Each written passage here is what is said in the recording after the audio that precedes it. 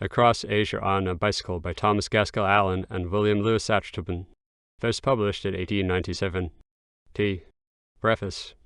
This volume is made up of a series of sketches describing the most interesting part of a bicycle journey around the world, our ride across Asia. We were actuated by no desire to make a record in bicycle travel, although we covered 15,044 miles on the wheel, the longest continuous land journey ever made around the world. The day after we were graduated at Washington University, St. Louis, Mo, we left for New York. Thence we sailed for Liverpool on June 23, 1890. Just 3 years afterward, lacking 20 days, we rolled into New York on our wheels, having put a girdle round the earth. Our bicycling experience began at Liverpool. After following many of the beaten lines of travel in the British Isles, we arrived in London, where we formed our plans for traveling across Europe, Asia, and America. The most dangerous regions to be traversed in such a journey, we were told, were Western China, the Desert of Gobi, and Central China. Never since the days of Marco Polo had a European traveler succeeded in crossing the Chinese Empire from the west to Peking. Crossing the Channel, we rode through Normandy to Paris, across the lowlands of western France to Bordeaux, eastward over the Lesser Alps to Marseille, and along the Riviera into Italy. After visiting every important city on the peninsula, we left Italy at Brindisi on the last day of 1890 for Corfu, in Greece. Thence we travelled to Patras, proceeding along the Corinthian Gulf to Athens, where we passed the winter.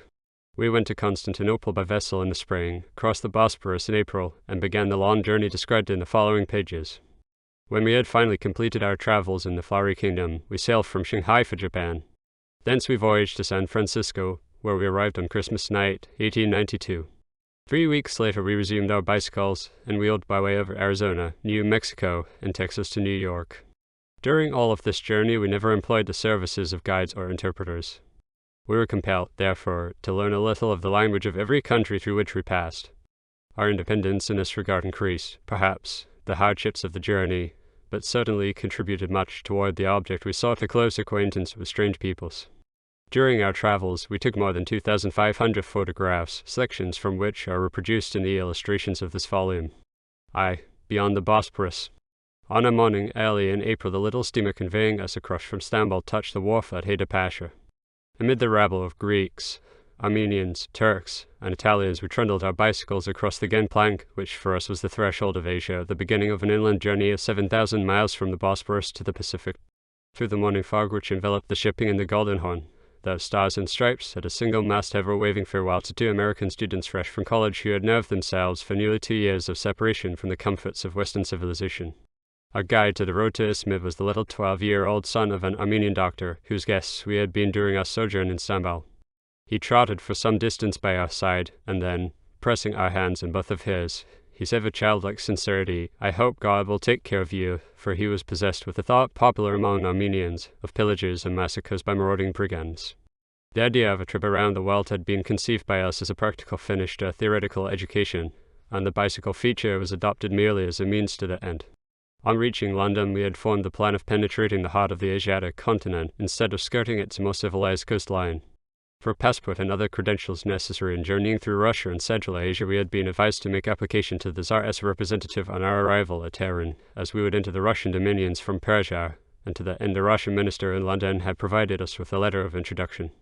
In London, the secretary of the Chinese legation, a Scotchman, had assisted us in mapping out a possible route across the Celestial Empire, although he endeavored, from the very start, to dissuade us from our purpose. Application had then been made to the Chinese minister himself for the necessary passport. The reply we received, though courteous, smacked strongly of reproof. Western China, he said, is overrun with lawless bands, and the people themselves are very much averse to foreigners. Your extraordinary mode of locomotion would subject you to annoyance, if not to positive danger, at the hands of a people who are naturally curious and superstitious. However, he added, after some reflection, if your minister makes a request for a passport, we will see what can be done. The most I can do will be to ask for you the protection and assistance of the officials only. For the people themselves I cannot answer. If you go into that country, you do so at your own risk. Minister Lincoln was sitting in his private office when we called the next morning at the American legation. He listened to the recital of our plans, got down the huge atlas from his bookcase, and went over with us the route we proposed to follow. He did not regard the undertaking as feasible, and apprehended that, if he should give his official assistance, he would, in a measure, be responsible for the result if it should prove unhappy. When assured of the consent of our parents, out of our determination to make the attempt at all hazards, he picked up his pen and began a letter to the Chinese minister, remarking as he finished reading it to us, "I would much rather not have written it." The documents received from the Chinese minister in response to Mr. Lincoln's letter proved to be indispensable when, a year and a half later, we left the last outpost of Western civilization and plunged into the Gobi Desert. When we had paid a final visit to the Persian minister in London, who had asked to see our bicycles and their baggage equipment, he signified his intention of writing in our behalf to friends in Tehran and to their capital. After cycling through Europe, we were now actually en route. Since the opening of the Trans-Bosphorus Railway, the wagon road to Izmit, and even the Angora military highway beyond, have fallen rapidly into disrepair. In April they were almost impassable for the wheel, so that for the greater part of the way we were obliged to take to the track. Like the railway skirting the Italian Riviera and the Patras-Athens line along the Saronic Gulf, this Trans-Bosphorus road for a great distance scarps and tunnels the cliffs along the Gulf of Izmit, and sometimes runs so close to the water's edge that the puffing of the Kara vapor or land steamer, as the Turks call it, is drowned by the roaring breakers. The country between Scutari and Izmit surpasses in agricultural advantages any part of Asiatic Turkey through which we passed. Its fertile soil and the luxuriant vegetation it supports are, as we afterward learned, in striking contrast with the sterile plateaus and mountains of the interior, many parts of which are as desolate as the deserts of Arabia. In area, Asia Minor equals France, but the water supply of its rivers is only 1/3. One of the principal agents in the work of transforming Asia Minor is the railroad, to which the natives have taken with unusual readiness. The locomotive is already competing with the 160,000 camels employed in the peninsular caravan trade. At Jive, the last station on the Trans-Bosphorus Railway, where we left the track to follow the Angora Highway, the ships of the desert are beginning to transfer their cargoes to the land steamer instead of continuing on as in former days to the Bosporus. The Trans-Bosporus line, in the year of our visit, was being built and operated by a German company under the direct patronage of the Sultan. We ventured to ask some natives if they thought the Sultan had sufficient funds to consummate so gigantic a scheme, and they replied, with the deepest reverence, "God has given the Padishah much property and power, and certainly he must give him enough money to utilize it." A week's cycling from the Bosporus brought us beyond the Aladog Mountains, among the barren, variegated hills that skirt the Angora Plateau. We had already passed through Izmit, the ancient Nicomedia and capital of Diocletian, and had left behind us the heavily timbered valley of the Sakarya, upon whose banks the freebooter of the Bithynian hills settled with his 400 tents and laid the foundation of the Ottoman Empire. Since leaving Jive we had been attended by a mounted guard, was Abdi, who was sometimes forced upon us by the authorities in their anxiety to carry out the wishes expressed in the letters of the Grand Vizier. On emerging from the door of an inn we frequently found this unexpected guard waiting with a Winchester rifle swung over his shoulder, and a fleet steed standing by his side. Immediately on our appearance he was swaying into the saddle and charged through the assembled rabble. Away we would go at a rapid pace down the streets of the town or village, to the utter amazement of the natives and the great satisfaction of our vainglorious Abdi. As long as his horse was fresh, or until we were out of sight of the village, he would urge us on with cries of "Vajal Tabaka, come on, ride fast." When a bad piece of road or a steep ascent forced us to dismount, he would bring his horse to a walk, roll a cigarette, and draw invidious comparisons between our steeds. His tone, however, changed when we reached a decline or long stretch of reasonably good road. Then he would cut across country to head us off, or shout after us at the top of his voice, "Yevash, Yevash, slowly, slowly." On the whole we found them good-natured and companionable fellows, notwithstanding their interest in bakshish, which we were compelled at last, in self-defence, to fix at 1 piastre now. We frequently shared with them our frugal, and even scanty meals, and in turn they assisted us in our purchases and arrangements for lodgings, for their word, we found, was with the common people an almost unwritten law. Then, too, they were of great assistance in crossing streams where the depth would have necessitated the stripping of garments, although their fiery little steeds sometimes objected to having an extra rider astride their haunches, and a bicycle across their shoulders. They seized every opportunity to impress us with the necessity of being accompanied by a government representative. In some lonely portion of the road, or in the suggestive stillness of an evening twilight, our Turkish Don Quixote would sometimes cast mysterious glances around him, take his Winchester from his shoulder, and throwing it across the pommel of his saddle, charge ahead to meet the imaginary enemy. But we were more harmful than harmed, for, despite our most vigilant care, the bicycles were sometimes the occasion of a stampede or runaway among the caravans and teams along the highway, and we frequently assisted in replacing the loads thus upset. On such occasions our pretentious cavalier would remain on his horse, smoking his cigarette and smiling disdainfully. It was in the company of one of these military champions that we emerged on the morning of April 12 upon the plateau of Angora. On the spring pasture were feeding several flocks of the famous Angora goats, and the Karamanli or fat-tailed sheep, tended by the Urak shepherds and their half-wild and monstrous collies, whose half-savage nature fits then to cope with the jackals which infest the country. The shepherds did not check their sudden onslaught upon us until we were pressed to very close quarters and had drawn our revolvers in self-defense. These Iraks are the nomadic portion of the Turkish peasantry. They live in caves or rudely constructed huts, shifting their habitation at will, or upon the exhaustion of the pasturage. Their costume is most primitive both in style and material, the trousers and caps being made of sheepskin and the tunic of plaited wheat straw. In contradistinction to the Iraks, the settled inhabitants of the country are called Turks. That term, however, which means rustic or clown, is never used by the Turks themselves except in derision or disdain. They always speak of themselves as Osmanli. The great length of the Angora fleece, which sometimes reaches 8 inches, is due solely to the peculiar climate of the locality. The same goats taken elsewhere have not thriven. Even the Angora dogs and cats are remarkable for the extraordinary length of their fleecy covering. On nearing Angora itself, we raced at high speed over the undulating plateau. Our Zapti on his jaded horse faded away in the dim distance, and we saw him no more. This was our last guide for many weeks to come, as we decided to dispense with an escort that really retarded us. But on reaching Erzurum, the Vali refused us permission to enter the district of Alaşya without a guard, so we were forced to take one. We were now on historic ground. To our right, on the Oğuz, a tributary of the Sakarya, was the little village of Istanos, where stood the ancient seat of Midas, the Phrygian king, and where Alexander the Great cut with his sword the Gordian knot to prove his right to the rulership of the world. On the plain, over which we were now skimming, the great Tatar Timur fought the memorable battle with Bajazet, which resulted in the capture of the Ottoman conqueror.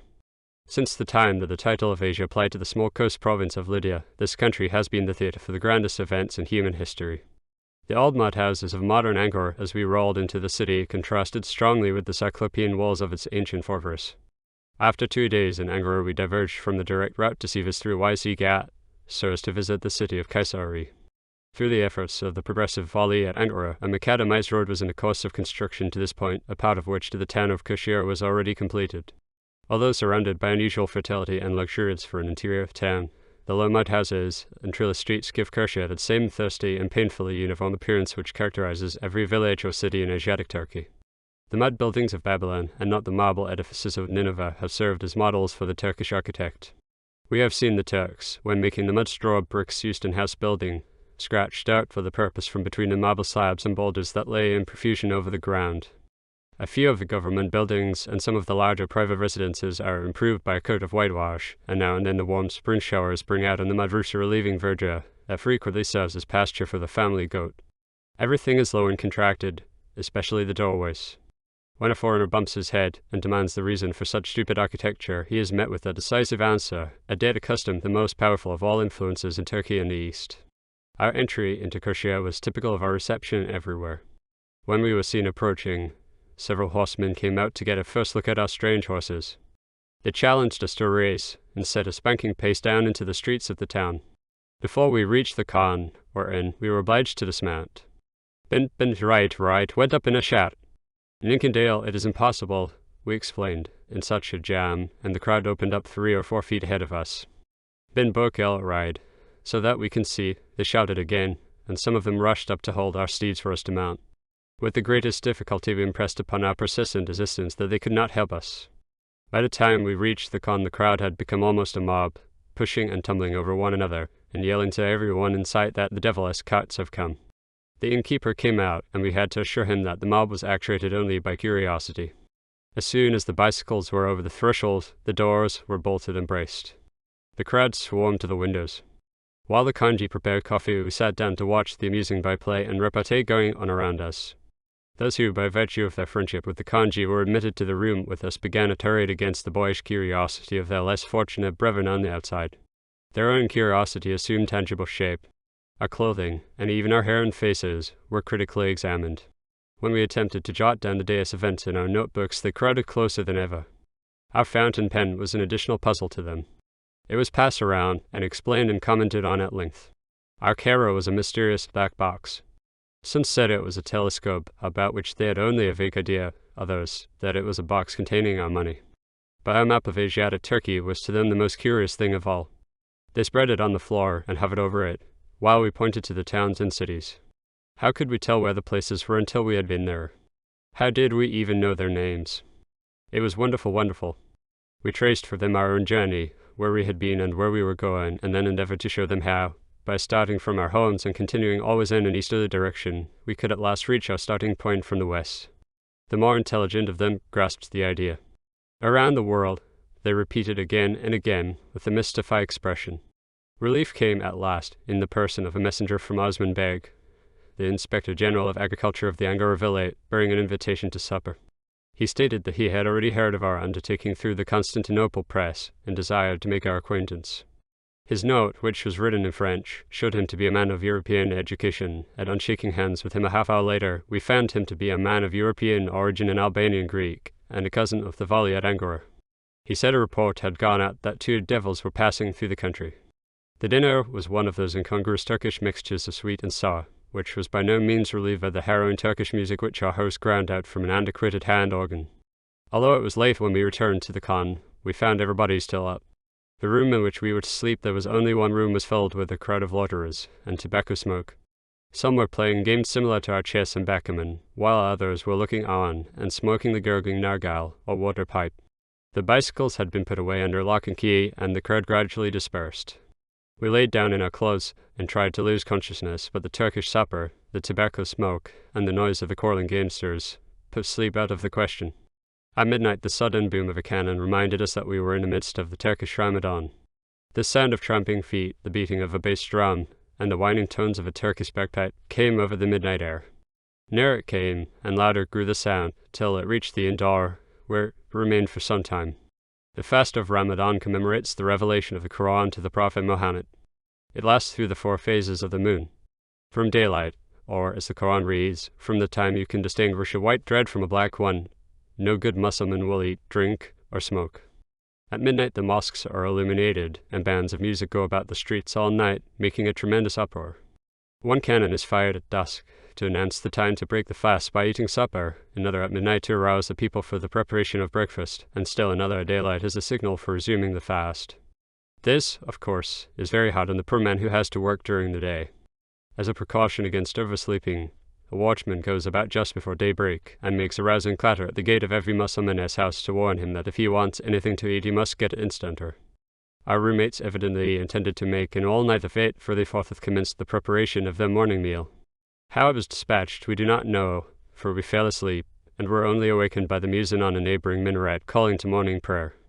Our morning ablutions were usually made la Turk, by having water poured upon the hands from a spouted vessel.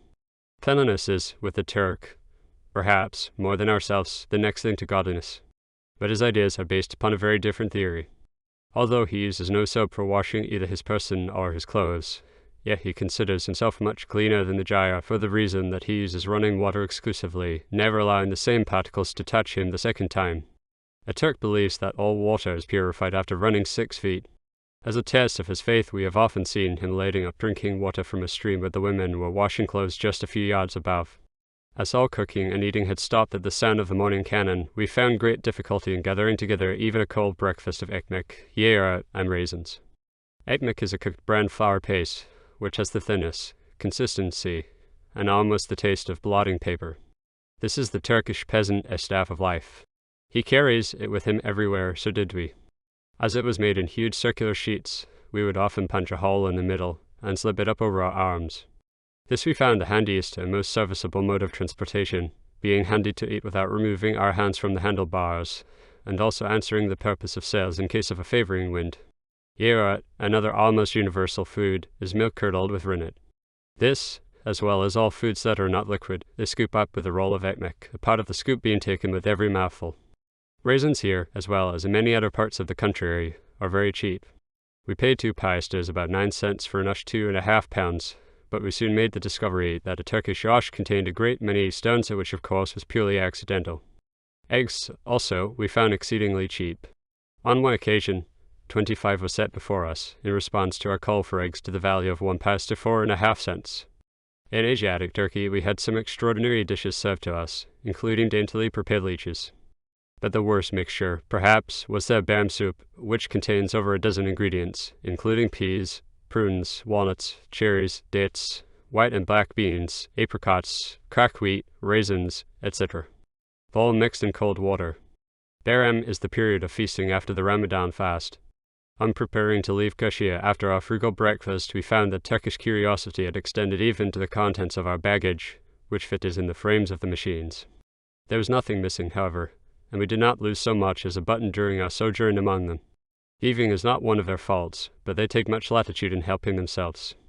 Many a time an innkeeper would help us out by disposing of 1/3 of a chicken that we had paid him a high price to prepare. When we were ready to start, the chief of police cleared a riding space through the streets, which for an hour had been filled with people.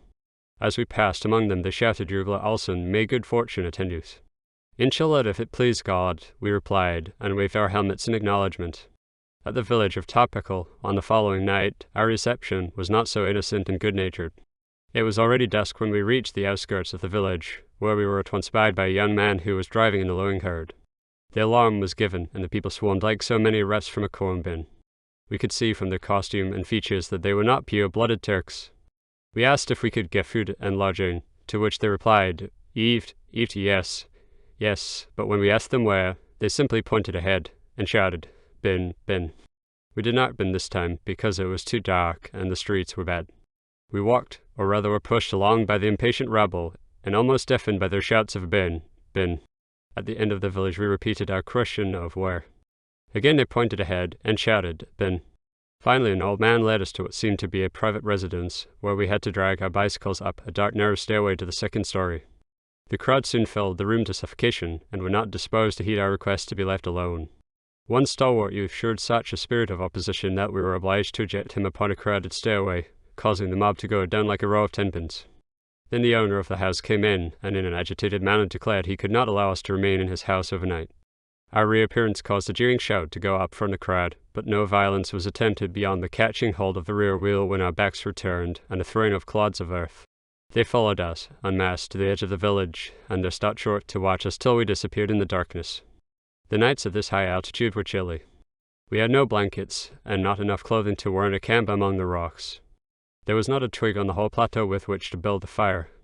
We were alone, however, and that was rest in itself. After walking an hour, perhaps, we saw a light gleaming from a group of mud huts a short distance off the road. From the numerous flocks around it, we took it to be a shepherd's village. Everything was quiet except the restless sheep, whose silky fleece glistened in the light of the rising moon. Supper was not yet over, for we caught a whiff of its savory odor.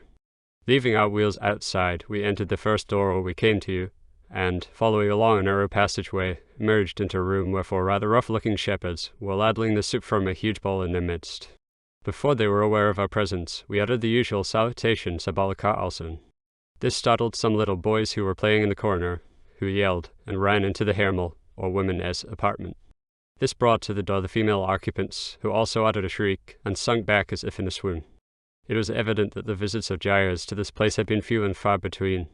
The shepherds returned our salutation with some hesitation, while their ladles dropped into the soup, and their gaze became fixed on our huge helmets, our dogskin topcoats, and abbreviated nether garments. The women by this time had sufficiently recovered from their nervous shock to give scope to their usual curiosity through the cracks in the partition. Confidence now being inspired by our own composure, we were invited to sit down and participate in the evening meal. Although it was only a gruel of sour milk and rice, we managed to make a meal off it. Meantime, the wheels had been discovered by some passing neighbor. The news was spread throughout the village, and soon an excited throng came in with our bicycles borne upon the shoulders of 2 powerful Turks. Again we were besieged with entreaties to ride, and, hoping that this would gain for us a comfortable night's rest, we yielded, and, amid peals of laughter from a crowd of Turkish peasants, gave an exhibition in the moonlight. Our only reward, when we returned to our quarters, was 2 greasy pillows and a filthy carpet for a coverlet. But the much-needed rest we did not secure, for the suspicions aroused by the first glance at our bed-cover proved to be well grounded. About noon on April 20, our road turned abruptly into the broad caravan trail that runs between Smyrna and Kayseri, about 10 miles west of the latter city. A long caravan of camels was moving majestically up the road, headed by a little donkey, which the Davidiji camel driver was riding with his feet dangling almost to the ground. That proverbially stubborn creature moved not a muscle until we came alongside, when all at once he gave one of his characteristic side lurches and precipitated the rider to the ground. The first camel, with a protesting grunt, began to sidle off, and the broadside movement continued down the line till the whole caravan stood at an angle of about 45 degrees to the road. The camel of Asia Minor does not share that antipathy for the equine species which is so general among their Asiatic cousins, but still horses were more than even they could endure. A sudden turn in the road now brought us in sight of Old Irish Dog, which towers 13,000 feet above the city of Kayseri, and whose head and shoulders were covered with snow. Native tradition tells us that against this lofty summit the Ark of Noah struck in the rising flood, and for this reason Noah cursed it, and prayed that it might ever be covered with snow. It was in connection with this very mountain that we first conceived the idea of making the ascent of Ararat. Here and there, on some of the most prominent peaks, we could distinguish little mounds of earth, the ruined watchtowers of the prehistoric Hittites. Kayseri ancient Caesarea is filled with the ruins and the monuments of the 14th century Seljuks. Arrowheads and other relics are every day unearthed there to serve as toys for the street urchins. Since the development of steam communication around the coast, it is no longer the caravan center that it used to be, but even now its çarşı, or enclosed bazaars, are among the finest in Turkey, being far superior in appearance to those of Constantinople. These çarşı are nothing more than narrow streets, enclosed by brick arches, and lined on either side with booths. It was through one of these that our only route to the Khan lay, and yet we felt that in such contracted quarters, and in such an excited mob as had gathered around us, disaster was sure to follow. Our only salvation was to keep ahead of the jam and get through as soon as possible. We started on the spurt, and the race began. The unsuspecting merchants and their customers were suddenly distracted from their thoughts of gain as we whirled by, the crowd close behind, sweeping everything before it. The falling of barrels and boxes, the rattling of tin cans, the crashing of crockery, the howling of the vagrant dogs that were trampled underfoot only added to the general tumult. Through the courtesy of Mr. Pete of the American Bible House at Constantinople, we were provided with letters of introduction to the missionaries at Kayseri, as well as elsewhere along our route through Asiatic Turkey, and upon them we also had drafts to the amount of our deposit made at the Bible House before starting. Besides, we owed much to the hospitality and kindness of these people. The most striking feature of the missionary work at Kayseri is the education of the Armenian women, whose social position seems to be even more degraded than that of their Turkish sisters. With the native Armenians, as with the Turks, fleshiness adds much to the price of a wife. The wife of a missionary is to them an object both of wonderment and contempt. As she walks along the street, they will whisper to one another, "There goes a woman who knows all her husband's business, and who can manage just as well as himself." This will generally be followed in an undertone by the expression, Madonna Satana, which means, in common parlance, a female devil. At first it was a struggle to overcome this ignorant prejudice, and to get girls to come to the school free of charge. Now it is hard to find room for them even when they are asked to pay for their tuition. The costume of the Armenian woman is generally of some bright-colored cloth, prettily trimmed. Her coiffure, always elaborate, sometimes includes a string of gold coins encircling the head or strung down the plait. A silver belt encloses the waist, and the necklace of coins calls attention to her pretty neck. When washing clothes by the stream, they frequently show a gold ring encircling an ankle. In the simplicity of their costumes, as well as in the fact that they do not expose the face, the Turkish women stand in strong contrast to the Armenian. Baggy trousers, la bloomer, a loose robe skirt opening at the sides, and a voluminous shawl-like girdle around the waist and body constitute the main features of the Turkish indoor costume. On the street a shroud-like robe called yashmak, usually white, but sometimes crimson, purple, or black, covers them from head to foot. When we would meet a bevy of these creatures on the road in the dusk of evening, their white, fluttering garments would give them the appearance of winged celestials. The Turkish women are generally timorous of men, and especially so of foreigners. Those of the rural districts, however, are not so shy as their city cousins. We frequently met them at work in groups about the villages, or in the open fields, and would sometimes ask for a drink of water. If they were a party of maidens, as was often the case, they would draw back and hide behind one another. We would offer one of them a ride on our very nice horses. This would cause a general giggle among her companions, and a drawing of the yashmak closer about the neck and face. The road scenes in the interior provinces are but little varied. One of the most characteristic features of the Anatolian landscape are the storks, which come in flocks of thousands from their winter quarters in Egypt and build summer nests, unmolested, on the village housetops. These, like the crows, magpies, and swallows, prove valuable allies to the husbandmen in their war against the locust. A still more serviceable friend in this direction is the smammer, a pink thrush with black wings. Besides the various caravan trains of camels, donkeys, horses, and mules, the road is frequently dotted with ox carts, run on solid wooden wheels without tires, and drawn by the peculiar bovine species, the buffalo. With their distended necks, elevated snouts, and hog-like bristles, these animals present an ugly appearance, especially when wallowing in mud puddles. Now and then in the villages we pass by a primitive flour mill moved by a small stream playing upon a horizontal wheel beneath the floor, or, more primitive still, by a blindfolded donkey plodding ceaselessly around in his circular path. In the streets we frequently encountered boys and old men gathering manure for their winter fuel, and now and then a cripple or invalid would accost us as heckin' doctor, for the medical work of the missionaries has given these simple-minded folk the impression that all foreigners are physicians. Coming up and extending a hand for us to feel the pulse, they would ask us to do something for the disease, which we could see was rapidly carrying them to the grave. Our first view of Sivas was obtained from the top of Mount Yildiz, on which still stands the ruined castle of Mithridates, the Punti monarch, whom Lucullus many times defeated, but never conquered. From this point we made a very rapid descent, crossed the Kizil for the third time by an old ruined bridge, and half an hour later saw the stars and stripes flying above the U.S. consulate.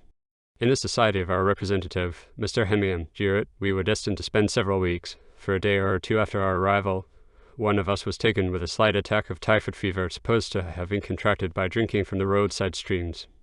No better place could have been chosen for such a mishap, for recovery was speedy in such comfortable quarters, under the care of the missionary ladies. The comparative size and prosperity of Sivas, in the midst of rather barren surroundings, are explained by the fact that it lies at the converging point of the chief caravan routes between the Euxine, Euphrates, and Mediterranean. Besides being the capital of Rumeli, the former Seljuk province of Cappadocia, it is the place of residence for French and American consular representative and an agent of the Russian government for the collection of the war indemnity stipulated in the Treaty of '78. The dignity of office is here upheld with something of the pomp and splendor of the East, even by the representative of democratic America. In our tours with Mr. Jewett we were escorted at the head by a Circassian Kavas Turkish police, clothed in a long black coat, with a huge dagger dangling from a belt of cartridges. Another native Kavas, with a broadsword dragging at his side, usually brought up the rear. At night he was the one to carry the huge lantern, which, according to the number of candles, is the insignia of rank. "I must give the Turks what they want," said the consul, with a twinkle in his eye. Form and red tape, I would not be a consul in their eyes, if I didn't. To illustrate the formality of Turkish etiquette, he told this story. A Turk was once engaged in saving furniture from his burning home. When he noticed that a Bicinto was rolling a cigarette, he immediately stopped in his hurry, struck a match, and offered a light. The most flagrant example of Turkish formality that came to our notice was the following address on an official document to the Sultan. "The Arbiter, the Absolute, the soul and body of the universe, the father of all the sovereigns of the earth, His Excellency, the Eagle Monarch, the cause of the never-changing order of things, the source of all honor, the son of the Sultan of Sultans, under whose feet we are dust, whose awful shadow protects us, Abdul Hamid Roman II, son of Abdul Mejid, whose residence is in paradise, our glorious Lord, to whose sacred body be given health and strength and endless days, whom Allah keeps in his palace, and on his throne with joy and glory, forever. Amen." This is not the flattery of a cringing subordinate, for the same spirit is revealed in an address by the Sultan himself to his Grand Vizier. "Most honored Vizier, maintainer of the good order of the world, director of public affairs with wisdom and judgment, accomplisher of the important transactions of mankind with intelligence and good sense, consolidator of the edifice of empire and of glory, endowed by the Most High with abundant gifts, and Moncher, at this time, of my gate of felicity, my Vizier Main Pasha, may God be pleased to preserve him long in exalted dignity. Though the Turks cannot be called lazy, yet they like to take their time. Patience, they say, belongs to God, hurry to the devil. Nowhere is this so well illustrated as in the manner of shopping in Turkey. This was brought particularly to our notice when we visited the Sivas bazaars to examine some inlaid silverware, for which the place is celebrated. The customer stands in the street inspecting the articles on exhibition. The merchant sits on his heels on the booth floor. If the customer is of some position in life, he climbs up and sits down on a level with the merchant. If he is a foreigner, the merchant is quite deferential. A merchant is not a merchant at all, but a host entertaining a guest. Coffee is served, then a cigarette rolled up and handed to the guest, while the various social and other local topics are freely discussed. After coffee and smoking, the question of purchase is gradually approached, not abruptly, as that would involve a loss of dignity, but circumspectly, as if the buying of anything were a mere afterthought. Maybe, after half an hour, the customer has indicated what he wants, and after discussing the quality of the goods, the customer asks the price in an offhand way, as though he were not particularly interested. The merchant replies, "Oh, whatever your highness pleases," or, "I shall be proud if your highness will do me the honor to accept it as a gift." This means nothing whatever, and is merely the introduction to the haggling which is sure to follow. The seller, with silken manners and brazen countenance, will always name a price 4 times as large as it should be. Then the real business begins. The buyer offers 1/2 or 1/4 of what he finally expects to pay, and a war of words, in a blustering tone, leads up to the close of this everyday farce. The superstition of the Turks is nowhere so apparent as in their fear of the evil eye. Dugs placed around the edge of the roof, or an old shoe filled with garlic and blue beets, blue glass balls or rings are a sure guard against this illusion. Whenever a pretty child is playing upon the street, the passers-by will say, "Oh, what an ugly child," for fear of inciting the evil spirit against its beauty. The peasant classes in Turkey are of course the most superstitious because they are the most ignorant. They have no education whatever and can neither read nor write. Stambul is the only great city of which they know. Paris is a term signifying the whole outside world. An American missionary was once asked, "In what part of Paris is America?" Yet it can be said that they are generally honest, and always patient. They earn from about 6 to 8 cents a day. This will furnish them with ekmek and pilaf, and that is all they expect. They eat meat only on feast days, and then only mutton. The tax-gatherer is their only grievance. They look upon him as a necessary evil.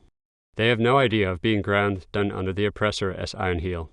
Yet they are happy because they are contented, and have no envy. The poorer, the more ignorant a Turk is, the better he seems to be. As he gets money and power, and becomes contaminated by Western civilization, he deteriorates. A resident of 20 years' experience said, "In the lowest classes I have sometimes found truth, honesty, and gratitude. In the middle classes, seldom; in the highest, never." The corruptibility of the Turkish official is almost proverbial, but such is to be expected in the land where the public treasury is regarded as A.C., and who does not drink of it as a pig. Peculation and malversation are fully expected in the public official. They are necessary evils. A debt custom has made them so. Offices are sold to the highest bidder. The Turkish official is one of the politest and most agreeable of men. He is profuse in his compliments, but he has no conscience as to bribes, and little regard for virtue as his own reward. We are glad to be able to record a brilliant, though perhaps theoretical, exception to this general rule. At Kakhisar, on our way from Sivas to Karahisar, a delay was caused by a rather serious break in one of our bicycles.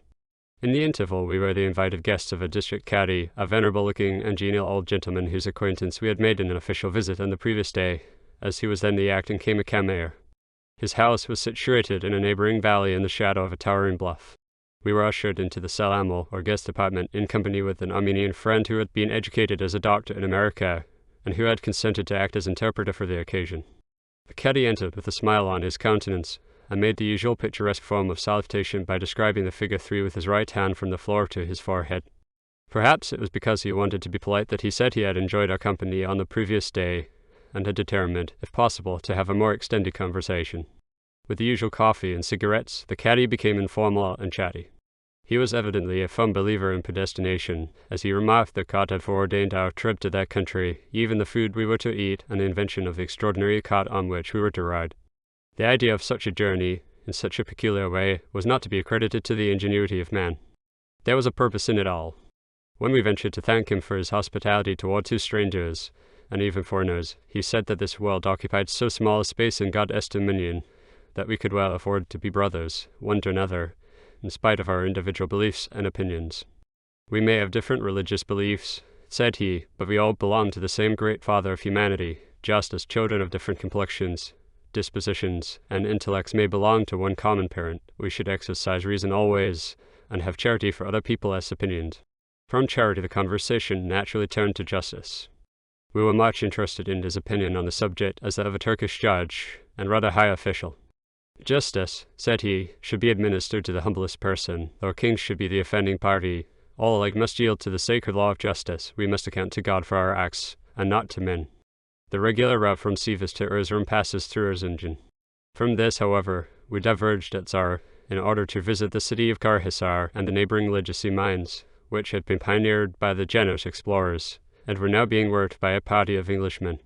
This divergence onto unbeaten paths was made at a very inopportune season, for the rainy spell set in, which lasted, with scarcely any intermission, for over a fortnight.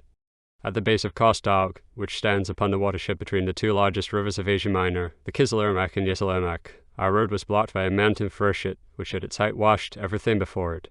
We spent a day and night on its bank, in a primitive flour mill, which was so far removed from domestic life that we had to send 3 miles up in the mountains to get something to eat.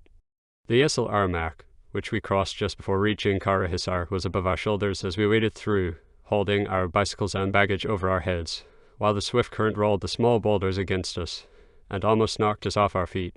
There were no bridges in this part of the country. With horses and wagons the rivers were usually fordable, and what more would you want?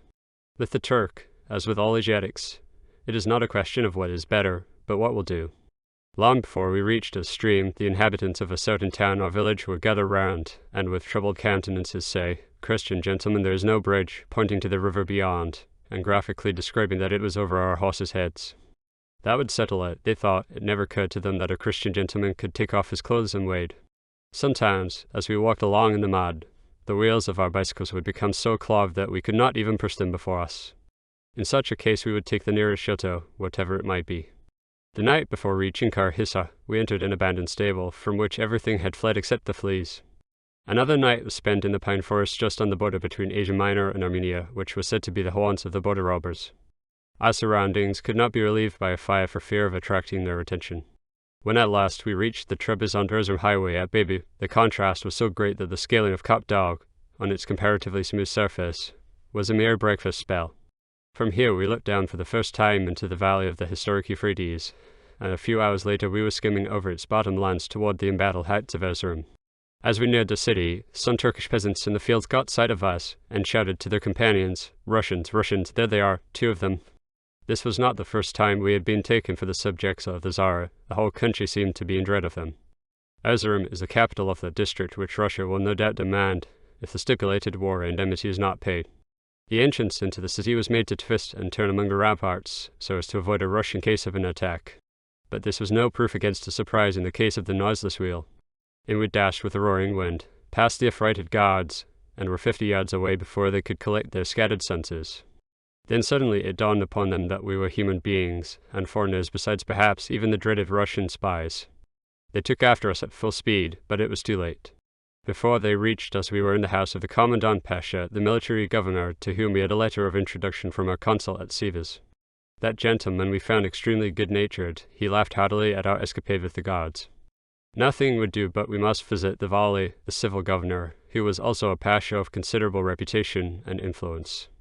We had intended, but not so soon, to pay an official visit to the Vali to present our letter from the Grand Vizier, and to ask his permission to proceed to Bayezid, whence we had planned to attempt the ascent of Mount Ararat, an experience which will be described in the next chapter. A few days before, we heard a similar application had been made by an English traveller from Baghdad, but owing to certain suspicions the permission was refused. It was with no little concern, therefore, that we approached the Vali's private office in company with his French interpreter. Circumstances augured ill at the very start. The Vali was evidently in a bad humour, for we overheard him storming in a high key at someone in the room with him. As we passed under the heavy matted curtains, the 2 attendants who were holding them up cast a rather horrified glance at our dusty shoes and unconventional costume. The Vali was sitting in a large armchair in front of a very small desk, placed at the far end of a vacant-looking room. After the usual salams, he motioned to a seat in the divan, and proceeded at once to examine our credentials while we sipped at our coffee, and with the small cigarettes which were immediately served. This furnished the Vali an opportunity to regain his usual composure. He was evidently an autocrat of the severest type. If we pleased him, it would be all right. If we did not, it would be all wrong. We showed him everything we had, from our Chinese passport to the little photographic camera, and related some of the most amusing incidents of our journey through his country. From the numerous questions he asked, we felt certain of his genuine interest, and were more than pleased to see an occasional broad smile on his countenance. "Well," said he, as we rose to take leave, "your passports will be ready any time after tomorrow. In the meantime I shall be pleased to have your horses quartered and fed at government expense." This was a big joke for a Turk, and assured us of his goodwill. A bicycle expedition which the Vali had requested was given the morning of our departure for Bayezid, on a level stretch of road just outside the city. Several missionaries and members of the consulates had gone out in carriages, and formed a little group by themselves. We rode up with the stars and stripes and star and crescent fluttering side by side from the handlebars. It was always our custom, especially on diplomatic occasions, to have a little flag of the country associated with that of our own. This little arrangement evoked a smile from the Vali, who, when the exhibition was finished, stepped forward and said, "I am satisfied, I am pleased." His richly caparisoned white charger was now brought up. Leaping into the saddle, he waved us goodbye, and moved away with his suite toward the city. We ourselves remained for a few moments to bid goodbye to our hospitable friends, and then, once more, continued our journey toward the east. Roman II. The ascent of Mount Ararat. According to tradition, Mount Ararat is the scene of 2 of the most important events in the history of the human race. In the sacred land of Eden, which Armenian legend places at its base, the first of human life was born, and on a solitary peak the last of human life was saved from an all-destroying flood. The remarkable geographical position of this mountain seems to justify the Armenian view that it is the center of the world. It is on the longest line drawn through the old world from the Cape of Good Hope to Bering Strait. It is also on the line of the Great Deserts and inland seas stretching from Gibraltar to Lake Baikal in Siberia, a line of continuous depressions. It is equidistant from the Black and Caspian Seas and the Mesopotamian Plain, which 3 depressions are now watered by 3 distinct river systems emanating from Ararat, this immediate vicinity. No other region has seen or heard so much of the story of mankind. In its grim presence, empires have come and gone, cities have risen and fallen, human life has soared up on the wings of hope and dashed against the rocks of despair. To the eye, Ararat presents a gently inclined slope of sand and ashes rising into a belt of green, another zone of black volcanic rock streaked with snow beds, and then a glittering crest of silver. From the burning desert at its base to the icy pinnacle above, it rises through a vertical distance of 13,000 feet. There are but few peaks in the world that rise so high, 17,250 feet above sea level, from so low a plain 2,000 feet on the Russian and 4,000 feet on the Turkish side, on which, therefore, presents so grand a spectacle. Unlike many of the world's mountains, it stands alone.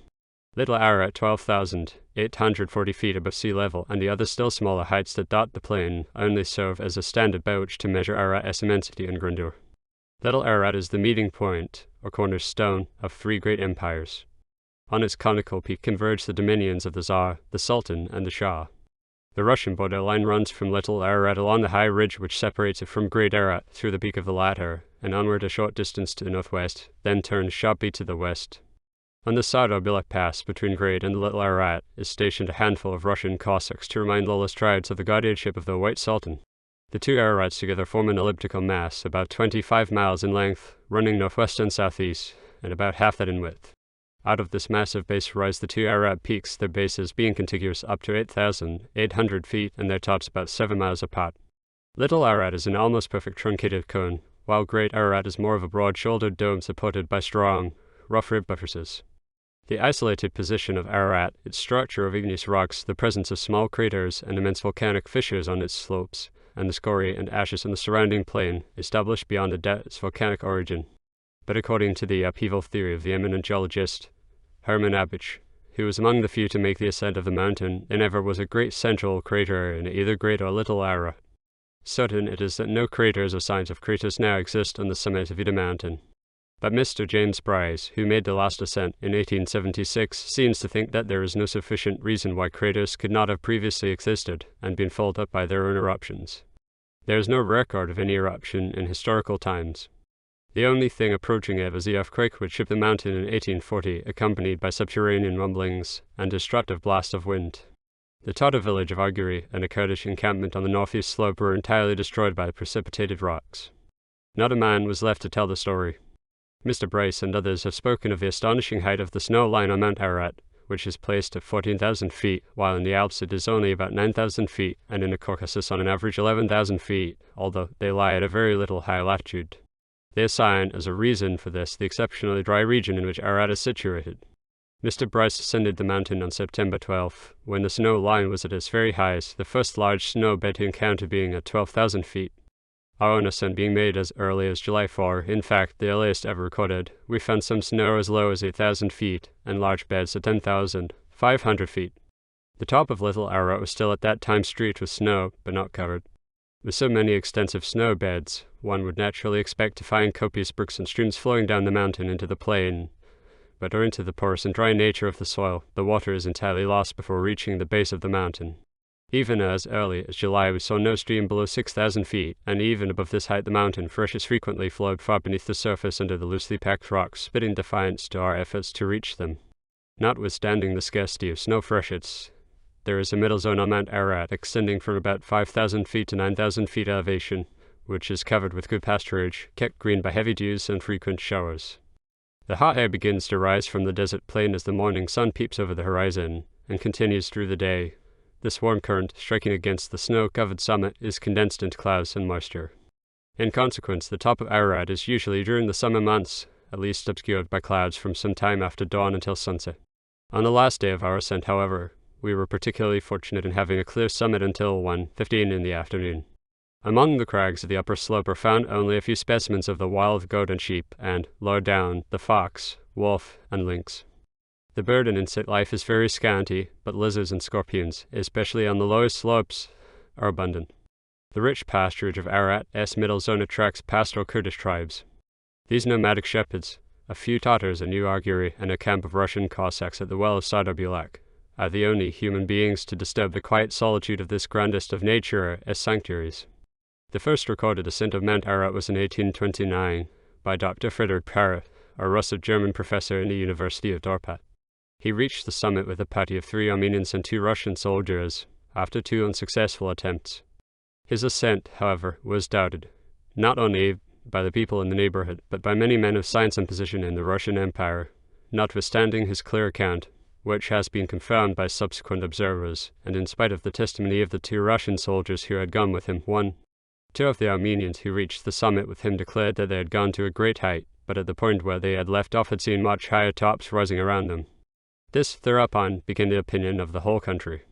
After Antonamov in 1834, Herr Avich, the geologist, made his valuable ascent in 1845. He reached the eastern summit, which is only a few feet lower than the western, and only a few minutes' walk from it, but was obliged to return at once on account of the threatening weather. When he produced his companions as witnesses before the authorities at Yerevan, they turned against him, and solemnly swore that at the point which they had reached a higher peak stood between them and the western horizon. This strengthened the Armenian belief in the inaccessibility of Ararat, which was not dissipated when the Russian military engineer, General Chodko, and an English party made the ascent in 1856. Nor were their prejudiced minds convinced by the ascent of Mr. Bryce 20 years later, in 1876. 2 days after his ascent, that gentleman paid a visit to the Armenian monastery at Echmiadzin, and was presented to the archimandrite as the Englishman who had just ascended to the top of Masses. No, said the ecclesiastical dignitary, that cannot be. No one has ever been there. It is impossible. Mr. Bryce himself says, I am persuaded that there is not a person living within sight of Ararat, unless it be some exceptionally educated Russian official at Yerevan who believes that any human foot, since Father Noah's, has trodden that sacred summit, so much stronger is faith in sight, or rather so much stronger is prejudice than evidence. We had expected, on our arrival in Bayazid, to find in waiting for us a Mr. Richardson, an American missionary from Erzurum. 2 years later, on our arrival home, we received a letter explaining that on his way from Van he had been captured by Kurdish brigands, and held a prisoner until released through the intervention of the British consul at Erzurum. It was some such fate as this that was predicted for us, should we ever attempt the ascent of Mount Ararat through the lawless Kurdish tribes upon its slopes. Our first duty, therefore, was to see the Mutasarrif of Bayazid, to whom we bore a letter from the Grand Vizier of Turkey, in order to ascertain what protection and assistance he would be willing to give us. We found with him a Circassian who belonged to the Russian camp at Sadar-Bulak, on the Ararat Pass, and who had accompanied General Chodko on his ascent of the mountain in 1856. Both he and the Mutasarrif thought an ascent so early in the year was impossible, that we ought not to think of such a thing until 2 months later. It was now 6 weeks earlier than the time of General Chodko's ascent, August 11 to 18, than the earliest on record. They both strongly recommended the northwestern slope as being more gradual. This is the one that Parrot ascended in 1829, and where Abich was repulsed on his 3rd attempt. Though entirely inexperienced in mountain climbing, we ourselves thought that the southeast slope, the one taken by General Chodko, the English party, and Mr. Bryce, was far more feasible for a small party. One thing, however, the Mutasarrif was determined upon: we must not approach the mountain without an escort of Turkish satyrs, as an emblem of government protection. Besides, he would send for the chief of the Ararat Kurds, and endeavor to arrange with him for our safety and guidance up the mountain. As we emerged into the streets, an Armenian professor gravely shook his head. Ah, said he, you will never do it. Then, dropping his voice, he told us that those other ascents were all fictitious, that the summit of Masses had never yet been reached except by Noah, and that we were about to attempt what was an utter impossibility. In Bayazid we could not procure even proper wood for alpenstocks. Willow branches, 2 inches thick, very dry and brittle, were the best we could obtain. Light as this wood is, the alpenstocks weighed at least 7 pounds apiece when the iron hooks and points were riveted on at the ends by the native blacksmith, for whom we cut paper patterns, of the exact size, for everything we wanted. We next had large nails driven into the soles of our shoes by a local shoemaker, who made them for us by hand out of an old English file, and who wanted to pull them all out again because we would not pay him the exorbitant price he demanded. In buying provisions for the expedition, we spent 3 hours among the half-dilapidated bazaars of the town, which have never been repaired since the disastrous Russian bombardment. The most difficult task, perhaps, in our work of preparation was to strike a bargain with an Armenian muleteer to carry our fruit and baggage up the mountain on his 2 little donkeys. Evening came, and no word from either the Mutasarrif or the Kurdish chief. Although we were extremely anxious to set off on the expedition before bad weather set in, we must not be in a hurry, for the military governor of Carcalissa was now the guest of the Mutasarrif, and it would be an interference with his social duties to try to see him until after his guest had departed. On the morrow we were sitting in our small dingy room after dinner, when a cavalcade hastened up to our inn, and a few minutes later we were surprised to hear ourselves addressed in our native tongue. Before us stood a dark-complexioned young man, and at his side a small wiry old gentleman, who proved to be a native Austrian Tyrolese, who followed the profession of an artist in Paris. He was now making his way to Erevan, in Russia, on a sightseeing tour from Trebizond. His companion was a Greek from Salonika, who had lived for several years in London, whence he had departed not many weeks before, for Tehran, Persia. These two travellers had met in Constantinople, and the young Greek, who could speak English, Greek, and Turkish, had been acting as interpreter for the artist. They had heard of the devil Eskartswin and Van, and had made straight for our quarters on their arrival in Bayezid. At this point they were to separate. When we learned that the old gentleman in his raffle by name was a member of an Alpine club and an experienced mountain climber, we urged him to join in the ascent. Though his shoulders were bent by the cares and troubles of 63 years, we finally induced him to accompany our party. Kansa, the Greek, reluctantly agreed to do likewise, and proved to be an excellent interpreter, but a poor climber. The following morning we paid the Mutasarrif a second visit, with Kansa as interpreter. Inasmuch as the Kurdish chief had not arrived, the Mutasarrif said he would make us bearers of a letter to him. 2 Zaptas were to accompany us in the morning, while others were to go ahead and announce our approach. At 10 minutes of 11, on the morning of the 2nd of July, our small cavalcade, with the 2 exasperating donkeys at the head laden with mats, bags of provisions, extra clothing, alpenstocks, spiked shoes, and coils of stout rope, filed down the streets of Bayezid, followed by a curious rabble. As Bayezid lies hidden behind a projecting spur of the mountains, we could obtain no view of the peak itself until we had tramped some distance out on the plain. This huge giant mass broke upon us all at once. We stopped and looked again. No mountain peak we have seen, though several have been higher, has ever inspired the feeling which filled us when we looked for the first time upon towering Ararat. We had not proceeded far before we descried a party of Kurdish horsemen approaching from the mountain. Our Zaptas advanced rather cautiously to meet them, with rifles thrown across the pommels of their saddles. After a rather mysterious parley, our Zaptas signaled that all was well. On coming up, they reported that these horsemen belonged to the party that was friendly to the Turkish government. The Kurds, they said, were at this time divided among themselves, a portion of them having adopted conciliatory measures with the government and the rest holding aloof. But we rather considered their little performance as a scheme to extort a little more bakshish for their necessary presence.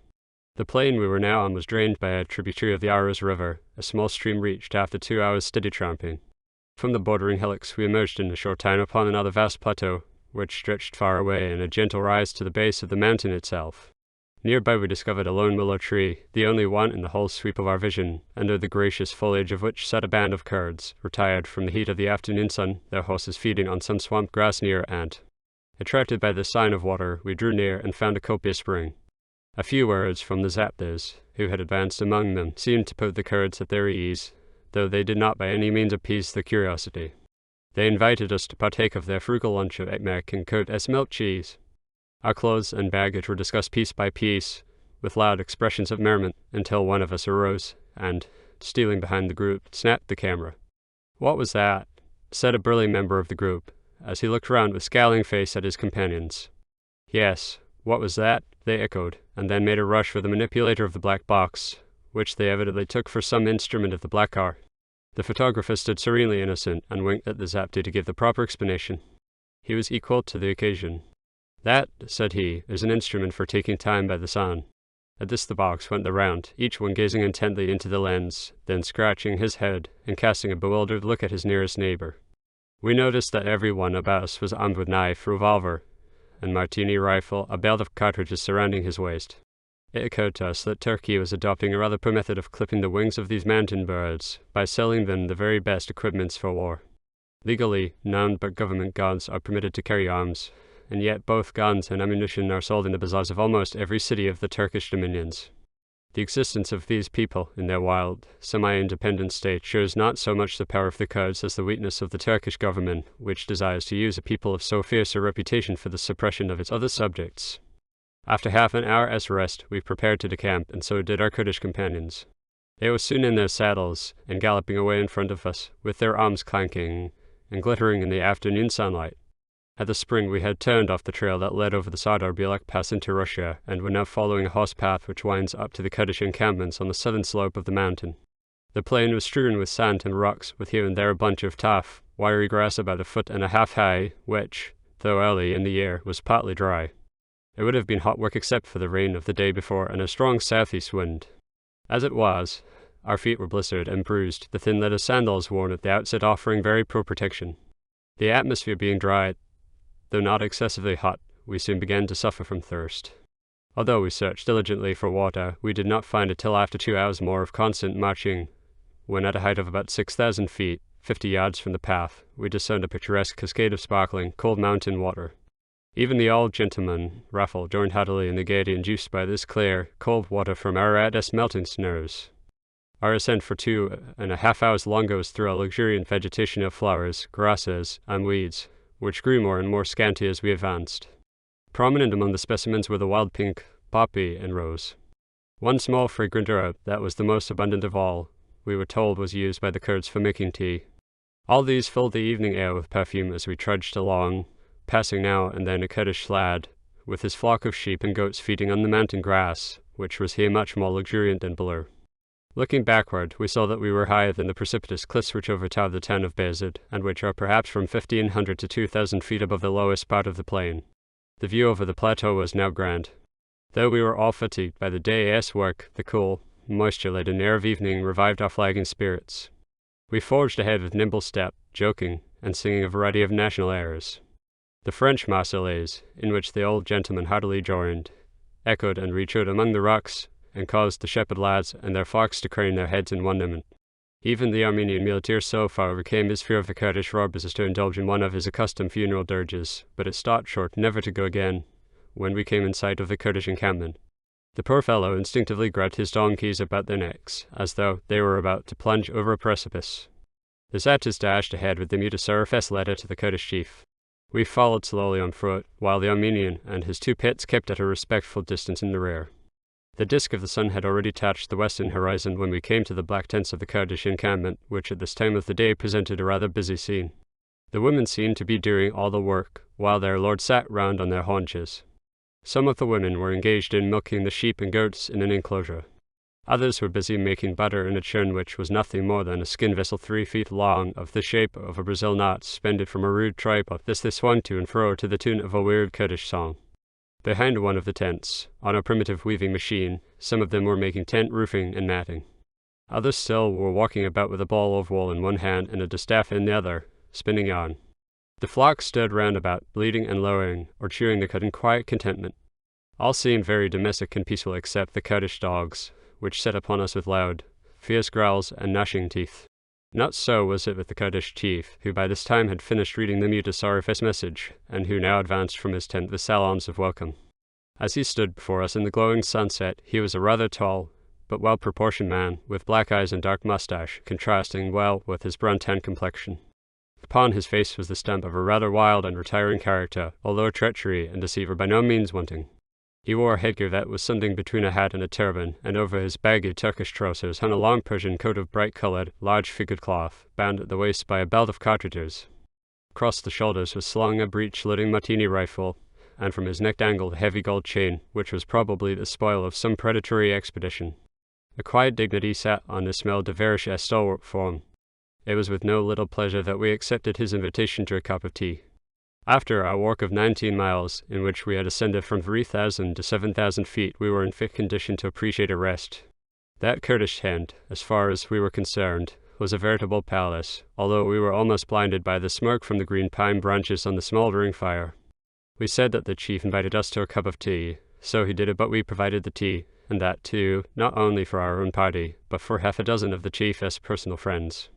There being only 2 glasses in the camp, we of course had to wait until our Kurdish acquaintances had quenched their burning thirst. In thoughtful mood we gazed around through the evening twilight. Far away on the western slope we could see some Kurdish women plodding along under heavy burdens of pine branches like those that were now fumigating our eyes and nostrils. Across the hills the Kurdish shepherds were driving home their herds and flocks to the tinkling of bells. All this to us was deeply impressive. Such peaceful scenes, we thought, could never be the haunt of warlike robbers. The flocks at last came home, the shouts of the shepherds ceased, darkness fell, and all was quiet. One by one the lights in the tents broke out, like the stars above. As the darkness deepened, they shone more and more brightly across the amphitheater of the encampment.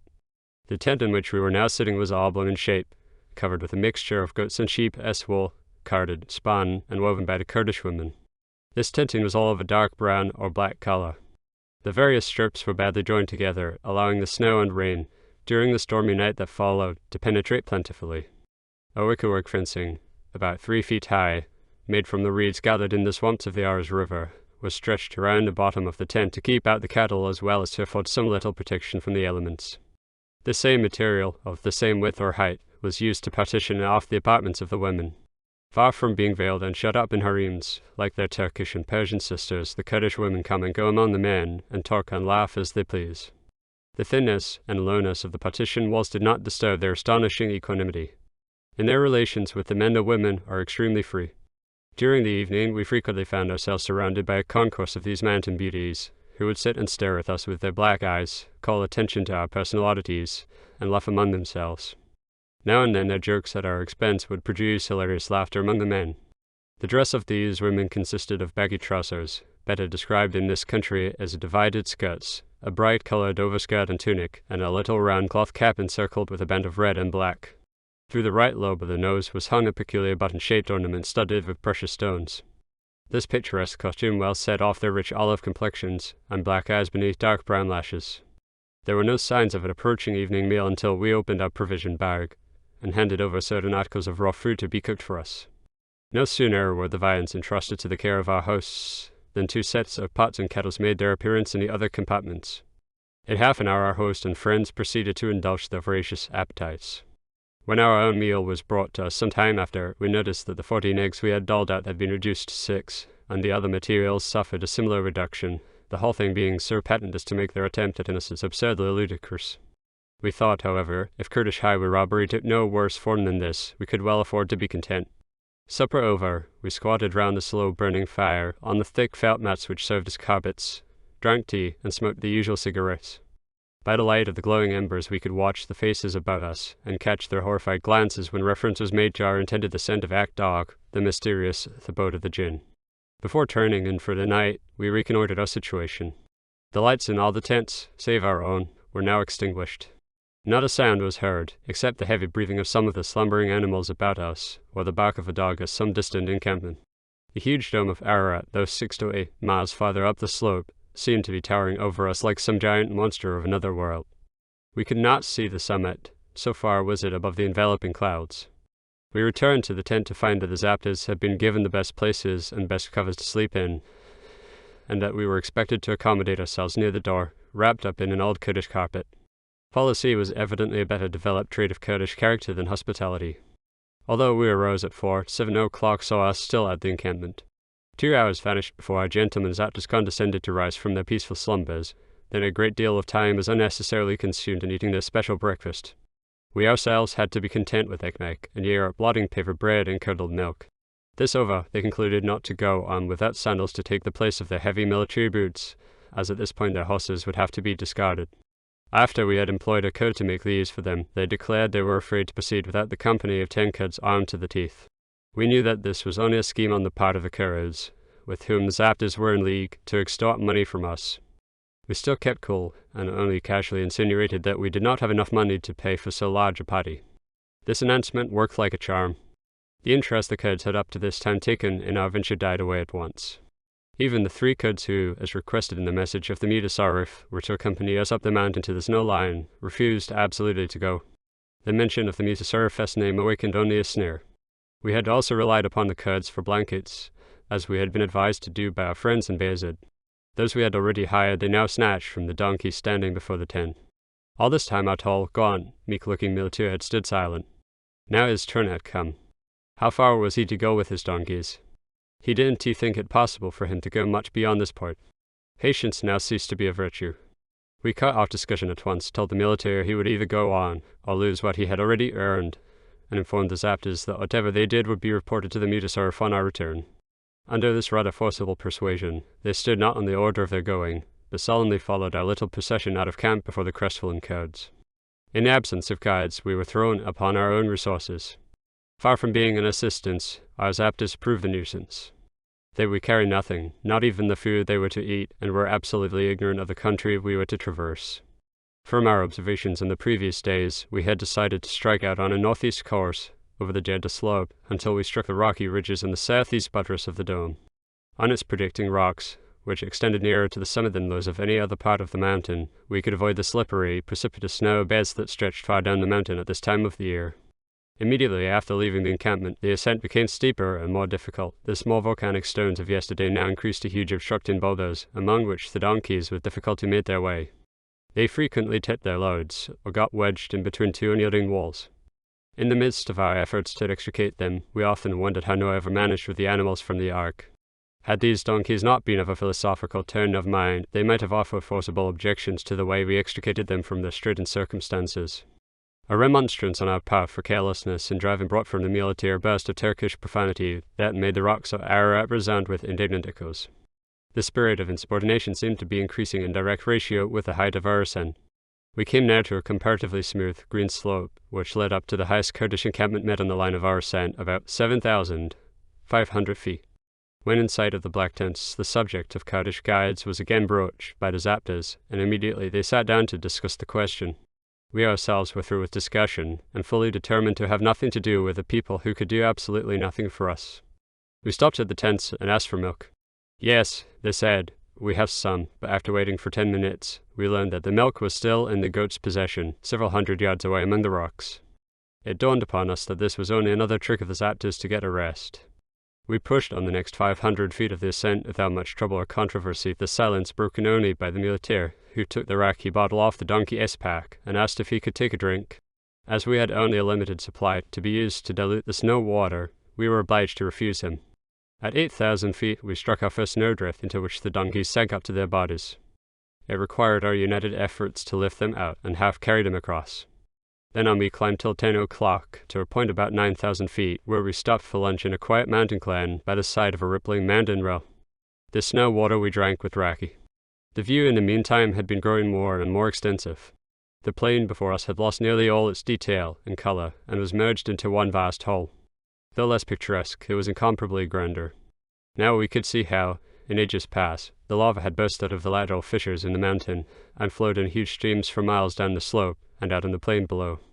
These beds of lava were gradually broken up by the action of the elements, and now presented the appearance of ridges of broken volcanic rocks of the most varied and fantastic shapes. It was here that the muleteer showed evident signs of weakening, which later on developed into a total collapse. We had come to a broad snow field where the donkey stuck fast and rolled over helpless in the snow. Even after we had unstrapped their baggage and carried it over on our shoulders, they could make no headway. The muleteer gave up in despair and refused even to help us carry our loads to the top of an adjoining hill, whither the Zaptas had proceeded to wait for us. In consequence, Raffle and we were compelled to carry 2 donkey loads of baggage for half a mile over the snow beds and boulders, followed by the sulking muleteer, who had deserted his donkeys, rather than be left alone himself. On reaching the Zaptas, we sat down to hold a council on the situation, but the clouds, which, during the day, had occasionally obscured the top of the mountain, now began to thicken, and it was not long before a shout compelled us to beat a hasty retreat to a neighbouring ledge of rocks. The clouds that were rolling between us and the mountain summit seemed but a token of the storm of circumstances. One thing was certain, the muleteer could go no farther up the mountain, and yet he was mortally afraid to return alone to the Kurdish robbers. He sat down and began to cry like a child. This predicament of their accomplice furnished the Zaptas with a plausible excuse. They now absolutely refused to go any farther without him. Our interpreter, the Greek, again joined the majority. He was not going to risk the ascent without the Turkish guards, and besides, he had now come to the conclusion that we had not sufficient blankets to spend the night at so high an altitude. Disappointed, but not discouraged, we gazed at the silent old gentleman at our side. In his determined countenance we read his answer. Long shall we remember Ignace Raffle as one of the pluckiest, most persevering of old men. There was now only one plan that could be pursued. Selecting from our supplies 1 small blanket, a felt mat, 2 long, stout ropes, enough food to last us 2 days, a bottle of cold tea, and a can of Turkish raki, we packed them into 2 bundles to strap on our backs.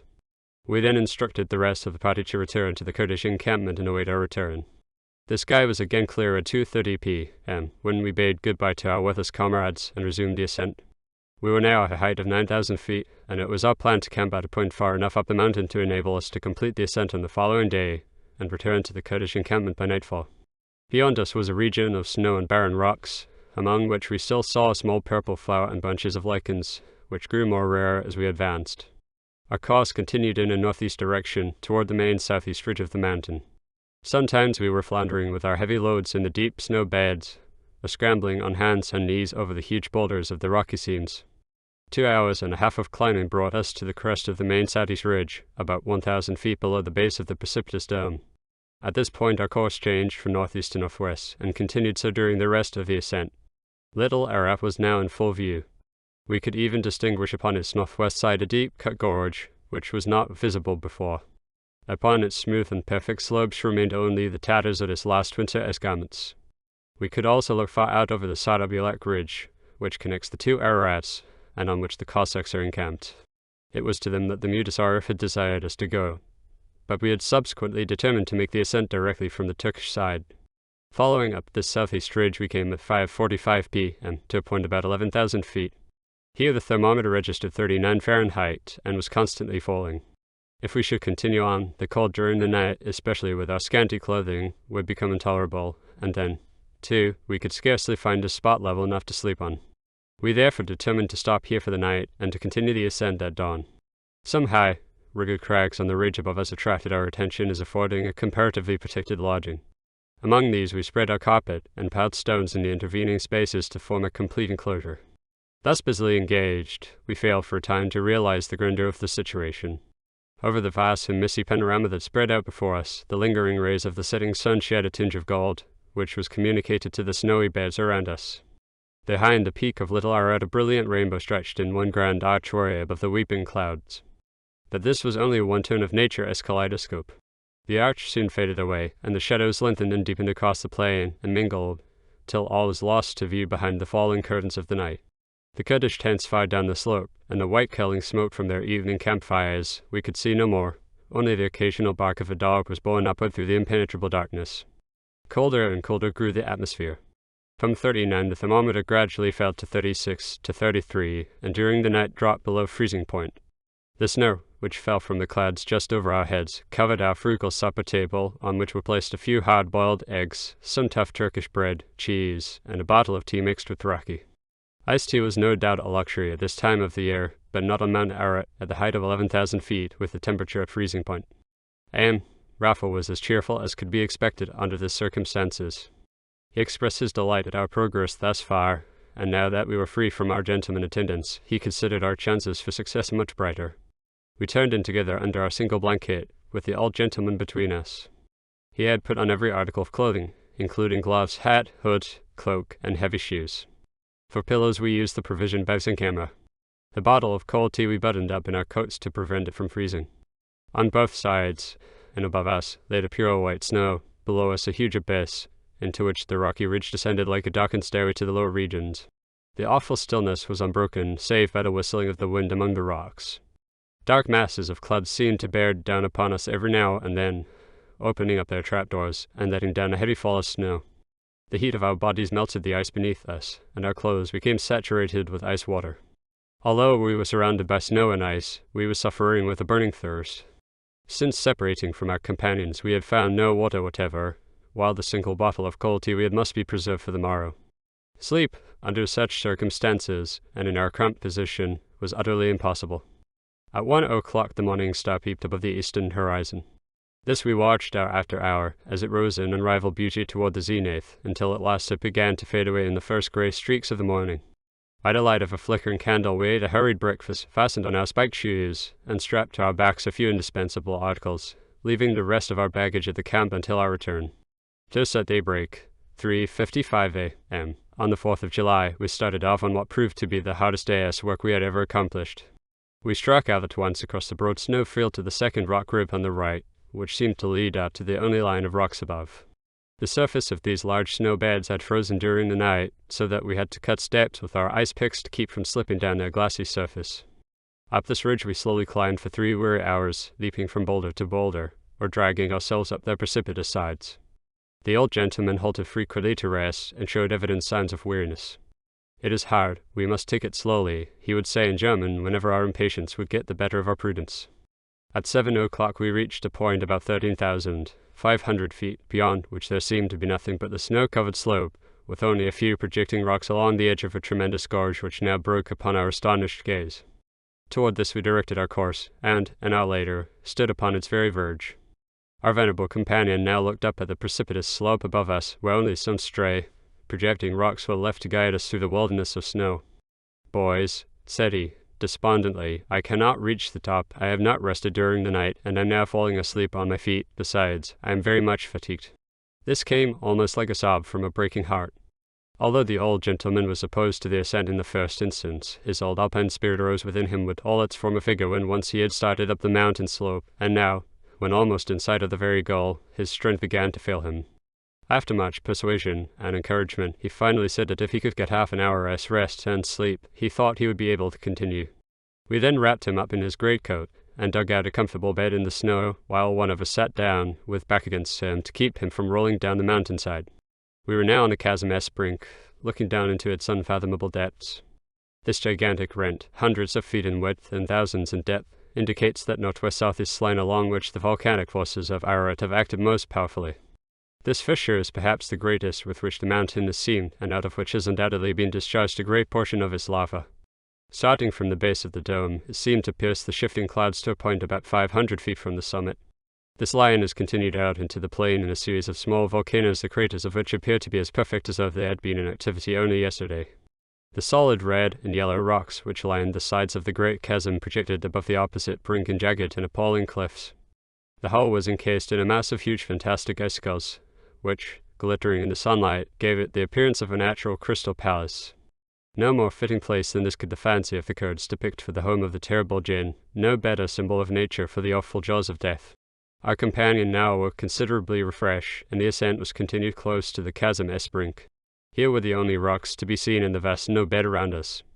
Cautiously we proceed, with cat-like tread, following directly in one another as footsteps, and holding onto our alpenstocks like grim death. A loosened rock would start at first slowly, gain momentum, and fairly fly. Striking against some projecting ledge, it would bound 100 feet or more into the air, and then drop out of sight among the clouds below. Every few moments we would stop to rest, our knees were like lead, and the high altitude made breathing difficult. Now the trail of rocks led us within 2 feet of the chasm-S edge. We approached it cautiously, probing well for a rock foundation, and gazing with dizzy heads into the abyss. The slope became steeper and steeper, until it abutted in an almost precipitous cliff coated with snow and glistening ice. There was no escape from it, for all around the snow beds were too steep and slippery to venture an ascent upon them. Cutting steps with our ice picks, and half crawling, half dragging ourselves, with the alpenstock soaked into the rocks above, we scaled its height, and advanced to the next abutment. Now a cloud, as warm as exhausted steam, enveloped us in the midst of this ice and snow. When it cleared away, the sun was reflected with intenser brightness. Our faces were already smutting with blisters, and our dark glasses afforded but little protection to our aching eyes. At 11 a.m. we sat down on the snow to eat our last morsel of food. The cold chicken and bread tasted like sawdust, for we had no saliva with which to masticate them. Our single bottle of tea had given out, and we suffered a thirst for several hours. Again the word to start was given. We rose at once, but our stiffened legs quivered beneath us, and we leaned on our alpenstocks for support. Still we plodded on for 2 more weary hours, cutting our steps in the icy cliffs, or sinking to our thighs in the treacherous snow beds. We could see that we were nearing the top of the great chasm, for the clouds, now entirely cleared away, left our view unobstructed. We could even descry the black Kurdish tents upon the northeast slope, and, far below, the Aras River, like a streak of silver, threading its way into the purple distance. The atmosphere about us grew colder, and we buttoned up our now too scanty garments. We must be nearing the top, we thought, and yet we were not certain, for a huge, precipitous cliff, just in front of us, cut off the view. Slowly, slowly, feebly shouted the old gentleman as we began the attack on its precipitous sides, now stopping to brush away the treacherous snow or to cut some steps in the solid ice. We pushed and pulled one another almost to the top, and then, with one more desperate effort, we stood upon a vast and gradually sloping snow bed. Then we plunged above our knees through the yielding surface, and staggered, and fell with failing strength, then rose once more and plodded on, until at last we sank exhausted upon the top of Ararat. For a moment only we lay gasping for breath, then a full realization of our situation dawned upon us, and fanned the few faint sparks of enthusiasm that remained in our exhausted bodies. We unfurled upon an alpenstock the small silk American flag that we had brought from home, and for the first time the stars and stripes was given to the breeze on the mountain of the Ark. 4 shots fired from our revolvers in commemoration of Independence Day broke the stillness of the gorges. Far above the clouds, which were rolling below us over 3 of the most absolute monarchies in the world, was celebrated in our simple way a great event of republicanism. Mount Ararat, it will be observed from the accompanying sketch, as 2 tops, a few hundred yards apart, sloping on eastern and western extremities into rather prominent abutments and separated by a snow valley or depression from 50 to 100 feet in depth. The eastern top, on which we were standing, was quite extensive and 30 to 40 feet lower than its western neighbor. Both tops are hummocks on the huge dome of Ararat, like the humps on the back of a camel, on neither one of which is there a vestige of anything but snow. There remained just as little trace of the crosses left by Parrot and Gaskell as of the Ark itself. We remembered the pictures we had seen in our nursery books, which represented this mountain top covered with green grass, and Noah stepping out of the Ark in the bright, warm sunshine before the receding waves, and now we looked around and saw this very spot covered with perpetual snow. Nor did we see any evidence whatever of a former existing crater, except perhaps the snow-filled depression we have just mentioned. There was nothing about this perpetual snowfield and the freezing atmosphere that was chilling us to the bone to remind us that we were on the top of an extinct volcano that once trembled with the convulsions of subterranean heat. The view from this towering height was immeasurably extensive and almost too grand. All detail was lost of all color, all outline, even the surrounding mountains seemed to be but excrescent ridges of the plain. Then, too, we could catch only occasional glimpses as the clouds shifted to and fro. At one time they opened up beneath us and revealed the Aras Valley with its glittering ribbon of silver at an abysmal depth below. Now and then we could descry the black volcanic peaks of Oligas 40 miles away to the northwest, and in the southwest the low mountains that obscured the town of Bayezid. Of the Caucasus, the mountains about Erzurum on the west, and Lake Van on the south, and even of the Caspian Sea, all of which are said to be in Ararat's horizon, we could see absolutely nothing. Had it been a clear day, we could have seen not only the rival peaks of the Caucasus, which for so many years formed the northern wall of the civilized world, but, far to the south, we might have descried the mountains of Croix-de-Land, where Chaldean legend has placed the landing of the Ark. We might have gazed, in philosophic mood, over the whole of the Aras Valley, which for 3,000 years or more has been the scene of so much misery and conflict. As monuments of 2 extreme events in this historic period, 2 spots might have attracted our attention when right below us the ruins of Artaxata, which, according to tradition, was built, as the story goes, after the plans of the roving conqueror Hannibal and stormed by the Roman legions, AD 58, and farther away to the north the modern fortress of Kars, which so recently reverberated with the thunders of the Turkish War. We were suddenly aroused by the rumbling of thunder below us. A storm was rolling rapidly up the southeast slope of the mountain. The atmosphere seemed to be boiling over the heated plain below. Higher and higher came the clouds, rolling and seething among the grim crags along the chasm, and soon we were caught in its embrace. The thermometer dropped at once below freezing point, and the dense mists, driven against us by the hurricane, formed icicles on our blistered faces, and froze the ink in our fountain pens. Our summer clothing was wholly inadequate for such an unexpected experience. We were chilled to the bone. To have remained where we were would have been jeopardizing our health, if not our lives. Although we could scarcely see far enough ahead to follow back on the track by which we had ascended, yet we were obliged to attempt it at once, for the storm around us was increasing every moment. We could even feel the charges of electricity whenever we touched the iron points of our alpenstocks. Carefully peering through the clouds, we managed to follow the trail we had made along the gradually sloping summit to the head of the great chasm, which now appeared more terrible than ever. We here saw that it would be extremely perilous, if not actually impossible, to attempt a descent on the rocks along its treacherous edge in such a hurricane. The only alternative was to take the precipitous, snow-covered slope. Standing our eyes so steep in the snow behind us, we started. At first the strong head wind, which on the top almost took us off our feet, somewhat checked our downward career, but it was not long before we attained a velocity that made our hair stand on end. It was a thrilling experience. We seemed to be sailing through the air itself, for the clouds obscured the slope even 20 feet below. Finally, we emerged beneath them into the glare of the afternoon sunlight, but on we dashed for 6,000 feet, leaning heavily on the trailing stalks, which drew up an icy spray in our wake. We never once stopped until we reached the bottom of the dome, at our last night as camp among the rocks. In less than an hour we had dashed down through a distance which it had taken us 9.5 hours to ascend. The camp was reached at 4 p.m., just 12 hours from the time we left it. Gathering up the remaining baggage, we hurried away to continue the descent. We must make desperate efforts to reach the Kurdish encampment by nightfall, for during the last 27 hours we had had nothing to drink but half a pint of tea, and our thirst by this time became almost intolerable. The large snow bed down which we had been sliding now began to show signs of treachery. The snow at this low altitude had melted out from below to supply the subterranean streams, leaving only a thin crust at the surface. It was not long before one of our party fell into one of these pitfalls up to his shoulders, and floundered about for some time before he could extricate himself from his unexpected snow bath. Over the rocks and boulders the descent was much slower and more tedious. For 2 hours we were thus busily engaged, when all at once a shout rang out in the clear evening air. Looking up we saw, sure enough, our 2 zapters and muleteer on the very spot where we had left them the evening before. Even the 2 donkeys were on hand to give us a welcoming bray. They had come up from the encampment early in the morning, and had been scanning the mountain all day long to get some clue to our whereabouts. They reported that they had seen us at one time during the morning, and had then lost sight of us among the clouds. This solicitude on their part was no doubt prompted by the fact that they were to be held by the Mutasarif of Bayezid as personally responsible for our safe return, and perhaps, too, by the hope that they might thus retrieve the good graces they had lost the day before, and thereby increase the amount of the forthcoming bakshish. Nothing, now, was too heavy for the donkeys, and even the zapters themselves condescended to relieve us of our alpenstocks. That night we sat again around the Kurdish campfire, surrounded by this same group of curious faces.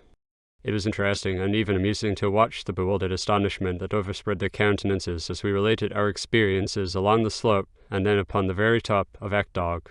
They listened throughout with profound attention, then looked at one another in silence and gravely shook their heads.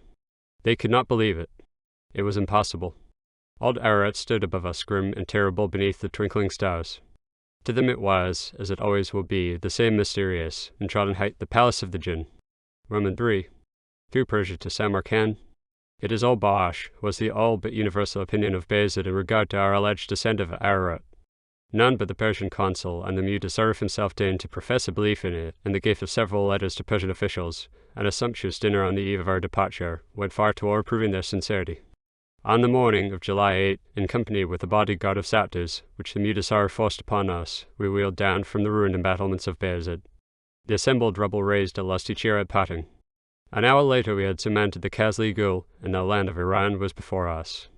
At our feet lay the Turco-Persian battle plains of Chaldiran, spreading like a desert expanse to the parched barren hills beyond, and dotted here and there with clumps of trees and the village oases. And this, then, was the land where, as the poets say, the nightingale sings, and the rose tree blossoms, and where flowers crushed at every step. More truth, we thought, in the Scotch traveller's description, which divides Persia into 2 portions of one desert with salt, and the other desert without salt. In time we came to MacGregor's opinion as expressed in his description of Khorasan. We should fancy, said he, a small green circle round every village indicated on the map, and shade all the rest in brown. The mighty host whose onward sweep from the Indus westward was checked only by the Grecian phalanx upon the field of Marathon must have come from the scattered ruins around, which reminded us that Iran was, she is no more. Those myriad ranks of Genghis Khan and Tamerlane brought death and desolation from Tehran to Iran, which so often met to act and react upon one another that both are now only landmarks in the sea of oblivion. Our honorary escort accompanied us several miles over the border to the Persian village of Kilisakand, and there committed us to the hospitality of the district Khan, with whom we managed to converse in the Turkish language, which, strange to say, we found available in all the countries that lay in our transcontinental pathway as far as the Great Wall of China. Toward evening we rode in the garden of the harem of the Khan, and at daybreak the next morning were again in the saddle. By a very early start we hoped to escape the burden of excessive hospitality, in other words, to get rid of an escort that was an expensive nuisance. At the next village we were confronted by what appeared to be a shouting, gesticulating maniac. On dismounting, we learned that a harbinger had been sent by the Khan the evening before to have a guard ready to join us as we passed through. In fact, 2 armed ferocious were galloping toward us, armed, as we afterward learned, with American rifles, and the usual kama, a huge dagger, swinging from a belt of cartridges. These fellows, like the zapters, were fond of ostentation. They frequently led us a roundabout way to show us off to their relatives or friends in a neighboring village. Nature at last came to our deliverance. As we stood on a prominent ridge taking a last look at Mount Ararat, now more than 50 miles away, a storm came upon us, showering hailstones as large as walnuts. The ferocious with frantic steeds dashed ahead to seek a place of shelter, and we saw them no more. 5 days in Persia brought us to the shores of Lake Urmia, the saltest body of water in the world.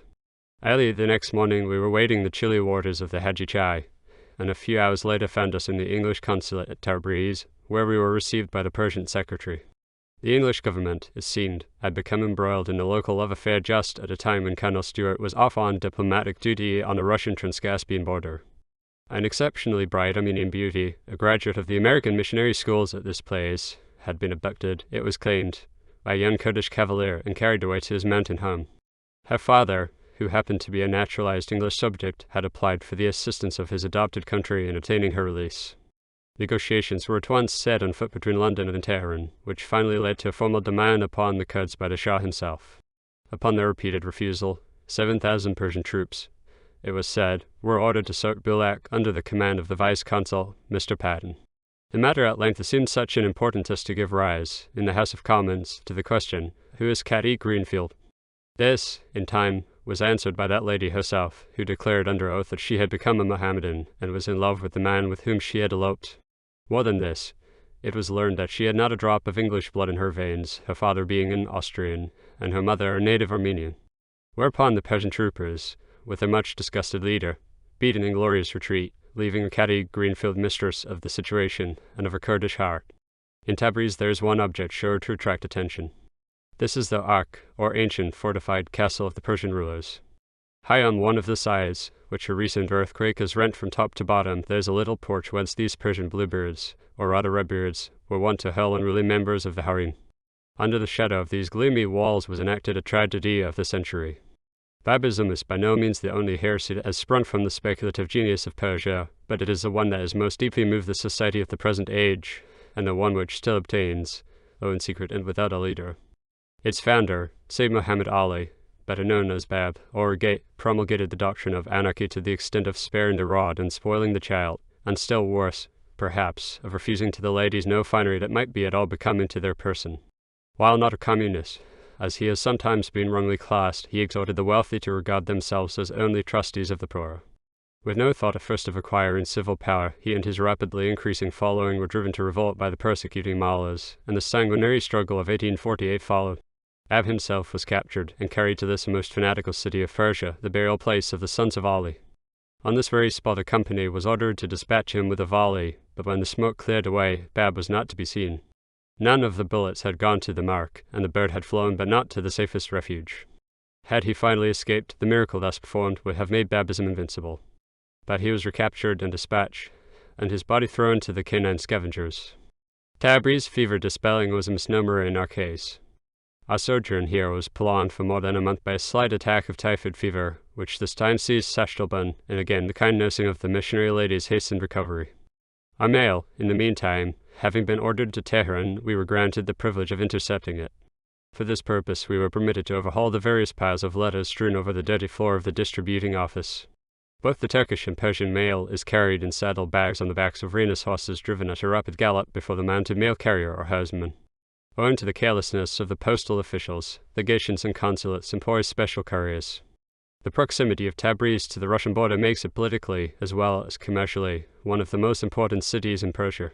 For this reason, it is the place of residence of the Emir-i-Nizam leader of the army, or prime minister, as well as the Vali-Ahd, or prince imperial. This prince is the Russian candidate, as opposed to the English candidate for the prospective vacancy on the throne. Both of these dignitaries invited us to visit them, and showed much interest in our wonderful wind horses, of the speed of which exaggerated reports had circulated through the country. We were also favored with a special letter for the journey to the capital. On this stage we started August 15, stopping the first night at Turkenchait, the little village where was signed the famous Treaty of 1828, by virtue of which the Caspian Sea became a Russian lake. The next morning we were on the road soon after daybreak, and on approaching the next village overtook a curious cavalcade, just concluding a long night's journey. This consisted of a Persian palanquin, with its long pole shaft saddled upon the back of a mule at each end, with servants on foot, and a bodyguard of mounted soldiers. The occupant of this peculiar conveyance remained concealed throughout the stampede which our sudden appearance occasioned among his house-bearing mules, for as such they will appear in the sequel. In our first article we mentioned an interview in London with Malcolm Khan, the representative of the Shah at the court of St. James. Since then, it seemed, he had fallen into disfavor. During the late visit of the Shah to England, certain members of his retinue were so young, both in appearance and conduct, as to be a source of mortification to the European minister. This reached the ears of the Shah some time after his return home, and a summons was sent for the accused to repair to Tehran. Malcolm Khan, however, was too well versed in Oriental craft to fall into such a trap, and announced his purpose to devote his future leisure to airing his knowledge of Persian politics in the London press. The Persian Minister of Foreign Affairs, Mushta Shah al-Dawlat, then residing at Tabriz, who was accused of carrying on a seditious correspondence with Malcolm Khan, was differently situated, unfortunately. It was during our sojourn in the city that his palatial household was raided by a party of soldiers, and he was carried to prison as a common felon. Being unable to pay the high price of pardon that was demanded, he was forced away a few days before our departure on that dreaded journey to the capital, which few, if any, ever complete. For on the way they are usually met by a messenger, who proffers them a cup of coffee, a sword, and a rope from which they are to choose the method of their doom. This, then, was the occupant of the mysterious palanquin, which now was opened as we drew up before the village caravansary. Out stepped a man, tall and portly, with beard and hair venerable grey. His keen eye, clear-cut features, and dignified bearing bespoke for him respect even in his downfall, while his stooped shoulders and haggard countenance betrayed the weight of sorrow and sleepless nights with which he was going to his tomb. At Miana, that town made infamous by its venomous insect, is located one of the storage stations of the Indo-European Telegraph Company. Its straight lines of iron poles, which we followed very closely from Tabriz to Tehran, form only a link in that great wire and cable chain which connects Melbourne with London. We spent the following night in the German operator's room. The weakness of the Persian Fremen dynasty is proverbial. One instance of this national weakness was attended with considerable inconvenience to us. By some mischance we had run by the village where we intended to stop for the night, which was situated some distance off the road. Meeting a Persian lad, we inquired the distance.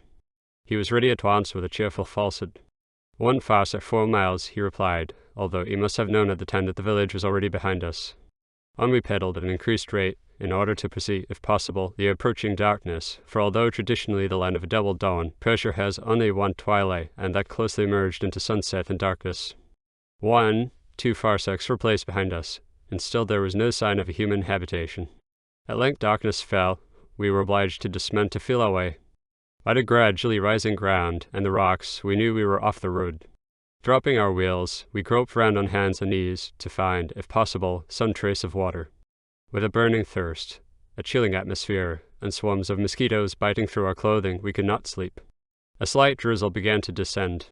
During our gloomy vigil, we were glad to hear the sounds of a caravan toward which we groped our way, discerning, at length, a long line of camels marching to the music of their lantern-bearing leader. When our nickel-plated bars and white helmets flashed in the lantern light, there was a shriek, and the lantern fell to the ground. The rear guard rushed to the front with drawn weapons, but even they started back at the sound of our voices as we attempted in broken Turkish to reassure them. Explanations were made, and the camels soon quieted. Thereupon we were surrounded with lanterns and firebrands, while the remainder of the caravan party was called to the front. Finally we moved on, walking side by side with the lantern-bearing leader, who ran ahead now and then to make sure of the road. The night was the blackest we had ever seen. Suddenly one of the camels disappeared in a ditch and rolled over with a groan. Fortunately, no bones were broken and the load was replaced.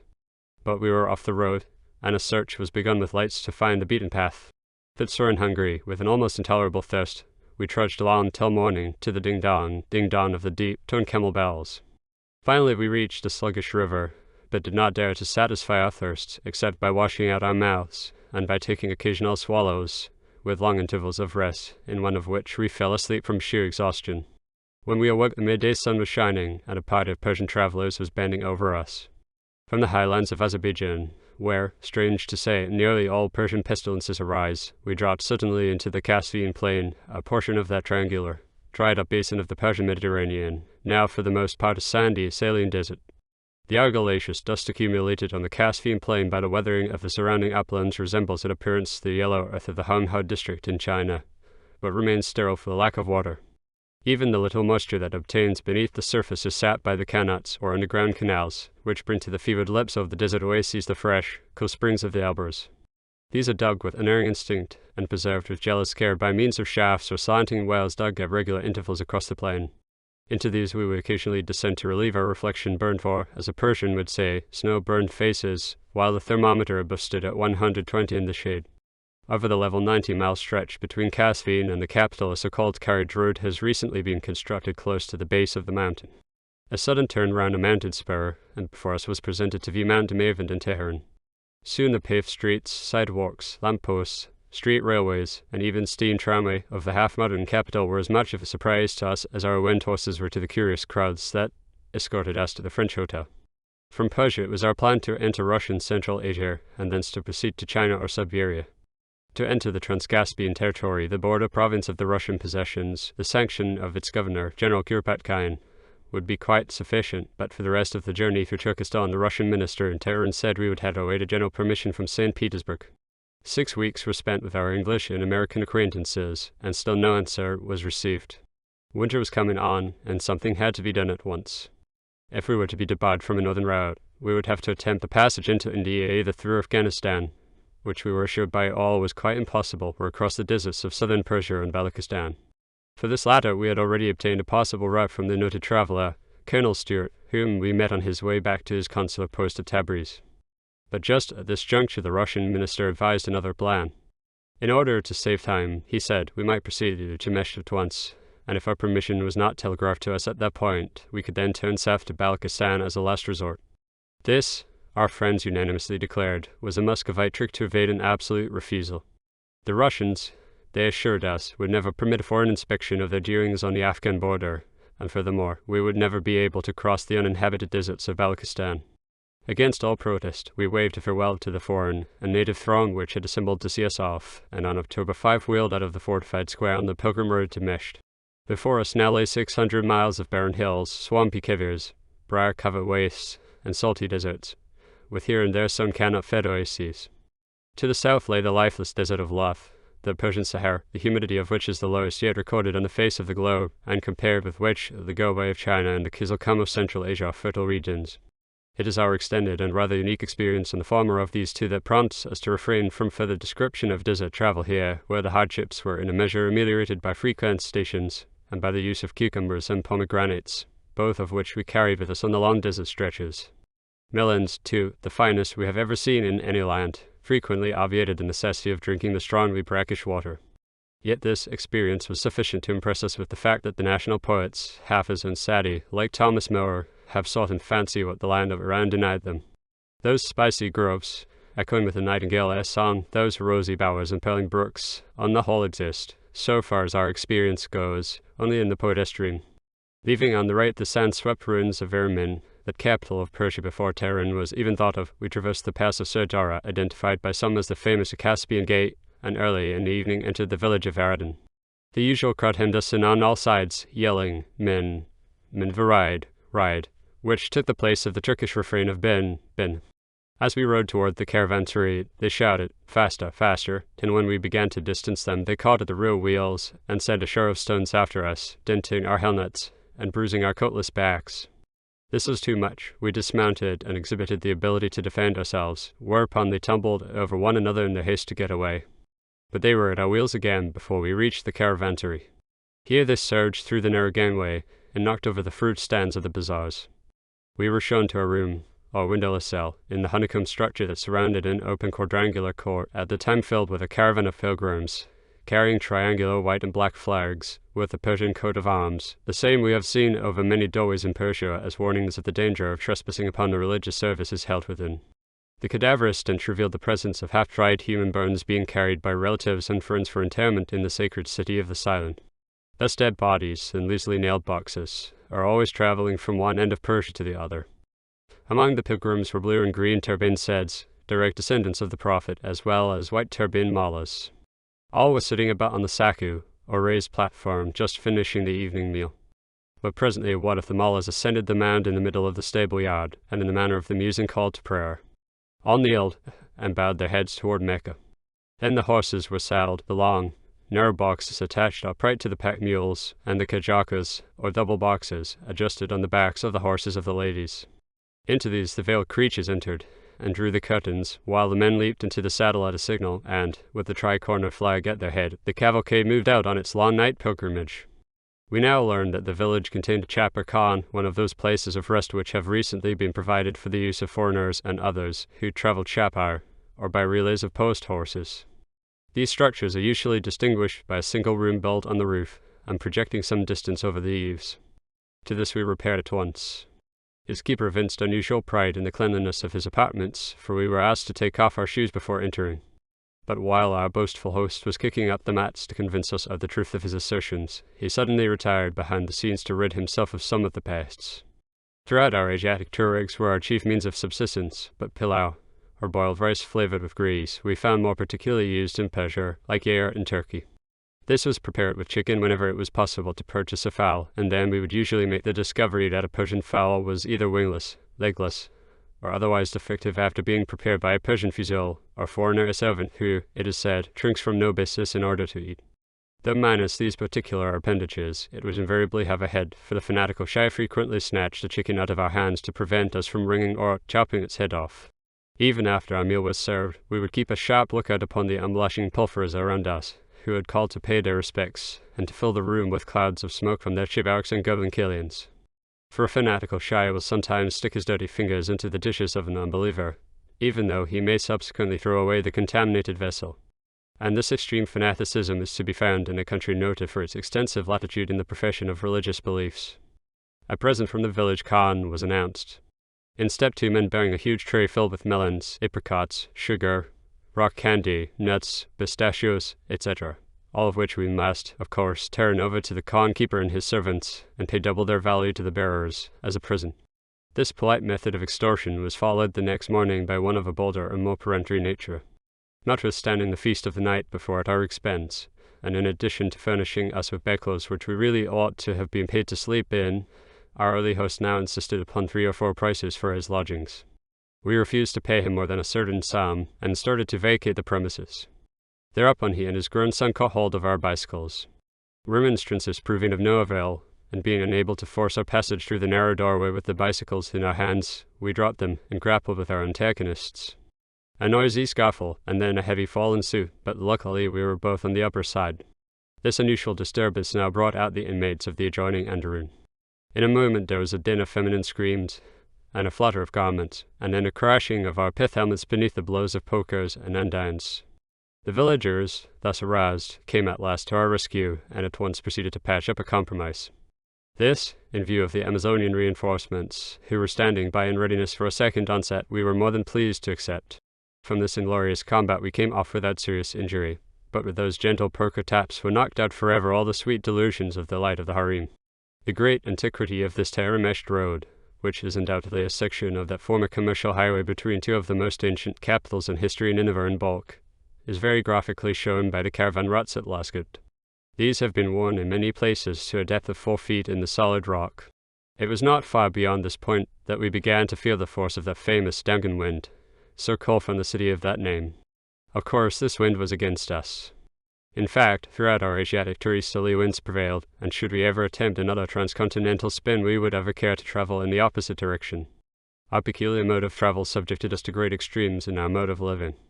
Sometimes, indeed, it was a change almost from the sublime to the ridiculous, and vice versa from a stable or sheepfold, with a diet of figs and bread, and an irrigating ditch for a lavatory, to a palace itself, an oriental palace, with all the delicacies of the East, and a host of servants to attend to our slightest wish. So it was at Bostam, the residence of one of Persia's most influential hakims, or governors, literally pillars of state, who was also cousin to the Shah himself. This potentate we visited in company with an English engineer whom we met in transit at Sharad. It was on the evening before, when at supper with this gentleman in his tent, that a special messenger arrived from the governor, requesting us, as the invitation ran, to take our brightness into his presence. As we entered, the governor rose from his seat on the floor, a courtesy never shown us by a Turkish official. Even the politest of them would, just at this particular moment, be conveniently engrossed in the examination of some book or paper. His courtesy was further extended by locking up our horses, and making us his prisoners until the following morning. At the dinner which Mr. Evans and we were invited to eat with His Excellency, benches had to be especially prepared, as there was nothing like a chair to be found on the premises. The governor himself took his accustomed position on the floor, with his own private dishes around him. From these he would occasionally fish out with his fingers some choice lamb kebab or cabbage dalma, and have it passed over to his guest sonnet, which is considered one of the highest forms of Persian hospitality. With the shifting of the scenes of travel, we stood at sunset on the summit of the Bainalad Mountains, overlooking the valley of the Kashafrud. Our 2 weeks' journey was almost ended, for the city of Mesht was now in view, 10 miles away. Around us were piles of little stones, to which each pious pilgrim adds his quota when first he sees the holy shrine, which we beheld shining like a ball of fire in the glow of the setting sun. While we were building our pyramided patio, returning pilgrims greeted us with machete at last. Not yet, we answered, for we knew that the gates of the holy city closed promptly at twilight. Yet we determined to make the attempt. On we sped, but not with the speed of the falling night. Dusk overtook us as we reached the plain. A moving form was revealed to us on the bank of the irrigating canal which skirted the edge of the road. Backward it fell as we dashed by, and then the sound of a splash and splutter reached us as we disappeared in the darkness.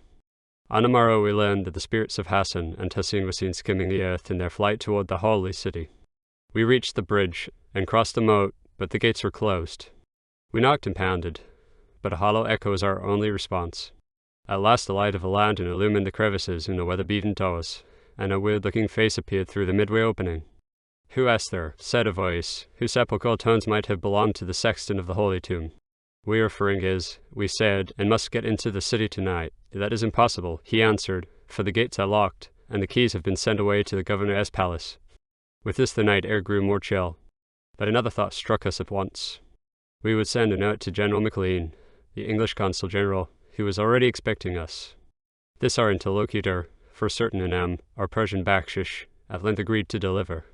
The general, as we afterward learned, sent a servant with a special request to the governor's palace. Here, without delay, a squad of horsemen was detailed, and ordered with the keys to the Hertgate. The crowds in the streets, attracted by this unusual turnout at this unusual hour, followed in their way to the scene of disturbance. There was a click of locks, the clanking of chains, and the creaking of rusty hinges. The great door swung open, and a crowd of expectant faces received us in the holy city. Misht claimed our attention chiefly for its famous dead.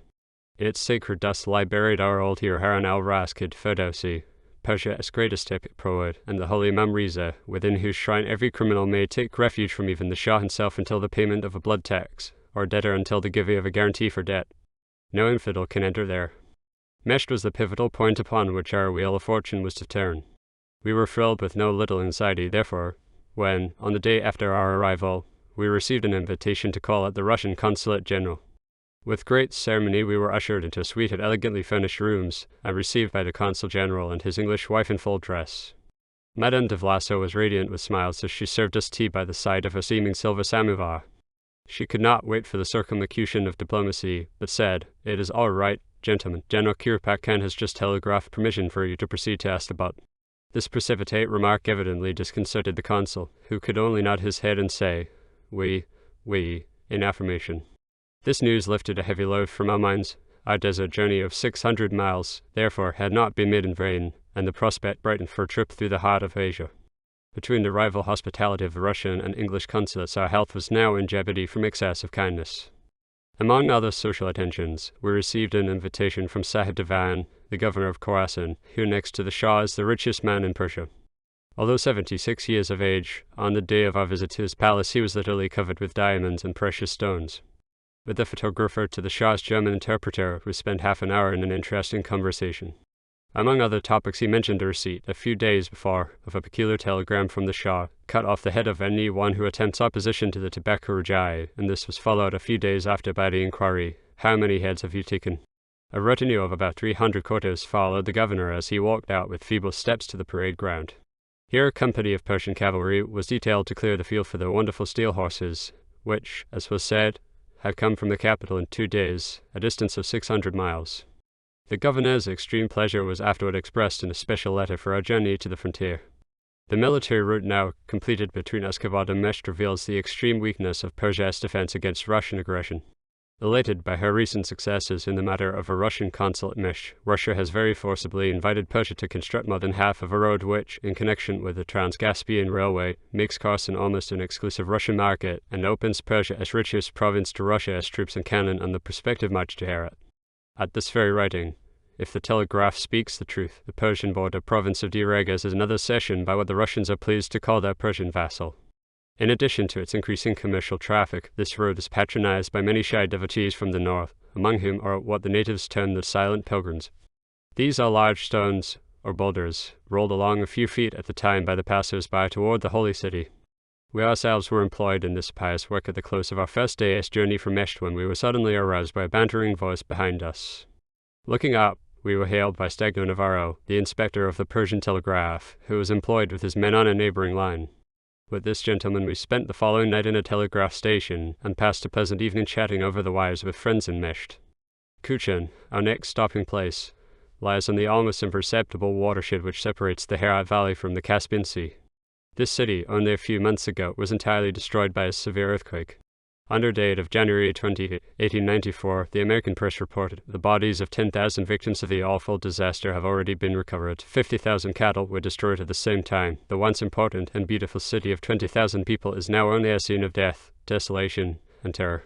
From this point to Askabad, the construction of the military highway speaks well for Russia's engineering skill. It crosses the Kappadok Mountains over 7 distinct passes in a distance of 80 miles. This we determined to cover, if possible, in one day, inasmuch as there was no intermediate stopping place, and as we were not a little delighted by the idea of at last emerging from semi-barbarism into semi-civilization.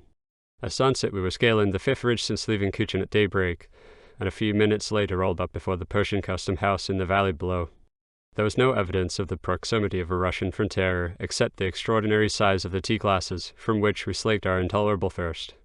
During the day we had had a surfeit of cavernous gorges and commanding pinnacles, but very little water. The only copious spring we were able to find was filled at the time with the unwashed linen of a Persian traveller, who sat by, smiling in derision, as we upbraided him for his disregard of the travelling public. It was already dusk when we came in sight of the Russian custom house, a tin-roofed, stone structure, contrasting strongly with the Persian mud hovels we had left behind. A Russian official hailed us as we shot by, but we could not stop on the downgrade, and, besides, darkness was too rapidly approaching to brook any delay.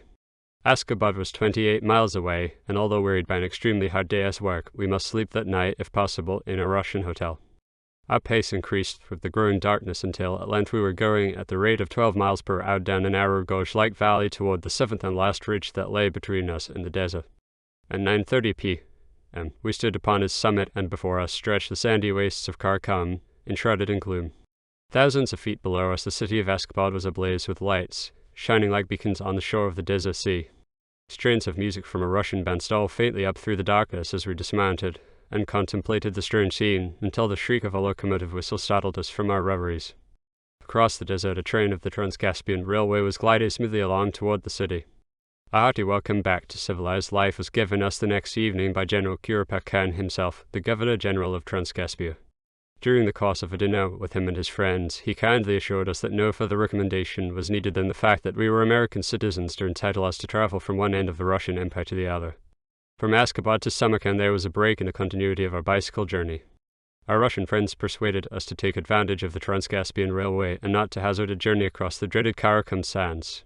Such a journey, made upon the railroad track, where water and food were obtainable at regular intervals, would have entailed only a small part of the hardships incurred on the deserts in China, yet we were more than anxious to reach, before the advent of winter, a point whence we could be assured of reaching the Pacific during the following season.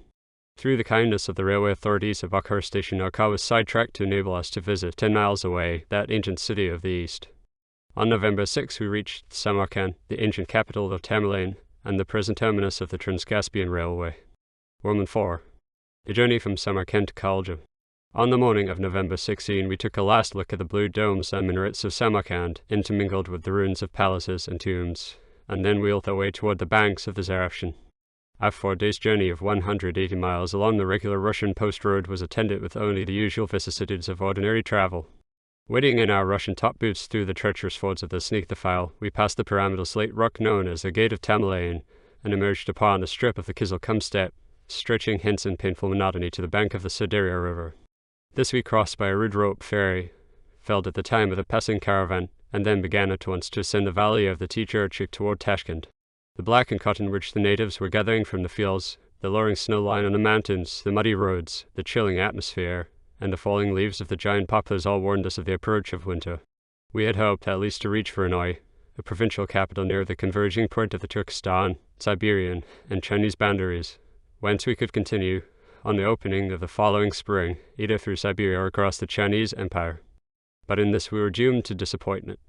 The delay on the part of the Russian authorities in granting us permission to enter Transcaspia had postponed at least a month our arrival in Tashkent, and now, owing to the early advent of the rainy season, the roads leading north were almost impassable even for the native carts. This fact, together with the reports of heavy snowfalls beyond the Alexandrovsky Mountains, on the road to Voronoi, lent a rather cogent influence to the persuasions of our friends to spend the winter among them. Then, too, such a plan, we thought, might not be unproductive of future advantages. Thus far we had been journeying through Russian territory without a passport. We had no authorization except the telegram to come on, received from General Kirbak Khan at Askabad, and the verbal permission of Count Rostosov at Samarkand to proceed to Tashkent. Furthermore, a passport for which we had just applied to Baron Revsky, the Governor-General of Turkestan, would be available only as far as the border of Siberia, where we should have to apply to the various Governors-General on our course to the Pacific in case we should find the route across the Chinese Empire impracticable. A general permission to travel from Tashkent to the Pacific coast through southern Siberia could be obtained from St. Petersburg only, and that only through the chief executive of the province through which we were passing. Permission to enter Turkestan is by no means easily obtained, as is well understood by the student of Russian policy in Central Asia. We were not a little surprised, therefore, when our request to spend the winter in its capital was graciously granted by Baron Revsky, as well as the privilege for one of us to return in the meantime to London. This we had determined on, in order to secure some much-needed bicycle supplies, and to complete other arrangements for the success of our enterprise. I lot the return trip fell to Sachtleben. Proceeding by the Trans-Caspian and Trans-Caucasus railroads, the Caspian and Black Seas to Constantinople, and thence by the overland express to Belgrade, Vienna, Frankfurt, and Calais, he was able to reach London in 16 days. Tashkent, though nearly in the same latitude as New York, is so protected by the Alexandrovsky Mountains from the Siberian blizzards and the scorching winds of the Karakum Desert as to have an even more moderate climate. A tributary of the Tcherchik River forms the line of demarcation between the native and the European portions of the city, although the population of the latter is by no means devoid of a native element. Both together cover an area as extensive as Paris, though the population is only 120,000, of which 100,000 are congregated in the native, or Sart quarter.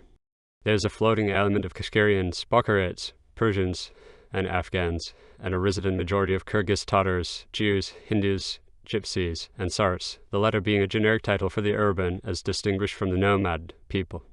Our winter quarters were obtained at the home of a typical Russian family in company with a young reserve officer. He, having finished his university career in time of military service, was engaged in Tashkent in the interest of his father, a wholesale merchant in Moscow. With him we were able to converse either in French or German, both of which languages he could speak more purely than his native Russian. Our good-natured, corpulent host had emigrated, in the pioneer days, from the steppes of southern Russia and had grown wealthy through the unknown increment. The Russian samovar is the characteristic feature of the Russian household. Besides a big bowl of cabbage soup at every meal, our Russian host would start in with a half-tumbler of vodka, dispose of a bottle of beer in the intervals, and then top off with 2 or 3 glasses of tea. The mistress of the household, being limited in her beverages to tea and soup, would usually make up in quantity what was lacking in variety. In fact, one day she informed us that she had not imbibed a drop of water for over 6 years. For this, however, there is a very plausible excuse. With the water at Tashkent, as with that from the Zarafshan at Bokhara, a dangerous worm called Rishta is absorbed into the system. Nowhere have we drunk better tea than around the seeming samovar of our Tashkent host. No peasant is too poor, either in money or in sentiment, to buy and feel the cheering influence of tea. Even the Cossack, in his forays into the wilds of Central Asia, is sustained by it. Unlike the Chinese, the Russians consider sugar a necessary concomitant of tea drinking. There are 3 methods of sweetening tea: to put the sugar in the glass, to place a lump of sugar in the mouth, and suck the tea through it, to hang a lump in the midst of a tea-drinking circle, to be spun around for each in turn to touch with his tongue, and then to take a swallow of tea. The meaning of the name Tashkent is a city of stone, but a majority of the houses are one-story mud structures, built low, so as to prevent any disastrous effects from earthquakes. The roofs are so flat and poorly constructed that during the rainy season a dry ceiling is rather the exception than the rule. Every building is covered with whitewash or white paint and fronts directly on the street. There are plenty of back and side yards, but none in front. This is not so bad on the broad streets of a Russian town.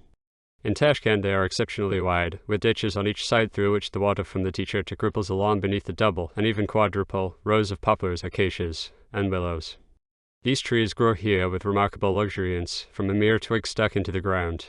Although 20 years of Russian irrigation has given nature a chance to rear thousands of trees on former barren wastes, yet wood is still comparatively scarce and dear. The administration buildings of the city are for the most part exceedingly plain and unpretentious. In striking contrast is the new Russian cathedral, the recently erected school, and a large retail store built by a resident Greek, all of which are fine specimens of Russian architecture. Among its institutions are an observatory, a museum containing an embryo collection of Turkestan products and antiquities, and a medical dispensary for the natives, where vaccination is performed by graduates of medicine in the Tashkent school. The rather extensive library was originally collected for the chancellery of the Governor-General, and contains the best collection of works on Central Asia that is to be found in the world, including in its scope not only books and pamphlets, but even magazines and newspaper articles. For amusements, the city has a theatre, a small imitation of the Opera House of Paris, and the Military Club, which, with its billiards and gambling, and weekly reunions, balls, and concerts, though a regular feature of a Russian garrison town, is especially pretentious in Tashkent. In size, architecture, and appointments, the clubhouse has no equal, we were told, outside the capital in Moscow. Tashkent has long been known as a refuge for damaged reputations and shattered fortunes, or the official purgatory following upon the emperor's displeasure. One of the finest houses of the city is occupied by the Grand Duke Nikolai Konstantinovich Romanov, son of the late General Admiral of the Russian Navy and first cousin to the Tsar, who seems to be cheerfully resigned to his life in exile. Most of his time is occupied with the business of his silk factory on the outskirts of Tashkent and at his farm near Hodgen, which a certain firm in Chicago, at the time of our sojourn, was stocking with irrigating machinery. All of his bills are paid with checks drawn on his St. Petersburg trustees. His private life is rather unconventional and even democratic. Visitors to his household are particularly impressed with the beauty of his wife and the size of his liquor glasses. The example of the Grand Duke illustrates the sentiment in favor of industrial pursuits which is growing among the military classes and even among the nobility of Russia. The government itself, thanks to the severe lesson of the Crimean War, has learned that a great nation must stand upon a foundation of something more than aristocracy and nobility. To this influence is largely due the present growing prosperity of Tashkent, which, in military importance, is rapidly giving way to Ashgabat, the key to Herat. That spirit of equality and fraternity which characterizes the government of a Russian mir or village has been carried even into Central Asia. We have frequently seen Russian peasants and natives occupying adjoining apartments in the same household, while in the process of trade all classes seem to fraternize in an easy and even cordial manner. The same is true of the children, who play together indiscriminately in the street. Many a one of these heterogeneous groups we have watched playing marbles with the ankle bones of sheep, and listened, with some amusement, to their half-Russian, half-native jargon. Schools are now being established to educate the native children in the Russian language and methods, and native apprentices are being taken in by Russian merchants for the same purpose. In Tashkent, as in every European city of the Orient, drunkenness and gambling and social laxity have followed upon the introduction of Western morals and culture. Jealousy and intrigue among the officers and functionaries are also not strange, perhaps, at so great a distance from headquarters, where the only avenue to distinction seems to lie through the public service. At the various dinner parties and sociables given throughout the winter, the topic of war always met with general welcome. On one occasion a report was circulated that Abdurrahman Khan, the Emir of Afghanistan, was lying at the point of death. Great preparations, it was said, were being made for an expedition over the Pamir to establish on the throne the Russian candidate as Shah Khan from Samarkand, before Ayub Khan, the rival British protege, could be brought from India.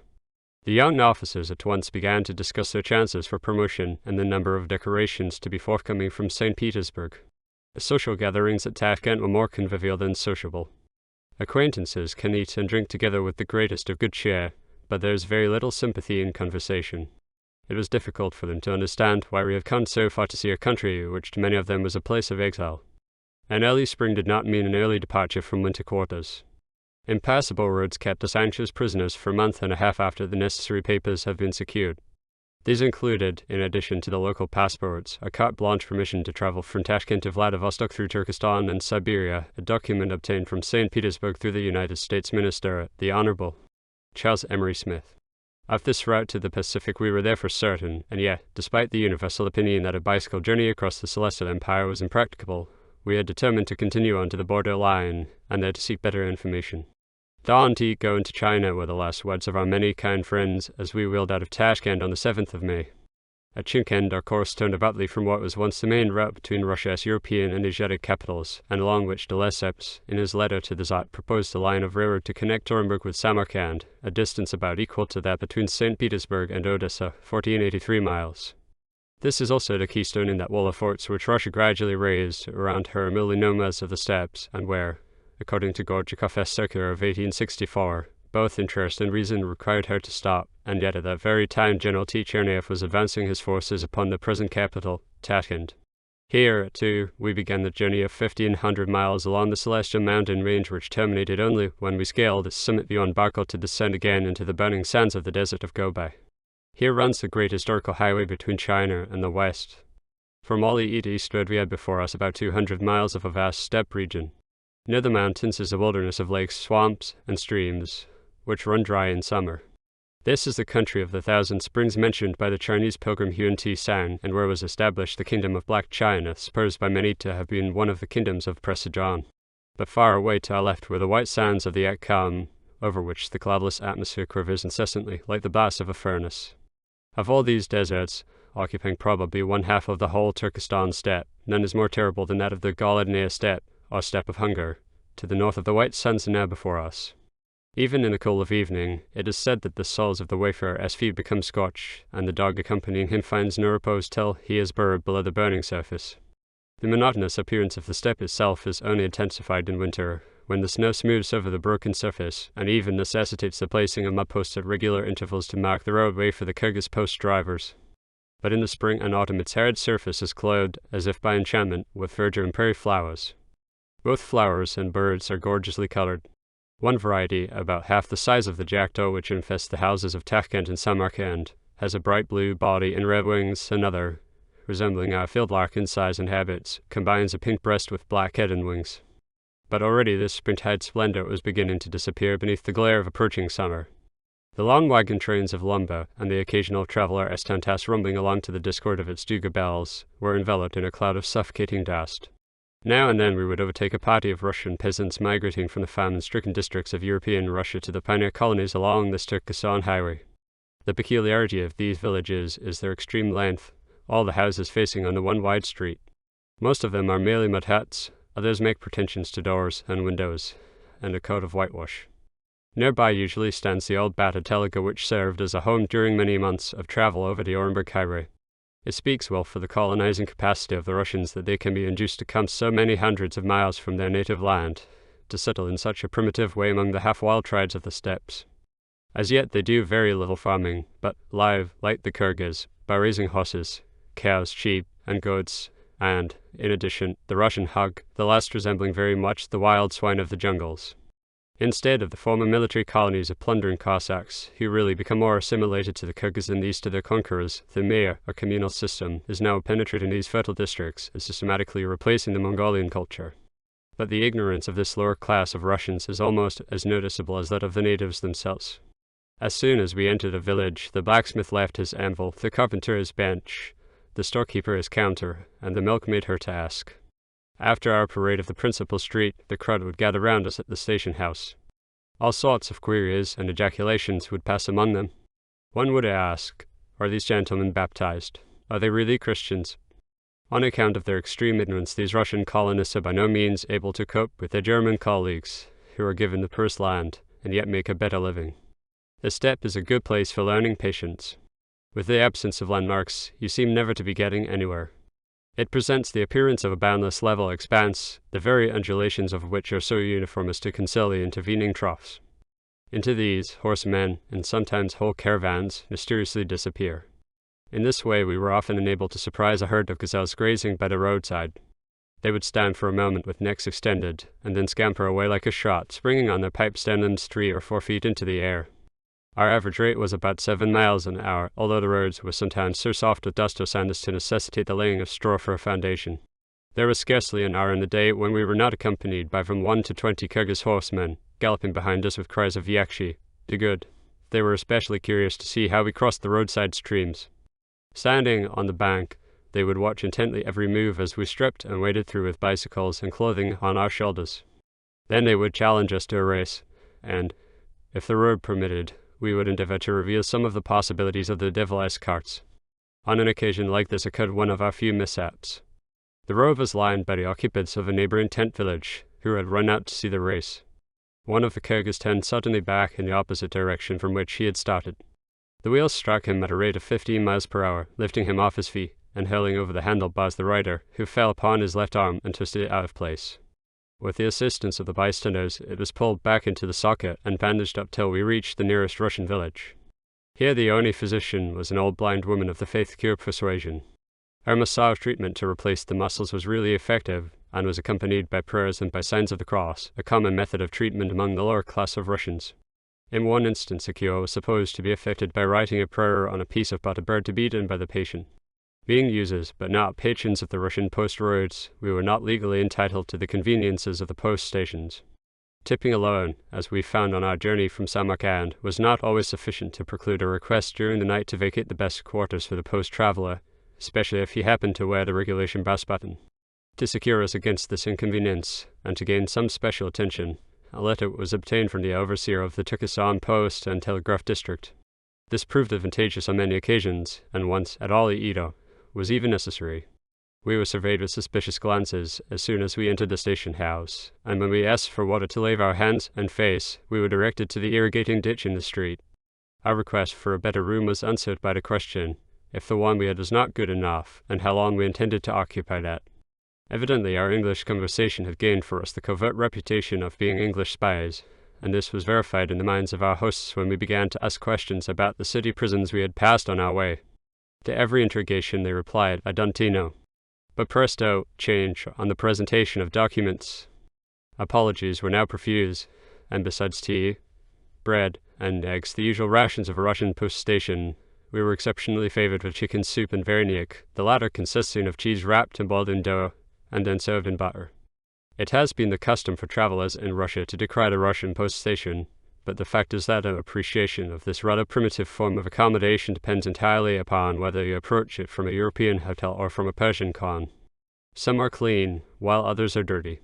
Nevertheless, it was always a welcome sight to see a small white building looming up in the dim horizon at the close of a long day's ride, and, on near approach, to observe the black and white striped post in front, and idle tarantasses around it. At the door would be found the usual crowd of Kyrgyz post drivers.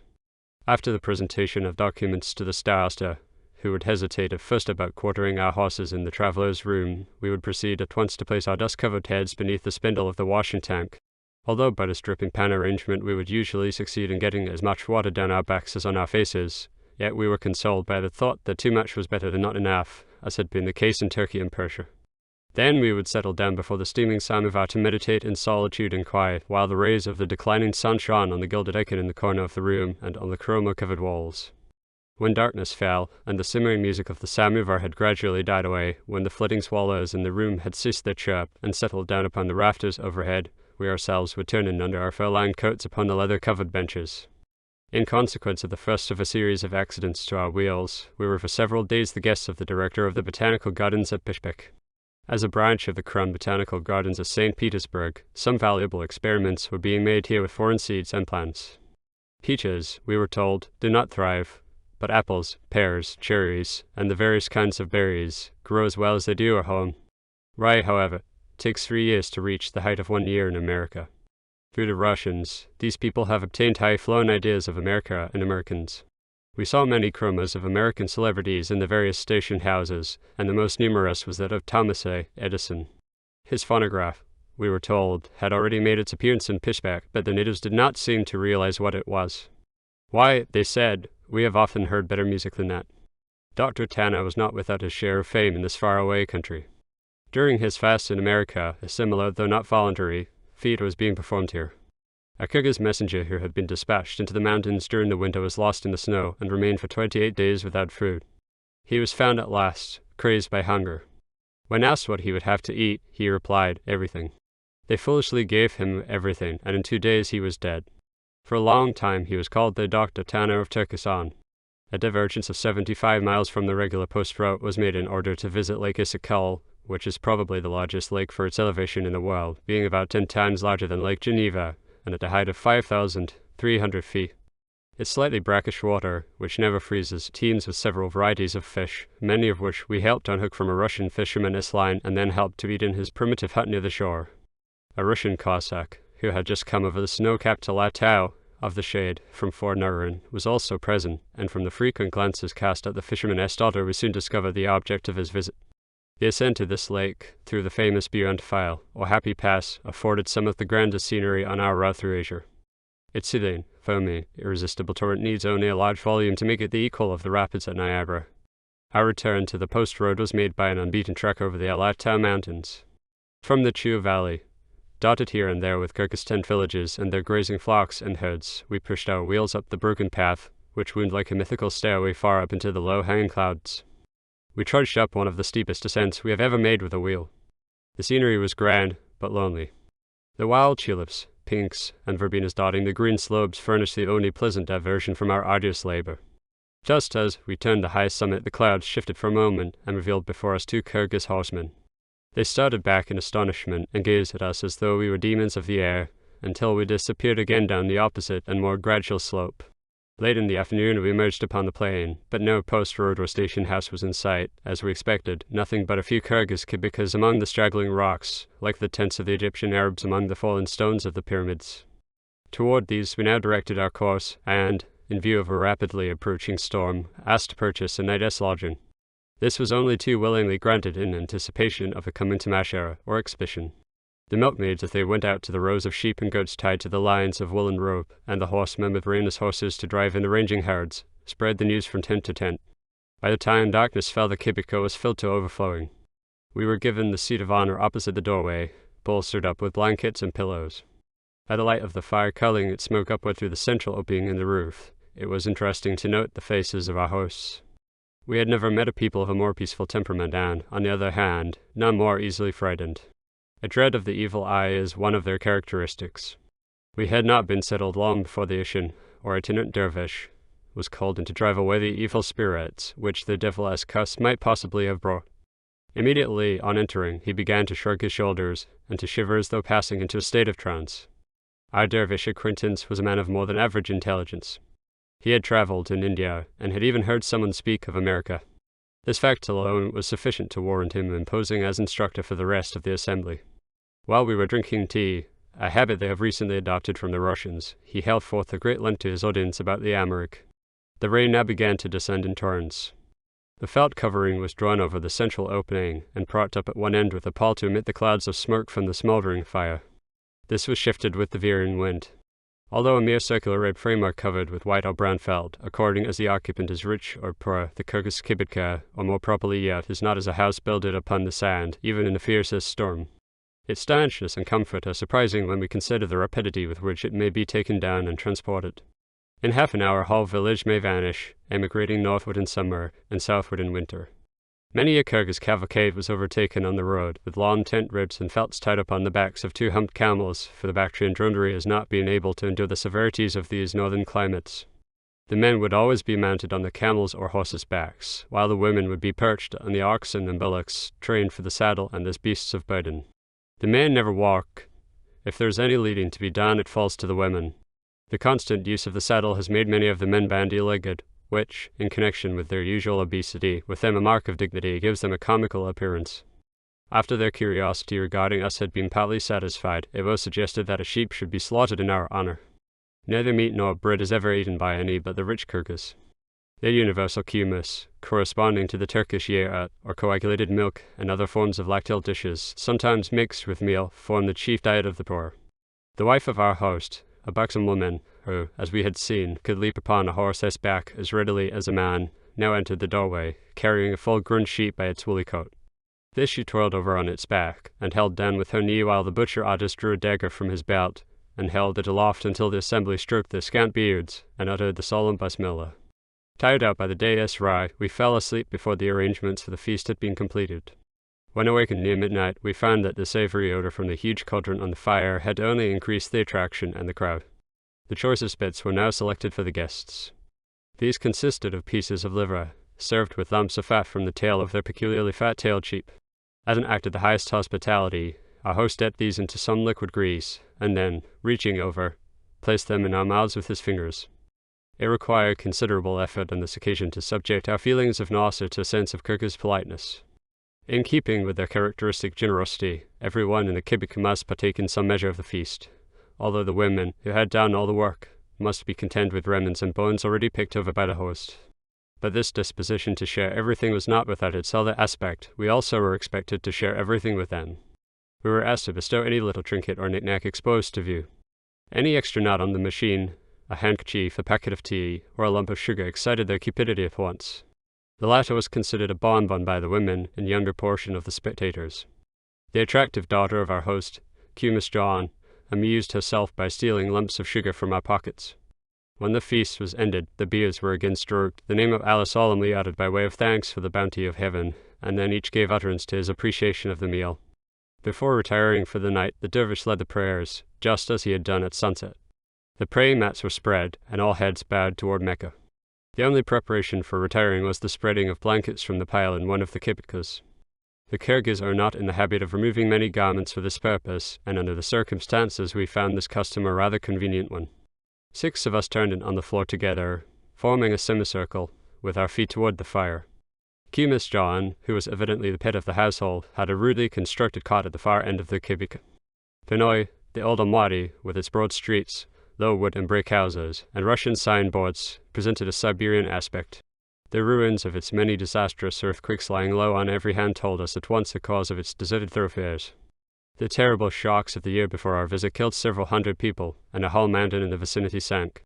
The only hope of its persistent residents is a branch from the Trans-Siberian or Trans-Caspian Railroad, or the reannexation by Russia of the fertile province of Illy to make it an indispensable depot. Despite these periodical calamities, Verneuil has had, and is now constructing, under the genius of the French architect Paul Gurdet, some of the finest edifices to be found in Central Asia.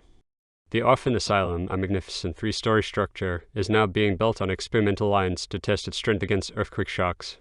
One of the chief incidents of our pleasant sojourn was afforded by Governor Ivanov. We were invited to head the procession of the Cossacks on their annual departure for their summer encampment in the mountains.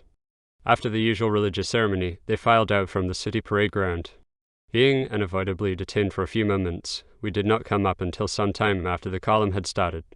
As we dashed by to the front with the American and Russian flags fluttering side by side from the handlebars, cheer after cheer arose from the ranks, and even the governor and his party doffed their caps in acknowledgment. At the camp we were favored with a special exhibition of horsemanship. By a single twist of the rein the steeds would fall to the ground, and their riders crouched down behind them as a bulwark in battle. Then dashing forward at full speed, they would spring to the ground, and leap back again into the saddle, or, hanging by their legs, would reach over and pick up a handkerchief, cap, or a soldier supposed to be wounded. All these movements we photographed with our camera. Of the endurance of these Cossacks and their Kyrgyz horses we had a practical test. Overtaking a Cossack courier in the early part of a day's journey, he became so interested in the velocipede, as the Russians call the bicycle, that he determined to see as much of it as possible. He stayed with us the whole day over a distance of 55 miles. His chief compensation was in witnessing the surprise of the natives to whom he would shout across the fields to come and see the tamasha, adding an explanation that we were the American gentlemen who had ridden all the way from America. Our speed was not slow, and frequently the poor fellow would have to resort to the whip or shout, slowly, "Gentlemen, my horse is tired. The town is not far away. It is not necessary to hurry so." The fact is that in all our experience we found no horse of even the famed Kyrgyz or Turcoman breed that could travel with the same ease and rapidity as ourselves even over the most ordinary road. At Verneuil we began to glean practical information about China, but all except our genial host, and Gurdet, counseled us against our proposed journey. He alone, as a traveler of experience, advised a divergence from the Siberian route at Altinimel in order to visit the Chinese city of Koljo, where, as he said, with the assistance of the resident Russian consul, we could test the validity of the Chinese passport received, as before mentioned, from the Chinese minister at London. A few days later we were rolling up the valley of the Ili, having crossed that river by the well-constructed Russian bridge at Fort Ilysk, the head of navigation for the boats from Lake Balkash. New faces here met our curious gaze. As an ethnological transition between the inhabitants of Central Asia and the Chinese, we were now among 2 distinctly agricultural races, the Dungans and Taranchis. As the invited guests of these people on several occasions, we were struck with their extreme cleanliness, economy, and industry, but their deep, set eyes seemed to express reckless cruelty. The Mohammedan mosques of this people are like the Chinese pagodas in outward appearance, while they seem to be Chinese in half-Kyrgyz garments. Their women, too, do not veil themselves, although they are much more shy than their rugged sisters of the steppes. Tenacious of their word, these people were also scrupulous about returning favors. Our exhibitions were usually rewarded by a spread of sweets and yellow Dungan tea. Of this we would partake beneath the shade of their well-trained grey barbers, while listening to the music, or rather discord, of a peculiar stringed instrument played by the boys. Its bow of 2 parts was so interlaced with the strings of the instrument as to play upon 2 at every draw. Another musician usually accompanied by beating little sticks on a saucer. These are the people who were introduced by the Manchus to replace the Kalmyks in the Kolja district, and who in 1869 so terribly avenged upon their masters the blood they previously caused to flow. The fertile province of Kolja, with a population of 2,500,000, was reduced by their massacres to one vast necropolis. On all sides are canals that have become swamps, abandoned fields, wasted forests, and towns and villages in ruins, in some of which the ground is still strewn with the bleached bones of the murdered. As we ascended the Ili Valley, piles of stones marked in succession the sites of the towns of Turgen, Jarkand, Akand, and Korgos, names which the Russians are already reviving in their pioneer settlements. The largest of these, Jarkand, is the coming frontier town to take the place of evacuated Kulja. About 22 miles east of this point, the large white Russian fort of Korgos stands bristling on the bank of the river of their name, which, by the Treaty of 1881, is now the boundary line of the Celestial Empire. On a ledge of rocks overlooking the fort, a Russian sentinel was walking his beat in the solitude of a dreary outpost. He stopped to watch us as we plunged into the flood with our Russian telegraph ferry boat. All as well, we heard him cry, as, bumping over the rocky bottom, we passed from Russia into China. Ah, yes, we thought, all as well that ends well, but this is only the beginning. A few minutes later, we dashed through the arched driveway of the Chinese custom house, and were several yards away before the lounging officials realized what it was that flitted across their vision. "Stop, come back," they shouted in broken Russian. Amid a confusion of chattering voices, rustling gowns, clattering shoes, swinging pigtails, and clouds of opium and tobacco smoke, we were brought into the presence of the head official. Putting on his huge spectacles, he read aloud the verse written upon our American passports by the Chinese minister in London. His wonderment was increased when he further read that such a journey was being made on the foot-moved carriages, which were being curiously fingered by the attendants. Our garments were minutely scrutinized, especially the buttons, while our caps and dark-colored spectacles were taken from our heads and passed round for each to try on in turn, amid much laughter. Owing to the predominant influence of Russia in these northwestern confines, our Russian papers would have been quite sufficient to cross the border into Kulja. It was only beyond this point that our Chinese passport would be found necessary and possibly invalid. After the usual visits had been stamped and written over, we were off on what proved to be our 6 months' experience in the Middle Kingdom or Central Empire, as the natives call it, for to China, and there is a fifth point to the compass, the center, which is China. Not far on the road we heard the clatter of hoofs behind us. A Kalmuk was dashing toward us with a portentous look on his features. We dismounted in apprehension.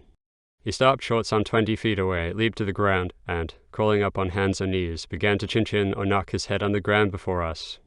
This he continued for some moments, and then without a word gazed at us in wild astonishment. Our perplexity over this performance was increased when, at a neighboring village, a bewildered Chinaman sprang out from the speechless crowd and threw himself in the road before us. By a dexterous turn, we missed his head and passed over his extended queue.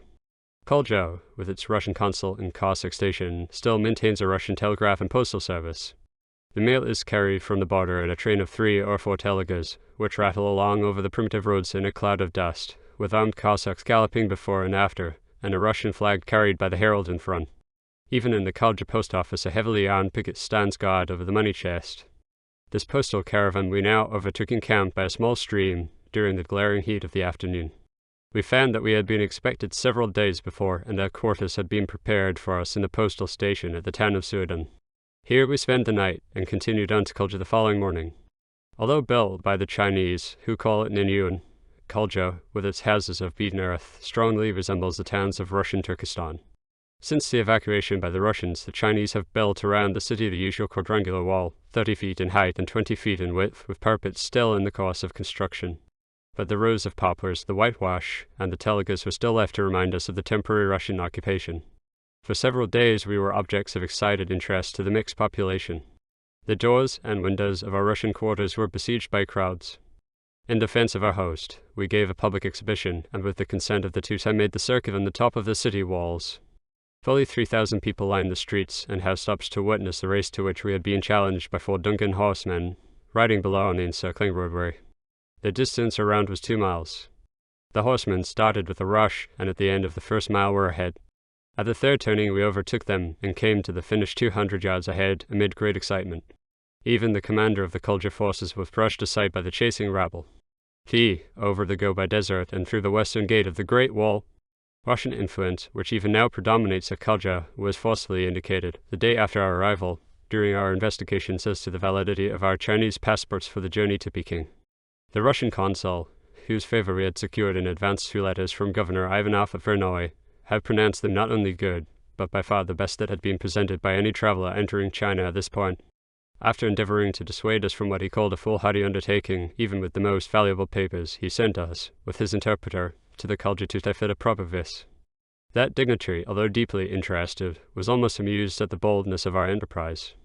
He said that no passport would ensure success by the method we proposed to pursue, that, before he could allow us to make the venture, we must wait for an order from Peking. This, he said, would subject us to considerable delay and expense, even if the telegraph and post were utilized through Siberia and Kakta. This was discouraging indeed.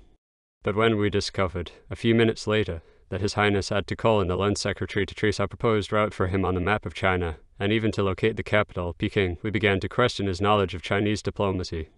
The matter was again referred to the consul, who reported back the following day that his previous assurances were reliable, that the tutor would make the necessary vest and send away at once by the regular relay post across the empire, an open letter that could be read by the officials along the route and be delivered long before our arrival at Peking. Such easy success we had not anticipated. The difficulty, as well as necessity, of obtaining the proper credentials for traveling in China was impressed upon us by the arrest the previous day of 3 Afghan visitors, and by the fact that a German traveler had been refused, just a few weeks before, permission even to cross the Mozart Pass into Kashmir. So much, we thought, for Russian friendship.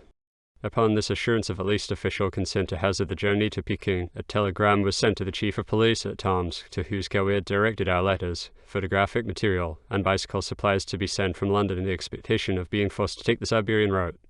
These last could not have been dispensed with much longer, as our cushion tires, ball bearings, and axles were badly worn, while the rim of one of the rear wheels was broken in 8 places for the lack of spokes. These supplies, however, did not reach us till 6 weeks after the date of our telegram, to which a prepaid reply was received, after a week's delay, asking in advance for the extra postage. This, with that prepaid from London, amounted to just $50. The warm weather, after the extreme cold of a Siberian winter, had caused the tires to stretch so much beyond their intended size that, on their arrival, they were almost unfit for use. Some of our photographic material also had been spoiled through the useless inspection of postal officials. The delay thus caused was well utilized in familiarizing ourselves as much as possible with the language and characteristics of the Chinese, for, as we were without guides, interpreters, or servants, and in some places lacked even official assistance, no travelers, perhaps, were ever more dependent upon the people than ourselves. The Chinese language, the most primitive in the world, is, for this very reason perhaps, the hardest to learn. Its poverty of words reduces its grammar almost to a question of syntax and intonation. Many a time our expressions, by a wrong inflection, would convey a meaning different from the one intended. Even when told the difference, our ears could not detect it. Our work of preparation was principally a process of elimination. We now had to prepare for a forced march in case of necessity. Handlebars and seat posts were shortened to save weight, and even the leather baggage carriers, fitting in the frames of the machines, which we ourselves had patented before leaving England, were replaced by a couple of sleeping bags made for us out of woolen shawls and Chinese oiled canvas. The cutting off of buttons and extra parts of our clothing, as well as the shaving of our heads and faces, was also included by our friends in the list of curtailments. For the same reason, one of our cameras, which we always carried on our backs and refilled at night under the bedclothes, was sold to a Chinese photographer at Sudan to make room for an extra provision bag. The surplus film, with our extra baggage, was shipped by post, via Siberia and Kakta, to meet us on our arrival in Peking. And now the money problem was the most perplexing of all. This alone, said the Russian consul, if nothing else, will defeat your plans. Those Western bankers who advertise to furnish letters of credit to any part of the world are, to say the least, rather sweeping in their assertions. At any rate, our own London letter was of no use beyond the Bosporus, except with the Persian imperial banks run by an English syndicate. At the American Bible House at Constantinople we were allowed, as a personal favor, to buy drafts on the various missionaries along the route through Asiatic Turkey. But in Central Asia we found that the Russian bankers and merchants would not handle English paper, and we were therefore compelled to send our letter of credit by mail to Moscow. Thither we had recently sent it on leaving Tashkent, with instructions to remit in currency to Irkutsk, Siberia. We now had to telegraph to that point to re-forward over the Kayak the post route to Peking. With the cash on hand, and the proceeds of the camera sold for more than half its weight in silver for around £1,000, we thought we had sufficient money to carry us, or rather, as much as we could carry, to that point, for the weight of the Chinese money necessary for a journey of over 3,000 miles was, as the Russian consul thought, one of the greatest of our almost insurmountable obstacles. In the interior of China there is no coin except the chen, or sapix, an alloy of copper and tin, in the form of a disc, having a hole in the center by which the coins may be strung together. The very recently coined liang, or tael, the Mexican piaster specially minted for the Chinese market and the other foreign coins, have not yet penetrated from the coast. For 600 miles over the border, however, we found both the Russian money and language serviceable among the Tatar merchants, while the tenge, or Kashgar silver piece, was preferred by the natives even beyond the Gobi, being much handier than the larger or smaller bits of silver broken from the Yamba bricks. All, however, would have to be weighed in the tinza, or small Chinese scales we carried with us, and on which were marked the F.T. Chan and liang of the monetary scale. But the value of these terms is reckoned in Chen, and changes with almost every district. This necessity for vigilance, together with the frequency of bad silver and loaded yambos, and the propensity of the Chinese to knock down on even the smallest purchase, tends to convert a traveller in China into a veritable Shylock.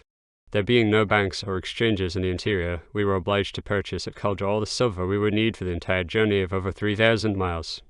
How much would it take, was a question that our past experience in Asiatic travel now aided us to answer. That our calculations were close is proved by the fact that we reached Peking with silver in our pockets to the value of $50. Our money now constituted the principal part of our luggage, which, with camera and film, weighed just 25 pounds apiece. Most of the silver was chopped up into small bits and placed in the hollow tubing of the machines to conceal it from Chinese inquisitiveness, if not something worse.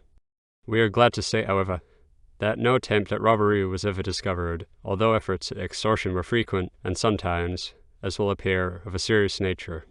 The blowing of the longhorns and boom of the mortar cannon at the fort awoke us at daylight on the morning of July 13. Farewells had been said the night before. Only our good-hearted Russian host was up to put an extra morsel in our provision bag, for, as he said, we could get no fruit until we reached the Kyrgyz Ales and the high plateau of the Toki Pass, by which we were to cut across over unbeaten paths to the regular so-called Imperial Highway running from Sudan. From the Catholic missionaries at Kulja we had obtained very accurate information about this route as far as the Gobi Desert. The expression Tian Shan Pilu, or Northern Tian Shan Rao, in opposition to the Tian Shan Nanliu, or Southern Tian Shan Rao, shows that the Chinese had fully appreciated the importance of this historic highway, which continues the road running from the extreme western gate of the Great Wall obliquely across Mongolian Kansu to Hami and Bakel to Yurtsi. From here, the two natural highways lead, one to the headwaters of the Black Kurdish, the other to the passes leading into the Ili Valley and other routes of the Aralo-Caspian Depression. The latter route, which is now commanded at intervals by Chinese forts and military settlements, was recently relinquished by Russia only when she had obtained a more permanent footing on the former in the trading posts of Chugachak and Kobdo, for she very early recognized the importance of this most natural entry to the only feasible route across the Chinese Empire. In a glowing sunset, at the end of a hot day's climb, we looked for the last time over the Ili Valley, and at dusk, an hour later, rolled into one of the Kyrgyz ales that are here scattered among the rich pasturage of the plateau. Even here we found that our reputation had extended from culture. The chief advanced with amens of welcome, and the heavy matted curtains in the kivika doorway were raised, as we passed, in token of honor. When the refreshing kumis was served around the evening campfire, the dangers of the journey through China were discussed among our hosts with frequent looks of misgiving. Thus, from first to last, every judgment was against us, and every prediction was a failure, if not of something worse. And now, as we stole out from the tent by the light of the rising moon, even the spectre-like mountain peaks around us, like symbols of coming events, were casting their shadows before. There was something so elusive in the scene as to make it very impressive. In the morning, early, a score of horsemen were ready to escort us on the road. At parting, they all dismounted and uttered a prayer to Allah for our safety, and then, as we rode away, drew their fingers across their throats in silence, and waved a solemn goodbye. Such was the almost superstitious fear of these western nomads for the land which once sent forth the Genghis Khan along this very highway. Down the narrow valley of the Kuatan, which flows into the Abanor, startling the mountain deer from the brink of the tree-arched rivulet, we reached a spot which once was the haunt of a band of those border robbers about whom we had heard so much from our apprehensive friends. At the base of a volcano-shaped mountain lay the ruins of their former dens, from which only a year ago they were wont to sally forth in the passing caravans.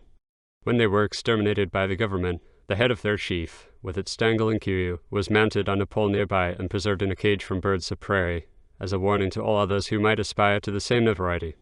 In this lonely spot we were forced to spend the night, as here could, through the carelessness of the Kulja Russian blacksmith, a very serious break in one of our gear wheels.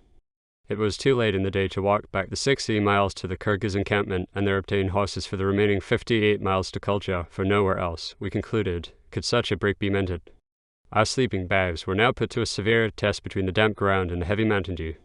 The penetrating cold, and the occasional panther-like cry of some prowling animal, kept us awake the greater part of the night, awaiting with revolvers in hand some expected attack. 5 days later we had repassed the spot and were toiling over the sand and saline-covered depression of the Great Han-hai, or dried-up sea. The mountain freshets, dissolving the salt from their sandy channels, carried it down in solution and deposited with evaporation in massive layers, forming a comparatively hard roadway in the midst of the shifting sand dunes. Over these latter our progress was extremely slow. One stretch of 15 miles, which it took us 6 hours to cover, was as formidable as any part of the Turcoman Desert along the Trans-Caspian Railway. At an altitude of only 600 feet above the sea, according to our aiming barometer, and beneath the rays of a July sun against which even our felt caps were not much protection, we were half dragging, half pushing, our wheels through a foot of sand, and sapping at the mosquitoes swarming upon our necks and faces. These pests, which throughout this low country are the largest and most numerous we have ever met, are bred in the intermediate swamps, which exist only through the negligence of the neighbouring villagers. At night smouldering fires, which half suffocate the human inmates, are built before the doors and windows to keep out the intruding insects. All travellers wear gloves, and a huge hood covering the head and face up to the eyes, and in their hands carry a horsetail switch lashed back and forth over their shoulders. Being without such protection, we suffered both day and night. The mountain freshets all along the road to Urumqi were more frequent and dangerous than any we had yet encountered. Toward evening the melting snows and the condensing currents from the plain heated during the day fell and overflowed the channels that in the morning are almost dry. One stream, with its 10 branches, swept the stones and boulders over a shifting channel 1 mile in width. It was when wading through such streams as this, where every effort was required to balance ourselves and our luggage, that the mosquitoes would make up for lost time with impunity. The river, before reaching Juanes, was so swift and deep as to necessitate the use of regular government carts. A team of 3 horses, on making a misstep, were shifted away from the ford into deep water and carried far down the stream. A caravan of Chinese travelling vans, loaded with goods from India, were crossing at the time, on their way to the outlying provinces in the Russian border. General Bormann of Hanoi had informed us that in this way English goods were swung clear around the circle and brought into Russia through the unguarded back door. With constant waiting and tramping, our Russian shoes and stockings, one of which was almost torn off by the sly grab of a Chinese spaniel, were no longer fit for use. In their place we were now obliged to purchase the short, white cloth Chinese socks and string sandals, which for mere cycling purposes and wading streams proved an excellent substitute, being light and soft on the feet and very quickly dried. The calves of our legs, however, being left bare, we were obliged, for state occasions at least, to retain and utilize the upper portion of our old stockings. It was owing to the scantiness of wardrobe that we were obliged, when taking a bath by the roadside streams, to make a quick wash of our linen and put it on wet to dry, or allow it to flutter from the handlebars as we rode along. It was astonishing even to ourselves how little a man required when once beyond the pale of Western conventionalities. From Manus to Urumqi we began to strike more tillage and fertility. Maize, wheat, and rice were growing, but rather low and thin. The last is by no means the staple fruit of China, as is commonly supposed, except in the southern portion. In the northern, and especially the outlying, provinces it is considered more a luxury for the wealthy. Millet and coarse flour, from which the mean or dose strings are made, is the foundation, at least, for more than half the subsistence of the common classes. Nor is there much truth, we think, in the assertion that Chinamen eat rats, although we sometimes regretted that they did not. After a month or more without meat, a dish of rats would have been relish had we been able to get it. On the other hand, we have learned that there is a society of Chinamen who are vegetarians from choice, and still another that will eat the meat of no animal, such as the ass, horse, dog, etc., which can serve man in a better way. Urumqi, or Hanmai, Red Temple of the Chinese, still retains its ancient prestige in being the seat of government for the Viceroyalty of Xinjiang, which includes all that portion of western China lying without the limit of Mongolia and Tibet. Thanks to its happy position, it has always rapidly recovered after every fresh disaster. It now does considerable trade with Russia through the town of Chugachak, and with China through the great gap which here occurs in the Chanshan Range. It lies in a picturesque amphitheater behind the solitary Holy Mount, which towers above a well-constructed bridge across a swiftly flowing river. This city was one of our principal landmarks across the empire. A long stage of the journey was here completed. On entering a Chinese city, we always made it a rule to run rapidly through until we came to an inn, and then lock up our wheels before the crowd could collect. Urumqi, however, was too large and intricate for such a maneuver. We were obliged to dismount in the principal thoroughfare. The excited throng pressed in upon us. Among them was a Chinaman who could talk a little Russian, and who undertook to direct us to a comfortable inn at the far end of the city. This street parade gathered to the inn yard an overwhelming mob, and announced to the whole community that the foreign horses had come. It had been posted, we were told, a month before, that 2 people of the New World were coming through on strange iron horses, and every one was requested not to molest them. By this, public curiosity was raised to the highest pitch. When we returned from supper at a neighbouring restaurant, we were treated to a novel scene.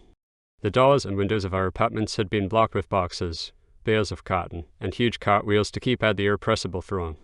Our host was agitated to tears. He came out wringing his hands, and urging upon us that any attempt on our part to enter would cause a rush that would break his house down. We listened to his entreaties on the condition that we should be allowed to mount to the roof with a ladder to get away from the annoying curiosity of the crowd. There we sat through the evening twilight, while the crowd below, somewhat balked, but not discouraged, stood taking in every move. Nightfall and a drizzling rain came at last to our relief. The next morning a squad of soldiers was dispatched to raise the siege, and at the same time presents began to arrive from the various officials, from the Tsangtu, or viceroy, down to the superintendent of the local prisons. The matter of how much to accept of a Chinese present, and how much to pay for it, in the way of a tip to the bearer, is one of the finest points of that finest of fine arts, Chinese etiquette, and yet in the midst of such an abundance and variety we were helplessly at sea. Fruits and teas were brought, together with meats and chickens, and even a live sheep. Our Chinese visiting cards with the Chinese the great insignia of rank were now returned for those sent with the presents, and the hour appointed for the expedition of our bicycles as requested. Long before the time, the streets and housetops leading from the inn to the Viceroy's palace at the far end of the city began to fill with people, and soldiers were detailed at our request to make an opening for us to ride through abreast. This, however, did not prevent the crowd from pushing us against each other, or sticking sticks in the wheels, or throwing their hats and shoes in front of us as we rode by. When in sight of the Viceroy's palace, they closed in on us entirely. It was the worst jam we had ever been in. By no possibility could we mount our machines, although the mob was growing more and more impatient. They kept shouting for us to riot, but would give us no room. Those on the outside pushed the inner ones against us. With the greatest difficulty could we preserve our equilibrium and prevent the wheels from being crushed as we surged along toward the palace gate, while all the time our Russian interpreter, Mafu, on horseback in front, continued to shout and gesticulate in the wildest manner above their heads. 20 soldiers had been stationed at the palace gate to keep back the mob of cudgels. When we reached them, they pulled us and our wheels quickly through into the enclosure, and then tried to stem the tide by belaboring their heads and shoulders in reach, including those of our unfortunate interpreter, Mafu. But it was no use. Everything was swept away before the surging wave of humanity. The Viceroy himself, who now came out to receive us, was powerless. All he could do was to request them to make room around the palace courtyard for the coming exhibition. Thousands of thumbs were uplifted that afternoon in praise of the wonderful tuitorche, or 2-wheeled carts, as they witnessed our modest attempt at trick riding and special maneuvering. After refreshments in the palace, to which we were invited by the Viceroy, we were counselled to leave by a rear door and return by a roundabout way to the inn, leaving the mob to wait till dark for our exit from the front. The restaurant or tea house in China takes the place of the Western Club room. All the current news and gossip is here circulated and discussed over their eating or gambling. One of the games of chance, which we have frequently noticed, seems to consist in throwing their fingers at one another and shouting at the top of their voices. It is really a matching of numbers, for which the Chinamen make signs on their fingers up to the numeral 10. Our entry into a crowded Dunkin, or native Mohammedan restaurant, the next morning was the signal for exciting accounts of the events of the previous day. We were immediately invited to take tea with this one, a morning dish of tongue process, or nut and sugar dumplings with another, while a third came over with this kind of soju, or Chinese gin, with an invitation to join him. The Chinese of all nations seem to live in order to eat, and from this race of epicures has developed a nation of excellent cooks. Our fare in China, outside the Goba district, was far better than in Turkey or Persia, and, for this reason, we were better able to endure the increased hardships. A plate of sliced meat stewed with vegetables, and served with a piquant sauce, sliced radishes and onions with vinegar, 2 loaves of Chinese momo, or steamed bread, and a pot of tea, would usually cost us about 3 1/4 cents apiece. Everything in China is sliced so that it can be eaten with the chopsticks. These we at length learned to manipulate with sufficient dexterity to pick up a dovesek, the highest attainment in the chopstick art. The Chinese have rather a sour than a sweet tooth. Sugar is rarely used in anything, and never in tea. The steeped tea flowers, which the high classes use, are really more tasty without it. In many of the smaller towns, our visits to the restaurant would sometimes result in considerable damage to us keepers, for the crowd would swarm in after us, knocking over the table, stools, and crockery as they went, and collect in a circle around us to watch the foreigners eat, and to add their opium and tobacco smoke to the suffocating atmosphere. A visit to the local Mind in Yurnsey revealed to us the primitive method of making the chen, or money discs before mentioned. Each is molded instead of cut and stamped as in the West. By its superintendent, we were invited to a special breakfast on the morning of our departure. The Chinese are the only people in the Orient and, so far as we know, in the European and Asiatic continents, who resemble the Americans in their love for good, substantial morning meal. This was much better adapted to our purpose than the Russian custom, which compelled us to do the greater part of our day's work on merely bread and weak tea. From Urumqi, we had decided to take the northern route to Hami via Gutchen and Bakel in order to avoid as much as possible the sands of the Tarim Basin on the southern slope of the Tian Shan Mountains. 2 guards were commissioned by the viceroy to take us in charge and hand us over to the next relay station. Papers were given them to be signed by the succeeding authorities on our safe arrival. This plan had been adopted by every chief mandarin along the route, in order not only to follow out the request of the London minister as written on the passport, but principally to do us honour in return for the favour of a bicycle exhibition, but many times we would leave our discomfited guards to return with unsigned papers. Had we been travelling in the ordinary way, not only these favours might not have been shown us, but our project entirely defeated by local obstructions, as was the case with many who attempted the same journey by caravan. To the goodwill of the mandarins as well as the people, an indispensable concomitant of a journey through China, our bicycles were after all our best passports. They everywhere overcame the antipathy for the foreigner and made us cordially welcome. The costumes of our soldiers were strikingly picturesque. Over the front and back of the scarlet waistcoats were worked in black silk letters their military credentials. Over their full baggy trousers were drawn their riding overalls, which cover only the front and sides of the legs, the back being cut out just above the cloth top of their Chinese boots. Instead of a cap, they wear a piece of printed cloth wrapped tightly around the head, like the American washerwomen. Their well-cushioned saddles did not save them from the constant jolting to which our high speed subjected them. At every stopping place they would hold forth a link to the curious crowd about their roadside experiences. It was amusing to hear their graphic descriptions of the mysterious ding, by which they referred to the ring of the cyclometer at every mile. But the phrase "Kwai Tai Hen very fast," which concluded almost every sentence, showed what feature impressed them most. Then, too, they disliked very much to travel in the heat of the day, for all sour travelling in China is done at night. They would wake us up many hours before daylight to make a start, despite our previous request to be left alone. Our weakest run to Bakel was made, with a good natural road and favouring conditions, at the rate of 53 miles per day, 8 miles more than our general average across the empire. From Culture to the Great Wall, where our cyclometer broke, we took accurate measurements of the distances. In this way, we soon discovered that the length of a Chinese lie was even more changeable than the value of the tail. According to time and place, from 185 to 250 were variously reckoned to a degree, while even a difference in direction would very often make a considerable difference in the distance.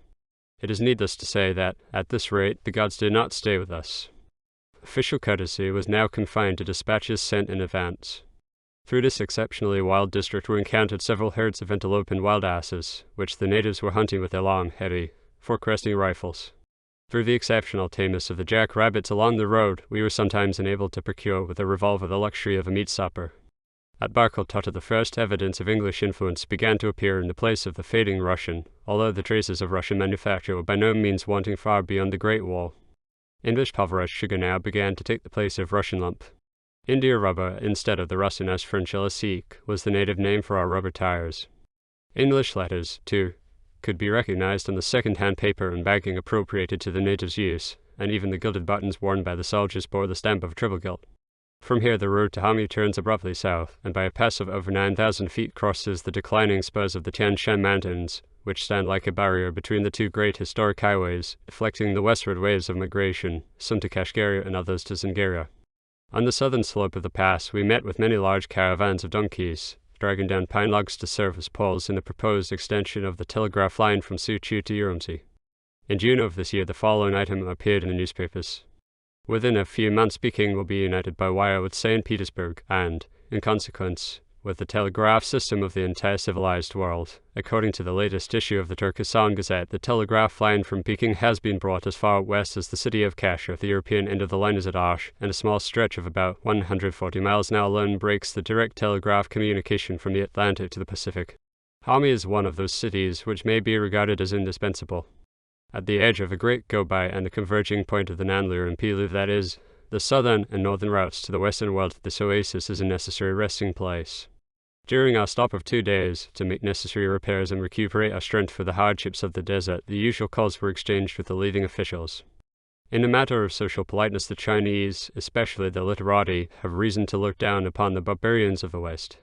Politeness has been likened generally to an air cushion. There is nothing in it, but it eases the jolt wonderfully. As a mere ritual of technicalities, it has perhaps reached its highest point in China. The multitude of honorific titles, so bewildering and even maddening to the Occidental, are here used simply to keep in view the fixed relations of graduated superiority. When wishing to be exceptionally courteous to the foreigners, the more experienced mandarins would lay their doubled fist in the palms of our hands instead of raising them in front of their foreheads with the usual salutation homa. In shaking hands with the Chinaman, we thus very often had our hands full. After the exchange of visiting cards, as an indication that their visits would be welcome, they would come on foot in carts or palanquins according to their rank, and always attended by a larger or smaller retinue. Our return visits would always be made by request, on the wheels, either alone or with our interpreter, if we could find one, for our Chinese was as yet painfully defective. Russian had served us in good stead, though not always directly. In a conversation with the Tutevskicho, for instance, our Russian had to be translated into Turkey and thence interpreted in Chinese. The more intelligent of these conversations were about our own and other countries of the world, especially England and Russia, who, it was rumored, had gone to war on the Afghanistan border. But the most of them generally consisted of a series of trivial interrogations beginning usually with, "How old are you?" Owing to our beards, which were now full grown, and which had gained for us the frequent title of Ye Ren, or wild men, the guesses were far above the mark. One was even as high as 60 years, for the reason, as was stated, that no Chinaman could raise such a beard before that age. We were frequently surprised at their persistence in calling us brothers when there was no apparent reason for it, and were finally told that we must be because we were both named Mr. on our passports. It was already dusk on the evening of August 10 when we drew up to the hamlet of Shanglu Shui at the end of the Hami oasis. The great Gobi, in its awful loneliness, stretched out before us like a vast ocean of endless space. The growing darkness threw its mantle on the scene, and left imagination to picture for us the nightmare of our boyhood days. We seemed, as it were, to be standing at the end of the world, looking out into the realm of nowhere. Foreboding thoughts disturbed our repose, as we contemplated the 400 miles of this barren stretch to the Great Wall of China. With an early morning start, however, we struck out at once over the 85 miles of the Taklamakansuns. This was the worst we could have, for beyond the caravan station of Kushi we would strike the projecting limits of Mongolian Kansu. This narrow tract, now lying to our left between Hami and the Nanshan Mountains, is characterized by considerable diversity in its surface, soil, and climate. Traversed by several copious streams from the Nanshan Mountains, and the moisture-laden currents from the Bay of Bengal and the Brahmaputra Valley, its desert stretches are not the dismal solitudes of the Tarim Basin or the black and red sands of Central Asia. Water is found almost everywhere near the surface, and springs bubble up in the hollows, often encircled by exterior oases. Everywhere the ground is traversable by horses and carts. This comparatively fertile tract, cutting the Gobi into two great sections, has been, ever since its conquest 2,000 years ago, of vast importance to China, being the only feasible avenue of communication with the western provinces, and the more important link in the only great highway across the empire. A regular line of caravan stations is maintained by the constant traffic both in winter and summer. But we were now on a bit of the genuine Gobi, that is, sandy desert of the Mongolian, or Shamo of the Chinese. Everywhere was the same interminable picture of vast undulating plains of shifting reddish sands, interspersed with quartz, pebbles, agates, and cornelians, and relieved here and there by patches of wiry shrubs, used as fuel at the desert stations, or lines of hillocks succeeding each other like waves on the surface of the shoreless deep. The wind, even more than the natural barrenness of the soil, prevents the growth of any vegetation except low, pliant herbage. Withered plants are uprooted and scattered by the gale-like patches of foam on the stormy sea. These terrible winds, which of course were against us, with the frequently heavy car tracks, would make it quite impossible to ride. The monotony of many weary hours of plodding was relieved only by the bones of some abandoned beast of burden, or the occasional train of Chinese carts, or rather two-wheel vans, loaded with merchandise, and drawn by 5 to 6 horses or mules. For miles away they would see us coming, and crane their necks in wondering gaze as we approached. The mulish leaders, with distended ears, would view our strange-looking vehicles with suspicion, and then lurch far out in their 20-foot traces, pulling the heavily loaded vehicles from the deep-rutted track. But the drivers were too busy with their eyes to notice any little divergence of this kind. Dumb with astonishment, they continued to watch us till we disappeared again toward the opposite horizon. Farther on we would meet a party of Chinese immigrants or exiles, on their way to the fertile regions that skirt the northern and southern slopes of the Tian Shan Mountains. By these people even the distant valley of the Ili is being largely populated. Being on foot, with their extraordinary loads balanced on flexible shoulder poles, these poor fellows could make only one station, or from 12 to 20 miles a day. In the presence of their patience and endurance, we were ashamed to think of such a thing as hardship. The station houses on the desert were nothing more than a collection of mud huts near a surface well of strongly brackish water. Here, most of the caravans would put up during the day and travel at night. There was no such thing as a restaurant. Each one by turn must do his own cooking in the inn kitchen, open to all. We, of course, were expected to carry our own provisions and do our own culinary work like any other respectable travellers. This we had frequently done before, where restaurants were not to be found. Many a time we would enter an inn with our arms filled with provisions, purchased at the neighbouring bazaars, take possession of the oven and cooking utensils, and proceed to get up an American meal, while all the time 100 eyes or more would be staring at us in blank amazement. But here on the desert we could buy nothing but very coarse flour. When asked if they had an egg or a piece of vegetable, they would shout "Maya, there's none," in a tone of rebuke, as much as to say, "My conscience, man, what do you expect on the go-by?" We would have to be content with our own tea made in the iron pot, fitting in the top of the mud oven, and a kind of sweetened bread made up with our supply of sugar bro from Hummy. This we nicknamed our go-by cake, although it did taste rather strongly of brackish water and the garlic of previous contents of the one common cooking pot. We would usually take a large supply for road use on the following day, or, as sometimes proved, for the midnight meal of the half-starved inn-dog. The interim between the evening meal and bedtime was always employed in writing notes by the feeble, flickering light of a primitive table lamp, which was the best we had throughout the Chinese journey. A description of travelling in China would by no means be complete without some mention of the vermin which infest, not only inns and houses, but the persons of nearly all the lower classes. Lice and fleas seem to be the sine qua non of Chinese life, and in fact the itching with some seems to furnish the only occasion for exercise. We have seen even shopkeepers before their doors on a sunny afternoon, amusing themselves by picking these insidious creatures from their inner garments. They are one of the necessary evils, it seems, and no secret is made of it. The sleeping kangs of the Chinese inns, which are made of beaten earth and heated in winter like an oven, harbour these pests the year round, not to mention the filthy coverlets and greasy pillows that were sometimes offered us. Had we not had our own sleeping bags, and used the camera provision bag, and coats for pillows, our life would have been intolerable. As it was, there was but little rest for the weary. The longest station on the desert was 31 miles. This was the only time that we suffered at all with thirst. In addition to the high mean elevation of the go-by, about 4,000 feet, we had cloudy weather for a considerable portion of the journey, and, in the Kansu district, even a heavy thunder shower. These occasional summer rains form, here and there, temporary meres and lakes, which are soon evaporated, leaving nothing behind except the saline efflorescence. Elsewhere the ground is furrowed by sudden torrents tearing down the slopes of the occasional hills or mountains. These dried-up riverbeds furnish the only continuously hard surfaces we found on the go-by, although even here we were sometimes brought up with a round turn in a chuck hole, with the sand flying above our heads. Our aneroid barometer registered approximately 6,500 feet when we reached at dusk the summit of the highest range of hills we encountered on the desert journey. But instead of the station hut we expected to find, we were confronted by an old Mongolian monastery. These institutions, we had found, were generally situated as this one, at the top of some difficult mountain pass or at the mouth of some cavernous gorge, where the pious intercessors might, to the best advantage, strive to appease the wrathful forces of nature. In this line of duty the Lama was no doubt engaged when we walked into his feebly lighted room, but, like all Orientals, he would let nothing interfere with the performance of his religious duties. With his gaze centered upon one spot, his fingers flew over the string of beads in his lap, and his tongue over the stereotyped prayers, with a rapidity that made our heads swim. We stood unnoticed till the end, when we were at once invited to a cup of tea, and directed to our destination, 5 li beyond. Toward this we plodded through the growing darkness and rapidly cooling atmosphere, for in its extremes of temperature the go-by is at once both Siberian and Indian, and that, too, within the short period of a few hours. Some of the mornings of what proved to be very hot days were cold enough to make our extremities fairly tingle. A constant diet of bread and tea, together with the hard physical exercise and mental anxiety, caused our strength at length to fail. The constant drinking of brackish water made one of us so ill that he could retain no food. A high fever set in on the evening of August 15, and as we pulled into the station of Beidun Saw, he was forced to go to bed at once. The other, with the aid of our small medicine supply, endeavored to ward off the ominous symptoms. In his anxiety, however, to do all that was possible, he made a serious blunder. Instead of antipyrin, he administered the poison, sulfate of zinc, which we carried to relieve our eyes when inflamed by the alkali dust. This was swallowed before the truth was discovered. It was an anxious moment for us both when we picked up the paper from the floor and read the inscription. We could do nothing but look at each other in silence. Happily, it was an overdose, and the vomiting which immediately followed relieved both the patient and the anxious doctor.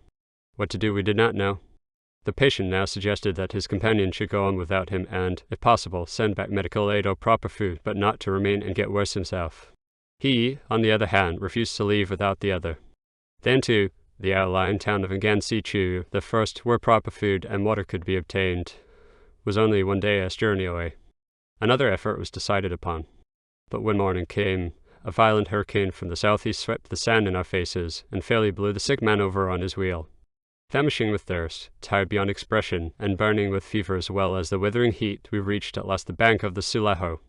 Eagerly we plunged into its sluggish waters and waded through under the walls of Gansi-Chu. Gansi-Chu was almost completely destroyed during the late Tongan Rebellion.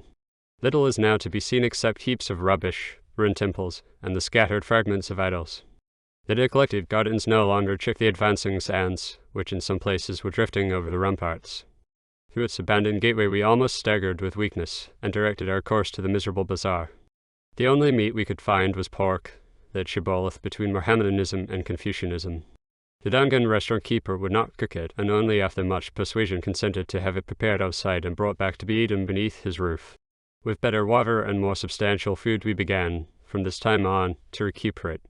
But before us still a strong headwind was sweeping over the many desert stretches that lay between the oases along the Sulaho, and with a constant walking our sandals and socks were almost worn away.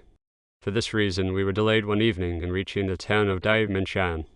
In the lonely stillness of its twilight a horseman was approaching across the barren plain, bearing a huge Chinese lantern in his hand, and singing aloud, as is a Chinaman's custom to drive off the evil spirits of the night. He started back, as we suddenly appeared, and then dismounted, hurriedly, to throw his lantern glare upon us. "Are you the two Americans?" he asked in an agitated manner. His question was surprising. Out in this desert country we were not aware that our identity was known, or our visit expected. He then explained that he had been instructed by the magistrate of Daimenshang to go out and look for us, and escort us into the town. He also mentioned, in this connection, the name of Lindarn, a name that we had heard spoken of almost with veneration ever since leaving Urency. Who this personage was we were unable to find out beyond that he was an influential mandarin in the city of Suchu, now only a day's journey away. Near that same 40th parallel of latitude on which our Asiatic journey was begun and ended, we now struck, at its extreme western limit, the Great Wall of China. The Kaiyukan, or Jade Gate, by which it is here intersected, was originally so called from the fact that it led into the cotton country, whence the Chinese traders brought back the precious mineral.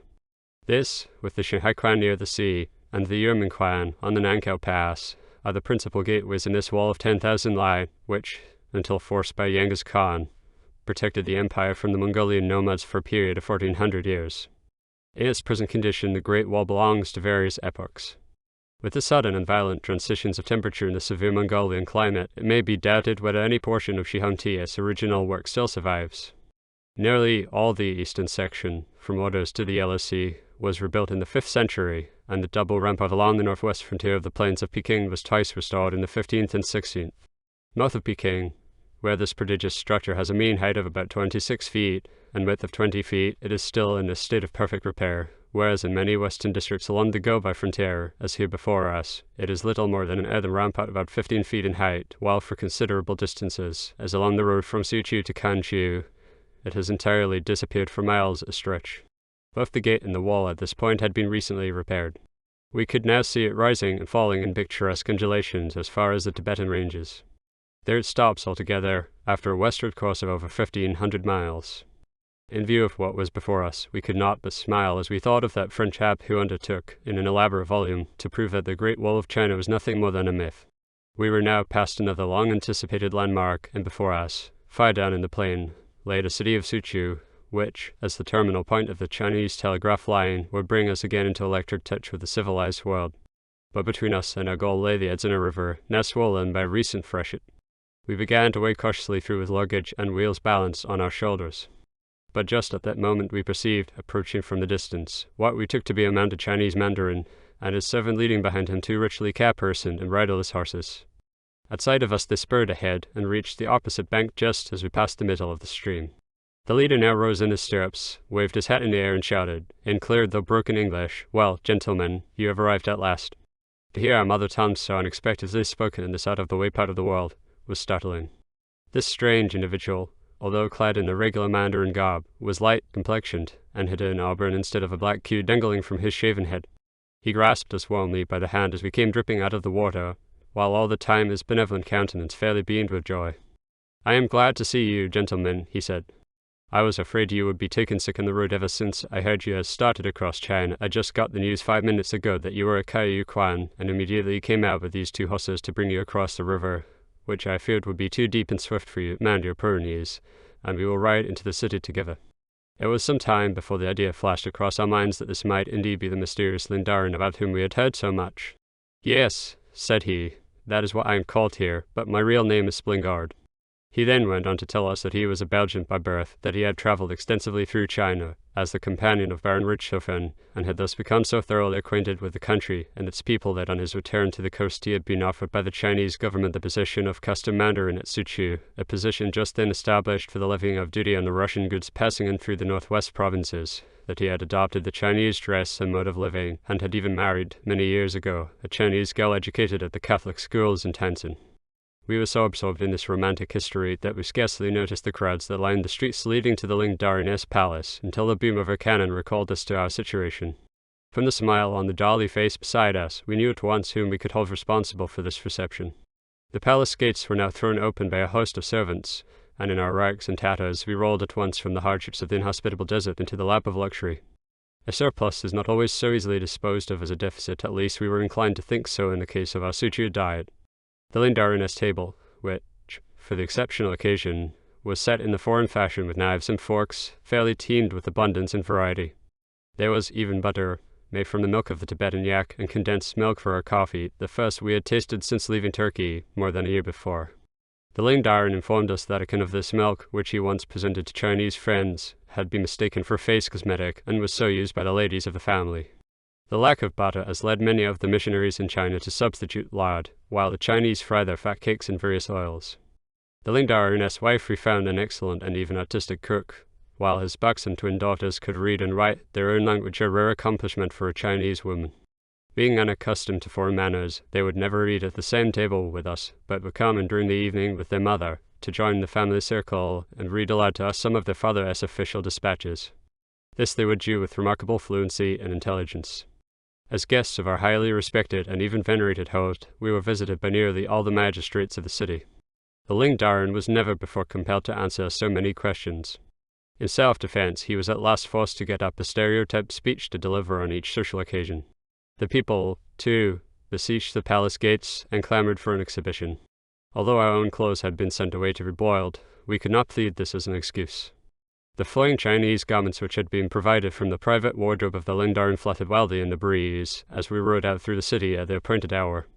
Our Chinese shoes, also, were constantly slipping off, and as we raised the foot to readjust them, a shout went up from the crowd for what they thought was some fancy touch in the way of riding. From the barrenness of the go-by to the rank vegetation of the Edzina Valley, where the grass and grain were actually falling over from excessive weight, was a most relieving change. Water was everywhere. Even the road was served in many places as a temporary irrigating canal. On the journey to Kanchu, we were sometimes compelled to ride on the narrow mud wall fences that separated the flooded fields of wheat, millet, and sorghum, the prevailing cereals north of the Honghe River. Fields of rice and the opium poppy were sometimes met with, but of the silkworm and tea plant, which furnished the great staples of the Chinese export trade, we saw absolutely nothing on our route through the northern provinces. Apart from the yellow lands of the Honghe, which need no manure, the arable regions of China seem to have maintained their fecundity for over 4,000 years, entirely through the thoughtful care of the peasantry in restoring to the soil, under another form, all that the crops have taken from it. The plowing of the Chinese is very poor. They scarcely do more than scratch the surface of the ground with their bent-stick plows, wooden tooth drills, and wickerwork carrows, and instead of straight lines, so dear to the eye of a Western farmer, the ridges and furrows are as crooked as serpents. The real secret of their success seems to lie in the care they take to replenish the soil. All the sewage of the towns is carried out every morning at daybreak by special coolies to be preserved for manure, while the dried herbs, straw, roots, and other vegetable refuse are economized with the greatest care for fuel. The Chinese peasant offsets the rudeness of his implements with manual skill. He weeds the ground so carefully that there is scarcely a leaf above the ground that does not appertain to the crop. All kinds of pumps and hydraulic wheels are worked either by the hand, animals, or the wind. The system of tillage, therefore, resembles market gardening rather than the broad method of cultivation common in Europe and America. The land is too valuable to be devoted to pasture, and the forests nearly everywhere have been sacrificed to tillage to such an extent that the material for the enormously thick native coffins is now to be imported from abroad. Streams and irrigating ditches were so frequent that we were continually saturated with water or covered with mud. Our bare arms and legs were so tanned and coated that we were once asked by a group of squalid villagers if foreigners ever bathed like themselves. On dashing down into a village, we would produce consternation or fright, especially among the women and children, but after the first onset, giggling would generally follow, for our appearance, especially from the rear, seemed to strike them as extremely ridiculous. The wheel itself presented various aspects to their ignorant fancies. It was called the flying machine and foot-going carriage, while some even took it for the fire-wheel cart or locomotive, about which they had heard only the vaguest rumors. The ignorance of its source of motive power often prompted them to name it the self-moving cart, just as the natives of Shanghai are wont to call the electric light the self-calming moon. In one out-of-the-way village of northwestern China, we were evidently taken for some species of centaurs. The people came up to examine us while on the wheel to see whether or no rider and wheel were one. We became so harassed with importunities to ride that we were compelled at last to seek relief in subterfuge, for an absolute refusal, we found, was of no avail. We would promise to ride for a certain sum of money, thinking thus to throw the burden of refusal on themselves. But, nothing daunted, they would pass round the hat. On several occasions, when told that days could not be bought in the community, an offer of an exhibition would bring them out by the dozen. In the same way, we received presents of tea, and by this means our cash expenses were considerably curtailed. The interest in the foreign horses was sometimes so great as to stop business and even amusements. A rather notable incident of this kind occurred on one of the Chinese holidays. The flag-decked streets, as we rode through, were filled with the neighboring peasantry, attracted by some traveling theatrical troupe engaged for the occasion. In fact, a performance was just then in progress at the open-air theatre close at hand. Before we were aware of it, we had rolled into its crowded auditorium. The women were sitting on improvised benches, fanning and gossiping, while the men stood about in listless groups. But suddenly their attention was aroused by the counter-attraction, and a general rush followed, to the great detriment of the temporary peddlers' stands erected for the occasion. Although entirely deserted, and no doubt consumed with curiosity, the actors could not lose what the Chinese call face. They still continued the hideous noises, pantomimes, and dialogues to the empty seats. The last 50 miles into Liangqiu, a city founded by Catholic Chinamen over 200 years ago, we were compelled to make on foot, owing to an accident that caused us serious trouble all through the remainder of our Chinese journey. In a rapid descent by a narrow pathway, the pedal of one of the machines struck upon a protuberance, concealed by a tuft of grass, snapping off the axle, and scattering the ball bearings over the ground. For some miles we pushed along on the bare axle inverted in a pedal crank, but the wrenching the machine thus received soon began to tell. With a sudden jolt on a steep descent, it collapsed entirely, and precipitated the rider over the handlebars. The lower part of the frame had broken short off, where it was previously cracked, and had bent the top bar almost double in the fall. In this sad plight, we were rejoiced to find in the city under the shade the Scotch missionary, Mr. Lafton, who had founded here the most remote of the China inland missions. But even with his assistance, and that of the best native mechanic, our repairs were ineffective. At several points along the route we were delayed on this account. At last the front and rear parts of the machine became entirely separated. There was no such thing as steel to be found in the country, no tools fit to work with, and no one who knew the first principles of soldering. After endeavoring to convince the native blacksmiths that a delicate bicycle would not stand pounding like a Chinese cart wheel, we took the matter into our own hands. An iron bar was placed in the hollow tubing to hold it in shape, and a band of telegraph wire passed round from front to rear along the upper and lower rods, and then twisted so as to bring the two parts as tightly together as possible. With a waddling frame and patched rail wheel describing eccentric revolutions, we must have presented a rather comical appearance over the remaining 1,000 miles to the coast. Across the Yellow Hongho, which is the largest river we encountered in Asia, a pontoon bridge leads into the city of Lanqiu.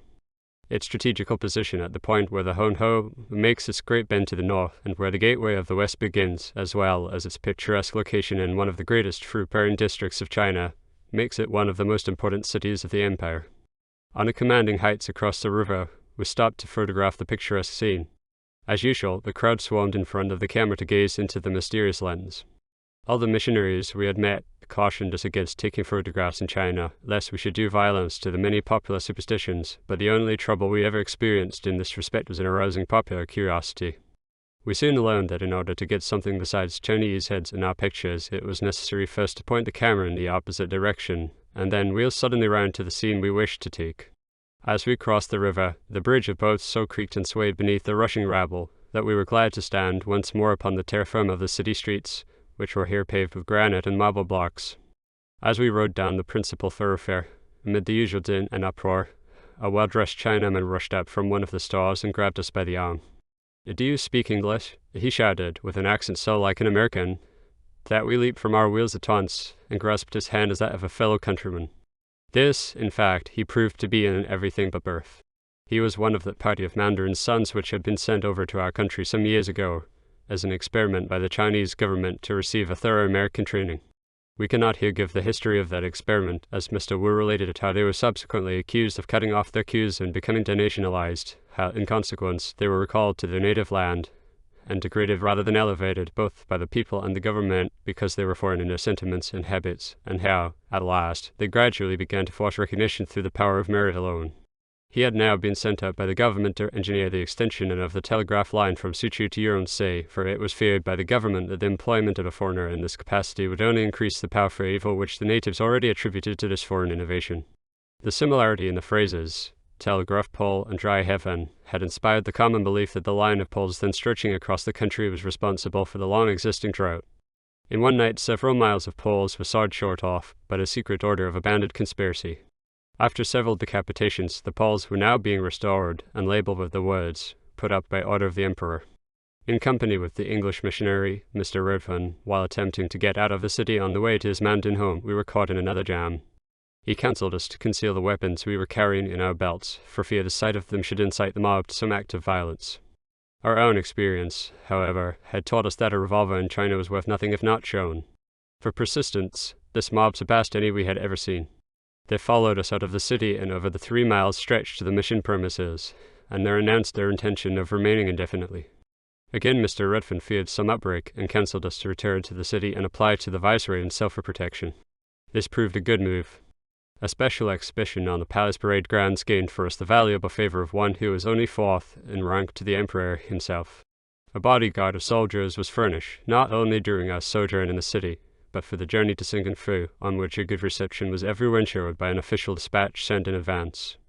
In order to secure for us future respect, a small flag with the government stamp in of yellow colour was given us to fly by the side of our stars and stripes. On this was inscribed the title of the travelling students, as well as answers to the more frequent of the common questions: our nationality, destination, and age. The best mechanic in the local cannon foundry was then ordered to make, at government expense, whatever repairs were possible on our disabled machines. This, however, as it proved, was not much. Most of his time was spent in taking measurements and patterns for another purpose. If his intentions have been carried out, Lan Chufu is today possessed of a foot-moving carriage of home production. Our sojourn in the city is specially associated with the 3 names of Wu Chu and Mu, names by no means uncommon in Chinese nomenclature. We heard of a boy named the abstract numeral 65 because his grandfather happened to reach that age on the very day of his birth. Mr. Mu was the local telegraph operator with whom we and our friends Wu and Chu of Shanghai associated.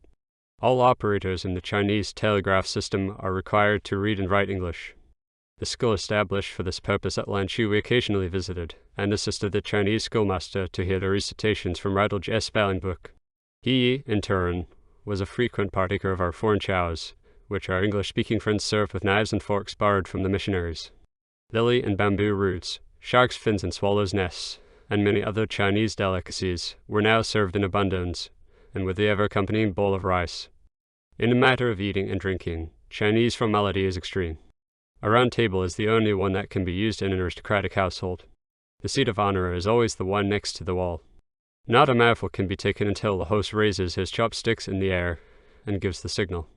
Silence then prevails, for Confucius says, when a man eats he has no time for talk. When a cup of tea is served to anyone in a social party, he must offer it to everyone in the room, no matter how many there are, before proceeding to drink himself. The real basis of Chinese politeness seems to be this: they must be polite enough to offer, and you must be polite enough to refuse. Our ignorance of this great underlying principle during the early part of the Chinese journey led us into errors both many and grievous. In order to show a desire to be sociable, we accepted almost everything that was offered us, to the great chagrin, we fear, of the courteous donors. In an interview with the Prime Minister of China. Our departure from Lanzhou was not, we thought, regretted by the officials themselves, for we heard that apprehension was expressed lest the crowds continuing to collect around the telegraph office should indulge in a riot. However, we were loath to leave our genial friends for the society of opium smokers, for we were now in that province of China which, next to Sichuan, is most addicted to this habit. From dusk till bedtime, the streets of the villages were almost deserted for the squalid opium dens.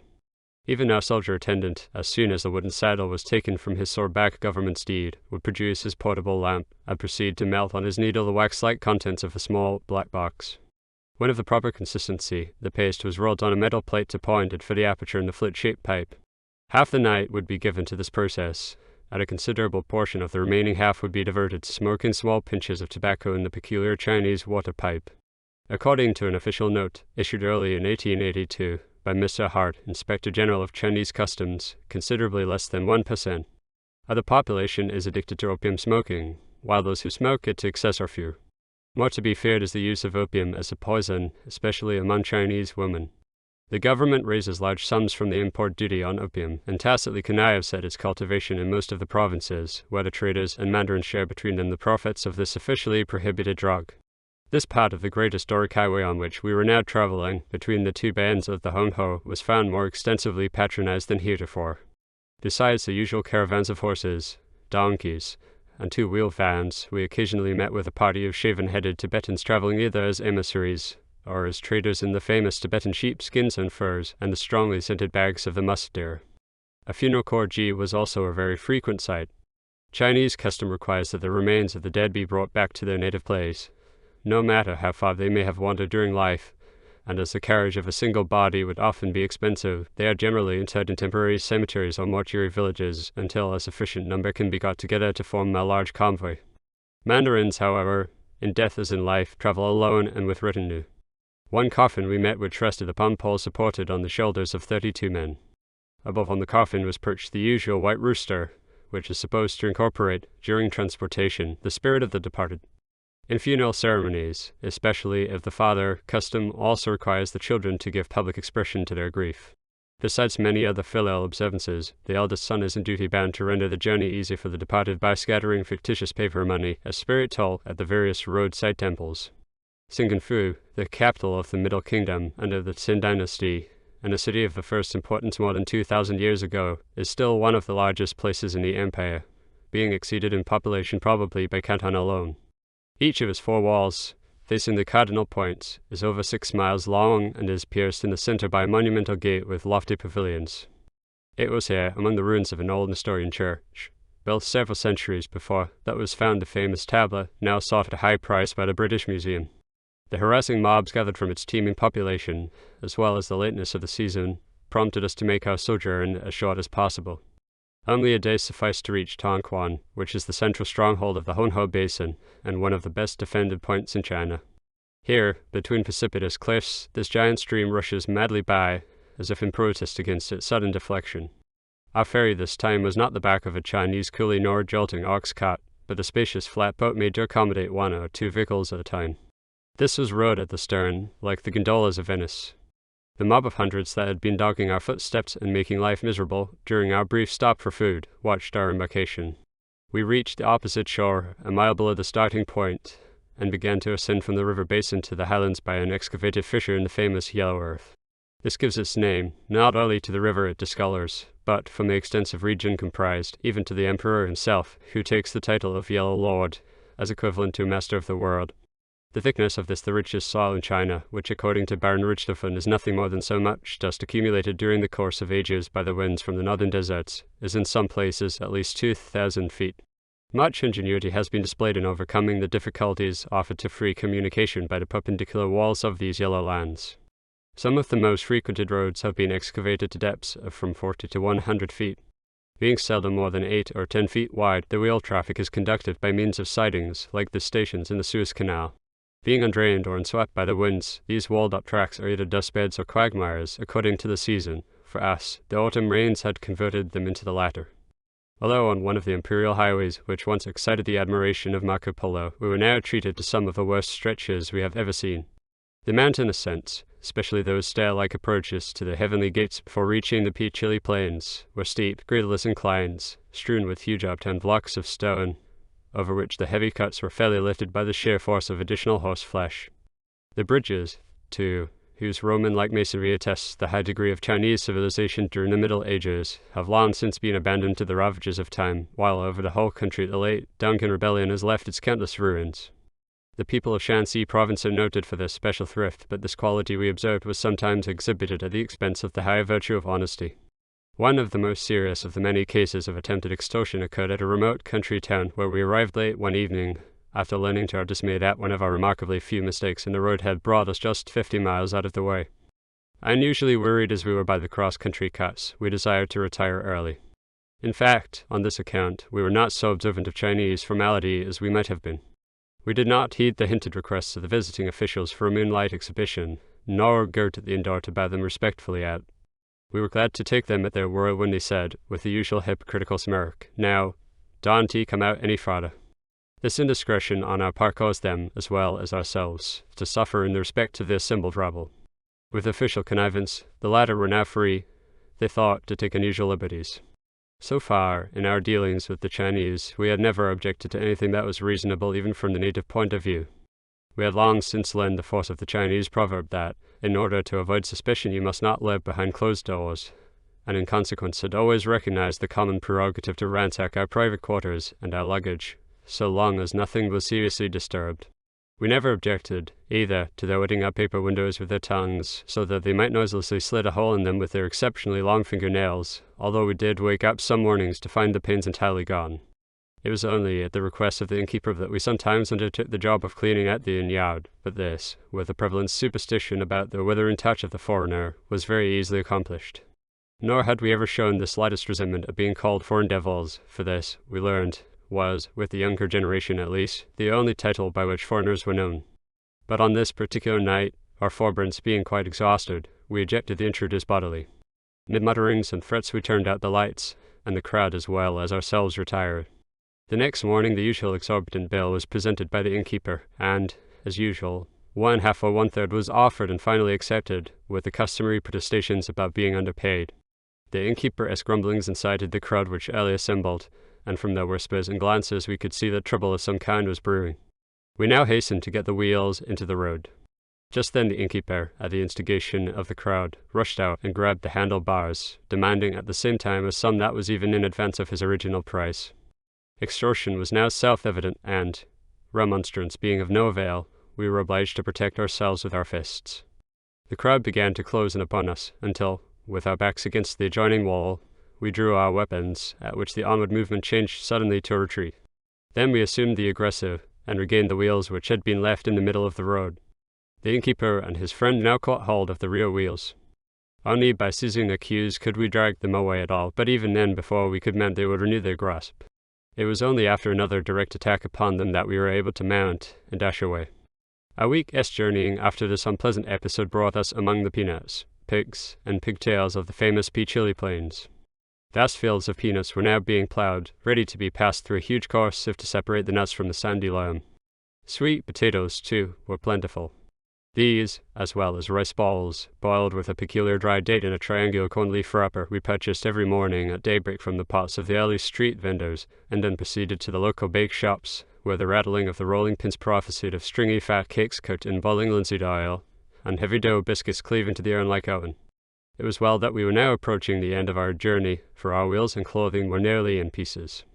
Our bare calves were pinched by the frost, for on some of the coldest mornings we would find 1/4 of an inch of ice. Our rest at night was broken for the want of sufficient covering. The straw-heated cangs would soon cool off, and leave us half the night with only our thin sleeping bags to ward off rheumatism. But over the beaten paths made by countless wheelbarrows we were now fast nearing the end. It was on the evening of November 3 that the giant walls of the great residence, as the people called their imperial capital, broke suddenly into view through a vista in the surrounding foliage. The goal of our 3,116-mile journey was now before us, and the work of the 71st riding day almost ended. With the dusk of evening we entered the western gate of the Manchu city, and began to thread its crowded thoroughfares. By the time we reached Legation Street, or, as the natives egotistically call it, the Street of the Foreign Dependencies, night had veiled our haggard features and ragged garments. In a dimly lighted courtyard, we came face to face with the English proprietor of the Hotel de Peking. At our request for lodging, he said, "Pardon me, but may I first ask who you are and where you come from?" Our unprepossessing appearance was no doubt a sufficient excuse for this precaution. But just then his features changed, and he greeted us effusively. Explanations were now superfluous. The North China Herald correspondent at Pouting Fu had already published our story to the Coast. That evening the son of the United States minister visited us, and offered a selection from his own wardrobe until a Chinese tailor could renew our clothing. With borrowed plumes, we were able to accept invitations from foreign and Chinese officials. Polite cross-examinations were not infrequent, and we feared that entire faith in our alleged journey was not genuine until, by riding through the dust and mud of Legation Street, we proved that Chinese roads were not altogether impracticable for bicycle traveling. The autumn rains had so flooded the low-lying country between the capital and its seaport Tianjin that we were obliged to abandon the idea of continuing to the coast on the wheels, which by this time were in no condition to stand unusual strain. On the other hand, the houseboat journey of 36 hours down the Pei Ho River was a rather pleasant diversion. Our first evening on the river was made memorable by an unusual event. Suddenly the rattling of tin pans, the tooting of horns, and the shouting of men, women, and children aroused us to the realization that something extraordinary was occurring. Then we noticed that the full moon in a cloudless sky had already passed the halfway mark in a total eclipse. Our boatmen now joined in the general uproar, which reached its height when the moon was entirely obscured. In explanation, we were told that the great dragon was endeavoring to swallow up the moon, and that the loudest possible noise must be made to frighten him away. Shouts hailed the reappearance of the moon. Although our boatmen had a smattering of pidgin, or business, English, we were unable to get a very clear idea of Chinese astronomy. In journeying across the empire, we found sufficient analogy in the various provincial dialects to enable us to acquire a smattering of one from another as we proceeded, but we were now unable to see any similarity whatever between Yumeki Warki Lixi and Yugo and Si, or between that belong number one pidgin, and that is a first-class business. This jargon has become a distinct dialect on the Chinese coast. On our arrival in Tianjin, we called upon the United States consul, Colonel Bowman, to whom we had brought several letters from friends in Peking. During a supper at his hospitable home, he suggested that the Viceroy might be pleased to receive us, and that if we had no objection, he would send the communication to the Yamen, or official residence. Colonel Bowman, his secretary, Mr. Tenney, who had been sometime the instructor of the Viceroy's sons, and who was on rather intimate terms with the Viceroy himself, kindly offered to act as interpreter. A favourable answer was received the next morning, and the time for our visit fixed for the afternoon of the day following. But 2 hours before the appointed time, a message was received from the Viceroy, stating that he was about to receive an unexpected official visit from the Fantai, or treasurer, of the Chili province over which Lai Hongchang himself is Viceroy, and asking for a postponement of our visit to the following morning at 11 o'clock. Even before we had finished reading this unexpected message, the booming of cannon along the Pei Ho River announced the arrival of the Fantai boats before the city. The postponement of our engagement at this late hour threatened to prove rather awkward, inasmuch as we had already purchased our steamship tickets for Shanghai to sail on the Feiqing at 5 o'clock the next morning. But through the kindness of the steamship company, it was arranged that we should take a tugboat at Tonku on the line of the Kaiping Railroad and overtake the steamer outside the Takuba. This we could do by taking the train at Tianjin even as late as 7 hours after the departure of the steamer. Steam navigation in the Pei Ho River over the 40 or 50-mile stretch from Tianjin to the Gulf is rendered very slow by the sharp turns in the narrow stream, the adjoining banks being frequently struck and ploughed away by the bow or stern of the large ocean steamers. When we entered the continent the next morning, we found 3 palanquins and a dozen coolies in waiting to convey our party to the Viceroy's residence. Under other circumstances, we would have patronized our steeds of steel, but a visit to the biggest man in China had to be conducted in state. We were even in some doubt as to the propriety of appearing before His Excellency in bicycle costume, but we determined to plead our inability to carry luggage as an excuse for this breach of etiquette. The first peculiarity the Chinese notice in a foreigner is his dress. It is a requisite with him that the clothes must be loose, and so draped as to conceal the contour of the body. The short sack coat and tight trousers of the foreigner are looked upon as certainly inelegant, if not actually indecent. It was not long before we were out of the foreign settlement, and wending our way through the narrow, winding streets, or lanes, of the densely populated Chinese city.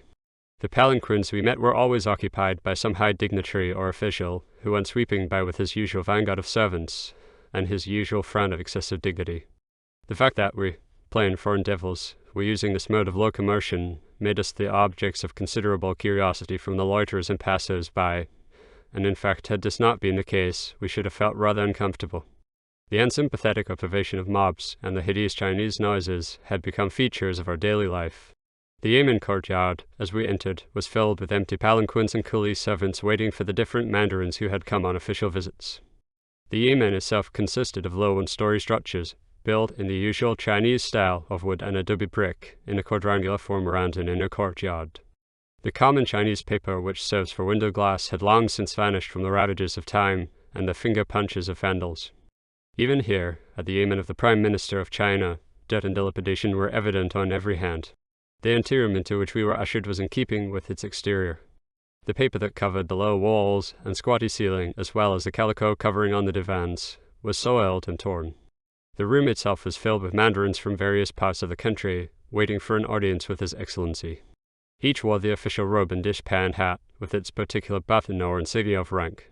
Each had a portly, well-fed appearance, with a pompous, dignified mien overspreading his features.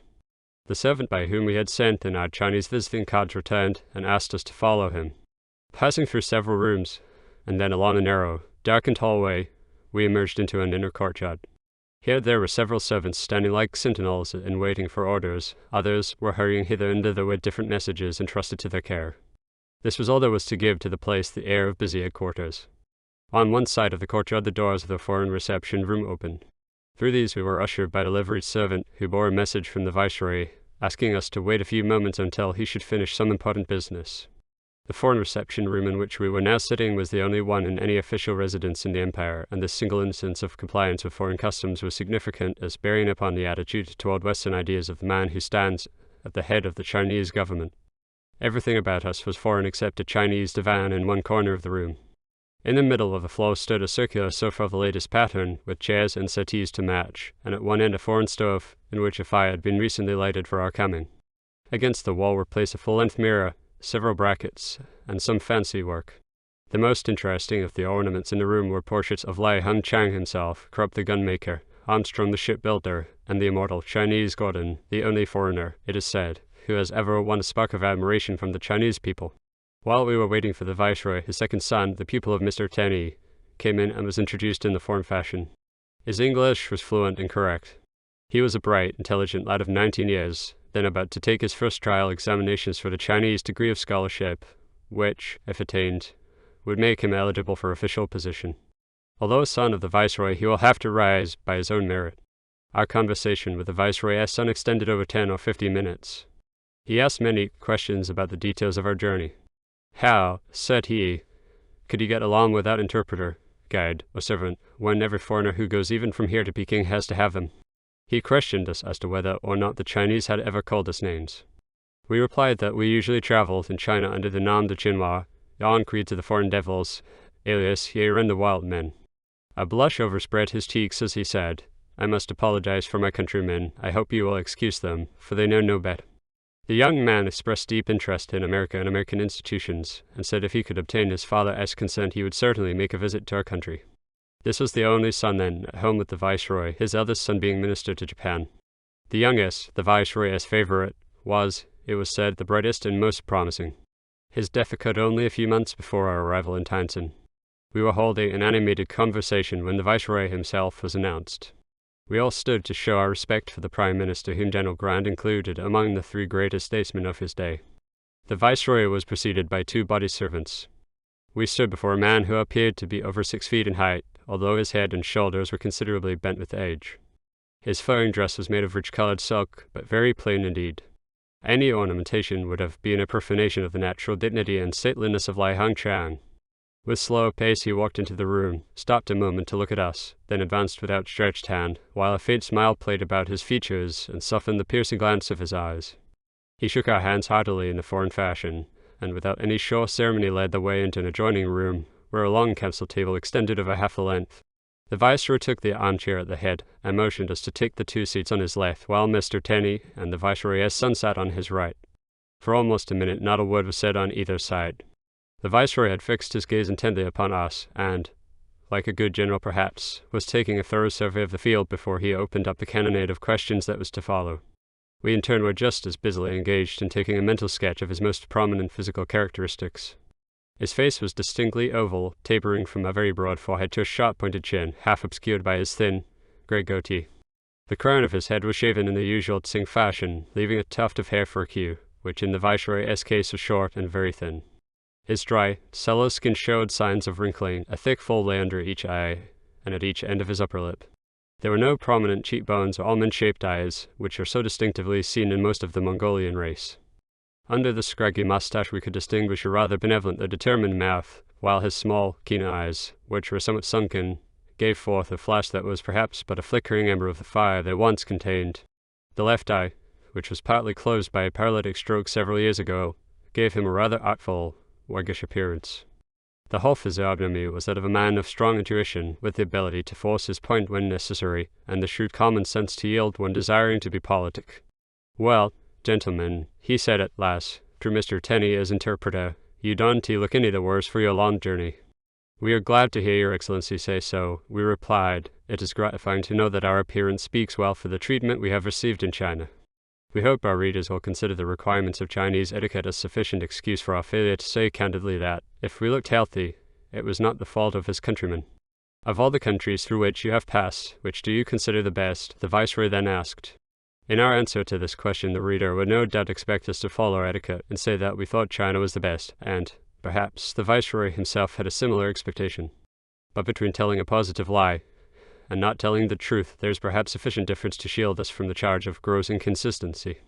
We answered, therefore, that in many respects we considered America the greatest country we had seen. We ought of course to have said that no reasonable person in the world would ever think of putting any other country above the Celestial Empire. Our bluntness elicited some surprise, for the Viceroy said, "If then you thought that America was the best, why did you come to see other countries?" "Because until we had seen other countries," we replied, "we did not know that America was the best." But this answer the Viceroy evidently considered a mere subterfuge. He was by no means satisfied. What was your real object in undertaking such a peculiar journey? He asked rather impatiently. "To see and study the world and its peoples," we answered. "To get a practical training as a finish to theoretical education, the bicycle was adopted only because we considered it the most convenient means of accomplishing that purpose." The Viceroy, however, could not understand how a man should wish to use his own strength when he could travel on the physical force of someone else, nor why it was that we should adopt a course through Central Asia and northwestern China when the southern route through India would have been far easier and less dangerous. He evidently gave it up as a conundrum, and started out on another line. "Do you consider the Shah of Persia a powerful monarch?" was his next question. "Powerful, perhaps, in the Oriental sense," we replied, "but very weak in comparison with the Western nations. Then, too, he seems to be losing the power that he does have. He is compelled to play more and more into the hands of the Russians." "Do you think that Russia will eventually try to take possession of Persia?" the Viceroy interrupted. "That, of course, is problematical," we answered, with the embarrassment men of our age might feel at being instigated to talk politics with the Prime Minister. What we do know for certain is that Russia is now, with her Trans-Caspian Railroad, within about 40 miles of Mesh, the capital of Persia's richest province of Khorasan, that she now has a well-engineered and, for a great portion of the way, a macadamized road to that city across the Karpatov Mountains from Ashgabat, the capital of Russian Transcaspia, and that half that road the Persians were rather forcibly invited to construct. "Do you think," again interrupted the Viceroy, whose interest in the Russians now began to take a more domestic turn, "that the Russians would like to have the Chinese province of Italy?" To this question we might very appropriately have said, "No," for the reason that we thought Russia had it already. She is only waiting to draw it in, when she feels certain that her Siberian flank is better protected. The completion of the Trans-Siberian Railroad, by which troops can be readily transported to that portion of her dominion, may change Russia's attitude toward the province of Italy. We did not, however, say this to His Excellency. We merely replied that we believed Russia was seldom known to hold aloof from anything of value which she thought she could get with impunity. As she was now sending cartload after cartload of goods over the border, through Italy, into northern and western China without paying a cent of customs duty, while on the other hand not even a leaf of tea or thread of cotton passed over the Russian line from China without the payment of an exorbitant tariff, and as she had already established in Kolja postal, telegraph, and Cossack station, it would seem that she does not even now view the province of Italy as wholly foreign to the Russian Empire. At this the Viceroy cleared his throat and dropped his eyes in thoughtful mood, as much as to say, "Ah, I know the Russians, but there is no help for it." At this point we ventured to ask the Viceroy if it were true, as we had been informed, that Russia had arranged a treaty with China, by which she was entitled to establish consuls in several of the interior provinces of the Chinese Empire. But he evaded the question with adroitness, and asked, "Didn't you find the roads very bad in China?" This question was creditable to the Viceroy's knowledge of his own country, but to this subject we brought the very best Chinese politeness we could muster. We said that inasmuch as China had not yet adopted the bicycle, her roads, of course, were not adapted to that mode of locomotion.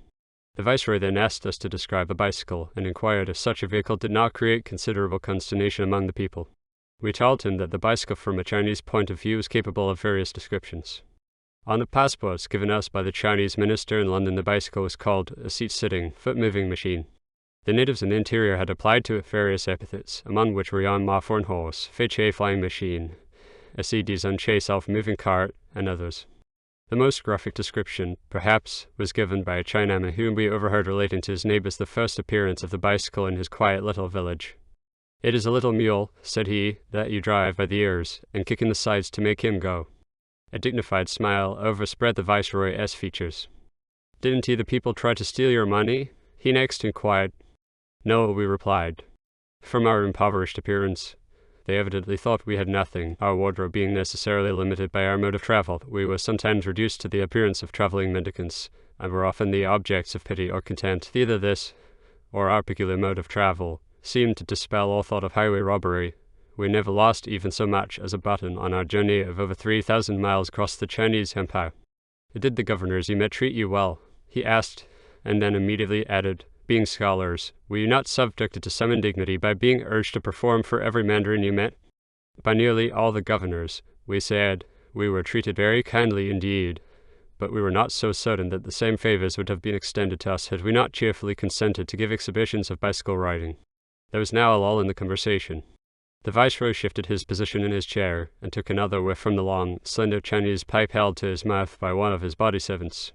One whiff, and the pipe was taken away to be emptied and refilled. After a short respite he again resumed the conversation, but the questions he now asked were of a personal nature. We enumerate a few of them, without comment, only for the purpose of throwing some additional light on the character of our questioner. "About how much did the trip cost you? Do you expect to get back all or more than you spent? Will you write a book? Did you find on your route any gold or silver deposits? Do you like the Chinese diet, and how much did one meal cost you? How old are you?" One of the first questions a Chinese host usually asks his guest. "Are you married? What is the trade or profession of your parents? Are they wealthy? Do they own much land?" The Chinaman's idea of wealth is limited somewhat by the amount of land owned. "Will you telegraph to your parents from Shanghai your safe arrival there? Were you not rash in attempting such a journey? Suppose you had been killed out in the interior of Asia. No one would ever have heard of you again. Are you Democrats or Republicans?" The Viceroy showed considerable knowledge of our government and institutions. "Will you run for any political office in America? Do you ever expect to get into Congress? Do you have to buy offices in America?" was the last inquiry. There was considerable hesitancy on the part of us both to answer this question. Finally we were obliged to admit that sometimes such was the case. "Ah," said the Viceroy, "that is a very bad thing about American politics." But in this censure he was even more severe on his own country than America. Referring to ourselves in this connection, the Viceroy ventured to predict that we might become so well known as the result of our journey that we could get into office without paying for it. "You are both young," he added, "and can hope for anything." During the conversation the Viceroy frequently smiled, and sometimes came so near overstepping the bounds of Chinese propriety as to chuckle. At first his reception was more formal, but his interest soon led him to dispense with all formality, and before the close of the interview the questions were rapidly asked and discussed. We have had some experience with examining attorneys, and an extended acquaintance with the American reporter, but we are convinced that for genuine inquisitiveness Lai Han Chang stands peerless. We made several attempts to take leave, but were interrupted each time by a question from the Viceroy. Mr. Tenney, in fact, became fatigued with the task of interpreting, so that many of the long answers were translated by the Viceroy's son. The interview was conducted as nearly as possible in the foreign fashion. We smoked cigarettes, and a bottle of champagne was served. Finally, the interview was brought to a close by a hail from the Viceroy to Tamaqua, the great American country. In conclusion, we thanked the Viceroy for the honour he had done us. He replied that we must not thank him at all, that he was only doing his duty. "Scholars," said he, "must receive scholars." The Viceroy rose from his chair with difficulty. The servant took him by the elbows and half lifted him to his feet. He then walked slowly out of the room with us, and across the courtyard to the main exit. Here he shook us heartily by the hand, and bowed us out in the Chinese manner. Lai Han Chang is virtually the Emperor of the Celestial Empire. The present Son of Heaven, the young Emperor, has only recently reached his majority. Lai Hongqiang is China's intellectual height, from whom emanate nearly all our progressive ideas. He stands today in the light of a mediator between foreign progressiveness and native prejudice and conservatism. It has been said that Lai Hongqiang is really anti-foreign at heart, that he employs the Occidentals only long enough for them to teach his own countrymen how to get along without them. Whether this be so or not, it is certain that the Viceroy recognizes the advantages to be derived from foreign methods and inventions, and employs them for the advancement of his country.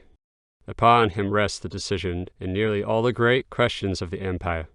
Scarcely an edict or document of any kind is issued that does not go over his signature or under his direct supervision. To busy himself with the smallest details is a distinctive characteristic of the man. Systematic methods combined with an extraordinary mind enable him to accomplish his Herculean task. In the eastern horizon, Lai Hongqiang shines as the brilliant star of morning that tells of the coming of a brighter dawn. The end. *********.